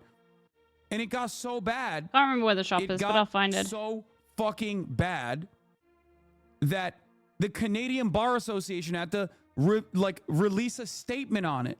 But nobody fucking cared. Bill C-16 was all the talk of the town. Okay? You think you're more experienced or smarter than Jordan Peterson? Yes. Yes. After all, I didn't have a crippling benzo addiction and then allow my daughter to almost kill me by making me take a controversial cold turkey rehab center in fucking Russia and then give me COVID because she wanted to fuck Andrew Tate in the middle of Serbia during peak COVID. So yeah, I think on that front, I would say my room is cleaner and I almost didn't fucking die multiple times. I think By everyone drinking apple is, juice like, in most the midst people of are my smarter fucking than Jordan only meat Peterson. diet that I keep promoting. So yeah, no, I do think that I'm actually smarter than Jordan Peterson. Bro, remember when Jordan Peterson literally was like... Hold on, let's see.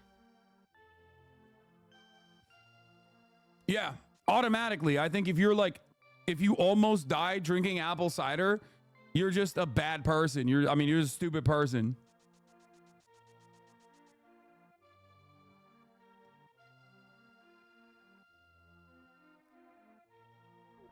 Where did he go? It gets even worse. Bill C-16 is toothless. We had a politician who won her seat after calling trans kids pieces of shit in a meal that needed to be removed. Yeah, apple cider vinegar. Yeah.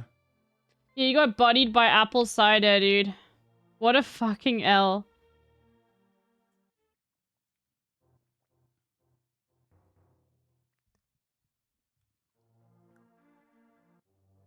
Trump But is you can't just posting run about this away. shit too. That's not fair. Bro, it is crazy. It is crazy. We are now reaching peak brainworm. We are reaching peak brain rot. Okay? Peak brain rot on That's this not issue. fair. You can't. We have officially reached terminal velocity. It does not matter what the truth is. What matters is how people feel about it. Okay? Facts over feelings? No thanks. Feelings over facts. No! Okay? Angela deserves better. I created a fund for her.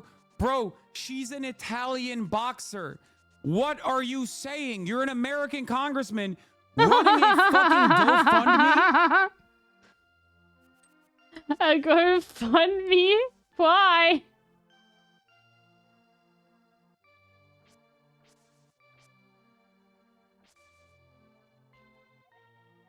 Oh.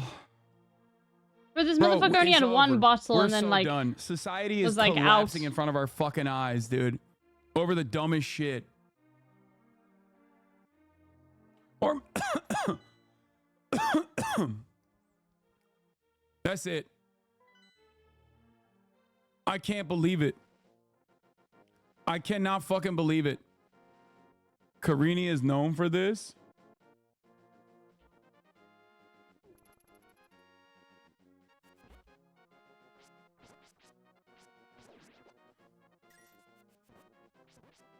We're experiencing the birth of idiocracy. It's been here for a while.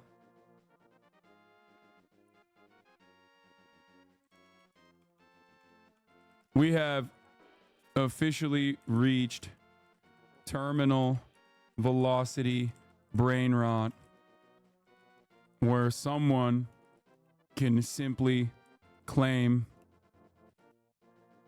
a falsehood, Is it but here? because it corresponds No. to people's But I do want to find that other biases, half of the heart.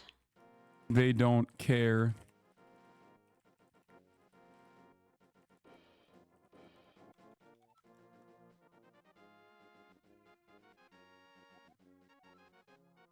Why even dedicate so much energy into this? You're just being dragged down to end the spiral of culture war rage. Dude, what do you mean? That's what this he is does. a massive fucking issue. And it's not just an issue due to transphobia, which is something I do care about, right? But it's also a massive issue in terms of like how American can't culture remember war how to get up agendas there again. have permanently warped people's brains into believing falsehoods that they ride for. Even if they get corrected, it doesn't matter. The truth doesn't matter. It makes me lose my fucking mind. How can you say that this is not significant? Like, this is something that is objectively untrue, and it doesn't fucking matter when the president, the former president, who's running for re-election, can look at something that is objectively untrue and just post about it. Oh, yeah. And enough people are like, yeah, I don't really even care that it's not true. I'm just going to keep going with it. Yeah, and this is going to be a massively consequential point. Okay? Oh, fuck. I hate this shit. It's crazy. There we go, here.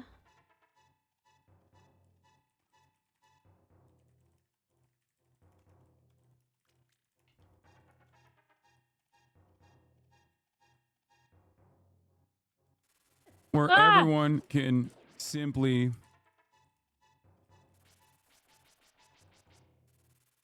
I think the idea is just to stand still. simply keep Buddy with the repeating keys, yeah. something objectively untrue.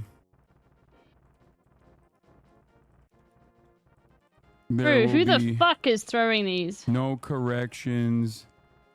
No apologies. Ah!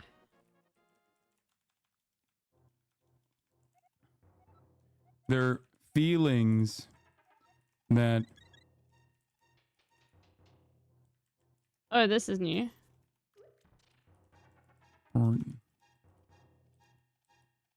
You think I'm stinky? That's not very nice of you. Oh my god.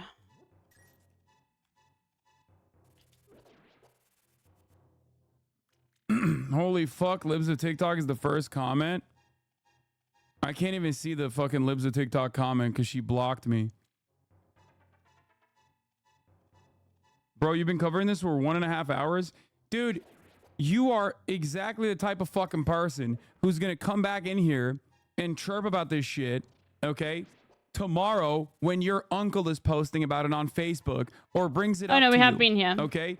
What we are talking about now is tomorrow's news. It's actually today's news, and it's going to get elevated. Shut the fuck up.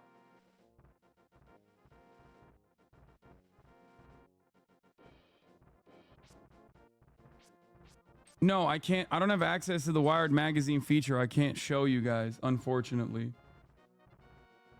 And it's so... All athletes are trans. All Olympic records championship stats are voided until we can gender confirm. Yeah, dude. They're saying Katie Ledecky is trans.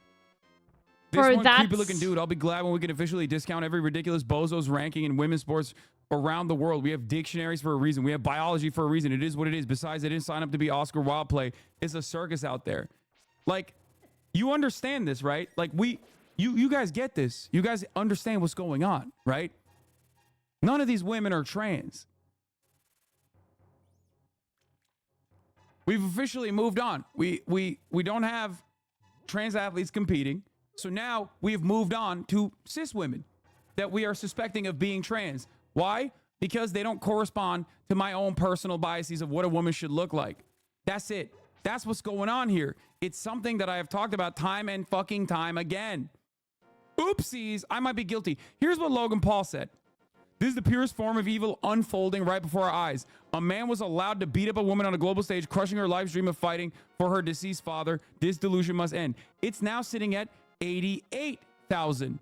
Oh my god. 88,000 likes. Transgender is illegal in Algeria. I'll wait for the facts. Like Taylor Kniff is on the right side of this story. How the fuck are you not on? I don't know what to say. It's so insane because, like, I remember Hassan, like, predicting shit like this too. Like, you got fucking former Vine stars correcting you, Logan Paul. What the fuck's wrong with you, dude?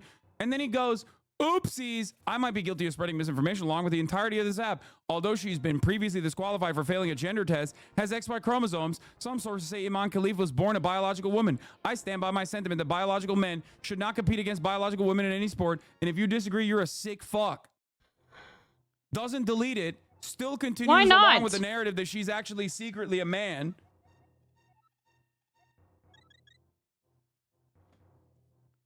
Like, what are we doing? And even his correction got fucking 6,000 likes, while his fucking original tweet is still picking up steam. When we first opened it, it had 68,000 likes. He is now it's committed sitting to at being a piece of shit. 88,000 likes.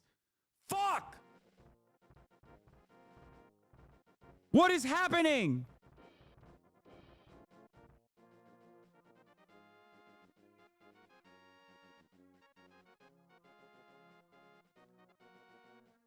I'm mad, and it's not just because of the transphobia, okay? I'm mad about the transphobia, of course, obviously. But I'm also mad about the fact that we are bludgeoning ourselves with brain disease, okay? We are bludgeoning ourselves and actively leaning into the brain rot. Is this a man or a woman? How you respond will determine the strength of your character. It's like, what are we doing here? Everyone's trans, bro. That's it. We are, so many people are reaching the final Ladies stage and gentlemen, of transphobia, we are all which is when you transgender. suspect everyone and anyone of being trans. Probably going to get a lot of backlash. What type of delusion is to keep calling this man a she? Probably going to get a lot of backlash, but was she a man before the way she was built? Maybe she just worked really hard at it, but she really looks like she was a man before. And if that's the truth, then I don't understand why they're making such a big deal that they're beating women when they have a physical ability of a man. If I'm wrong, let me know. Great, but who's this guy in the picture? Is he on a swim team too? I feel so bad for the women of the U.S. swim team who were cheated out of their place in their sport by someone born male beating them out. Oh my god, I'm literally gonna die Steroids are again. illegal in sports for giving an unfair advantage. This should be too.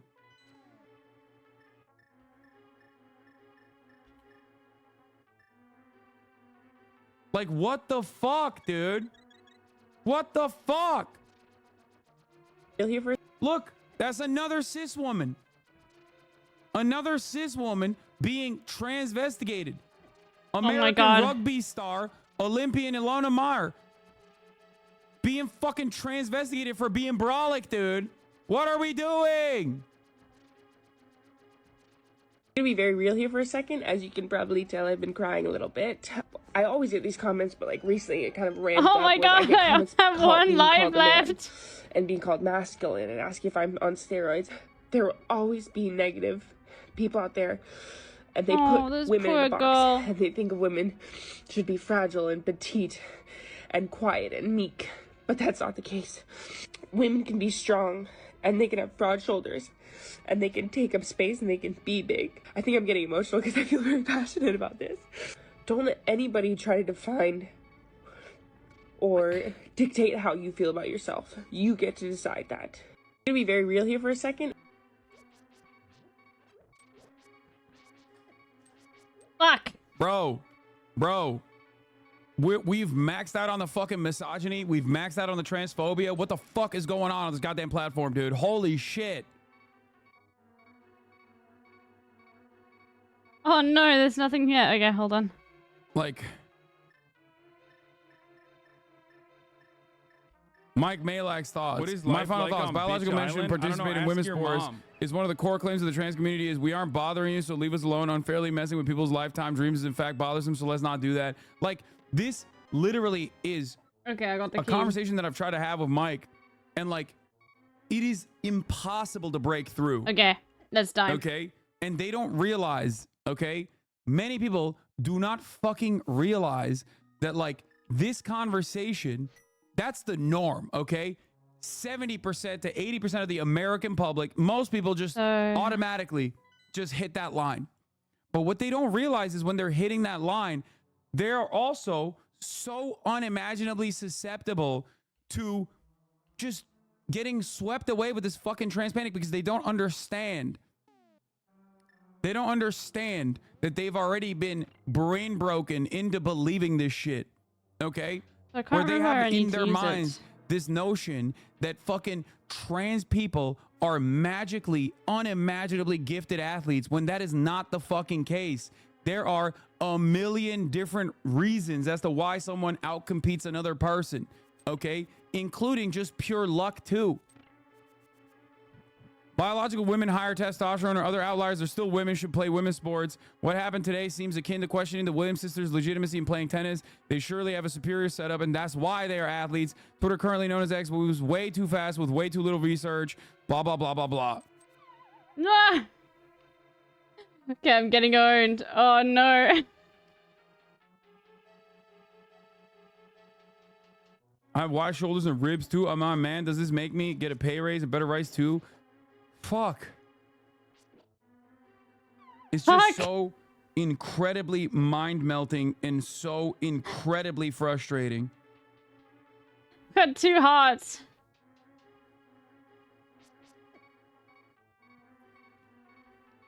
Can you please shout out my friend's stream? He needs views. No. None of these transphobes better find out about Down syndrome. Yeah, I mean, it's just like... Here's Amy Broadhurst who beat Iman defending her. Yeah, have a lot of people texting me over Iman Khalif. Personally, I don't think she has done anything to cheat. I think it's the way she was born, and that's out of her control. The fact that she has been beating... Let's go. She has been beaten by 9 females before says it all. I mean, this is her trying to do her very best, including... She beat her. No! Arcanation. Okay. Chat, I think that's it for me today, though. Been live for 8 hours. I hope you enjoy the conservative knitting drama. It's just so fucking annoying, dude. I will play more Let of this people tomorrow. let people do whatever the fuck they want. Jesus. And just remember, fuck all of these transphobes. Like, they are all disgusting. And here's the thing. Like, at the end of the day, when people see this sort of stuff, when, like, normies see this stuff, when they see, like, how people are weaponizing people for being trans, this is not going to make people more transphobic. It makes, like, transphobic people more rabid, but it's not going to make people more transphobic. Because it literally, like, makes people see, why are people just investigating, like, normal, you know, like, in their perception, normal cis women. You know, like, people, like, you know, and all it will do will be like, well, what you know, like, what really, all it does is it just blurs the line even more, which it should be blurred, you know. Gender is a spectrum, and like, it just will go to show people, like, this is not how people win the transphobia battle in this, like, space, you know? Because this freaks people out. If you were to show this to most normies, they would literally just be like, the fuck is this shit? Like, why are people just being investigated for something like this? Or at least that's my hope. Anyway, we love all the trans chatters. Love all of you. Okay, I only love the trans chatters. All of the cis chatters can fuck off, okay? Yeah, fuck what they're saying. And yeah. It's just, I can just imagine, like, it just must be fucking horrible to have your existence centered, like, in the political spotlight for so fucking long. So I just want to know that I love you guys. And this will always be a good space, you know? Yeah, this is just really horrible. What's happening? Anyway, much love to all of you. Let's see who's live. I haven't rated. Let's see.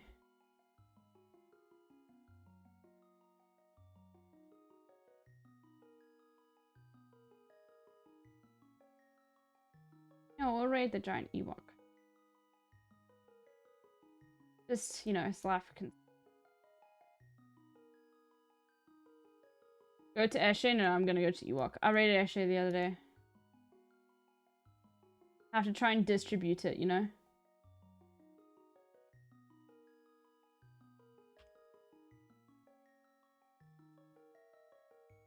Meow, meow, meow.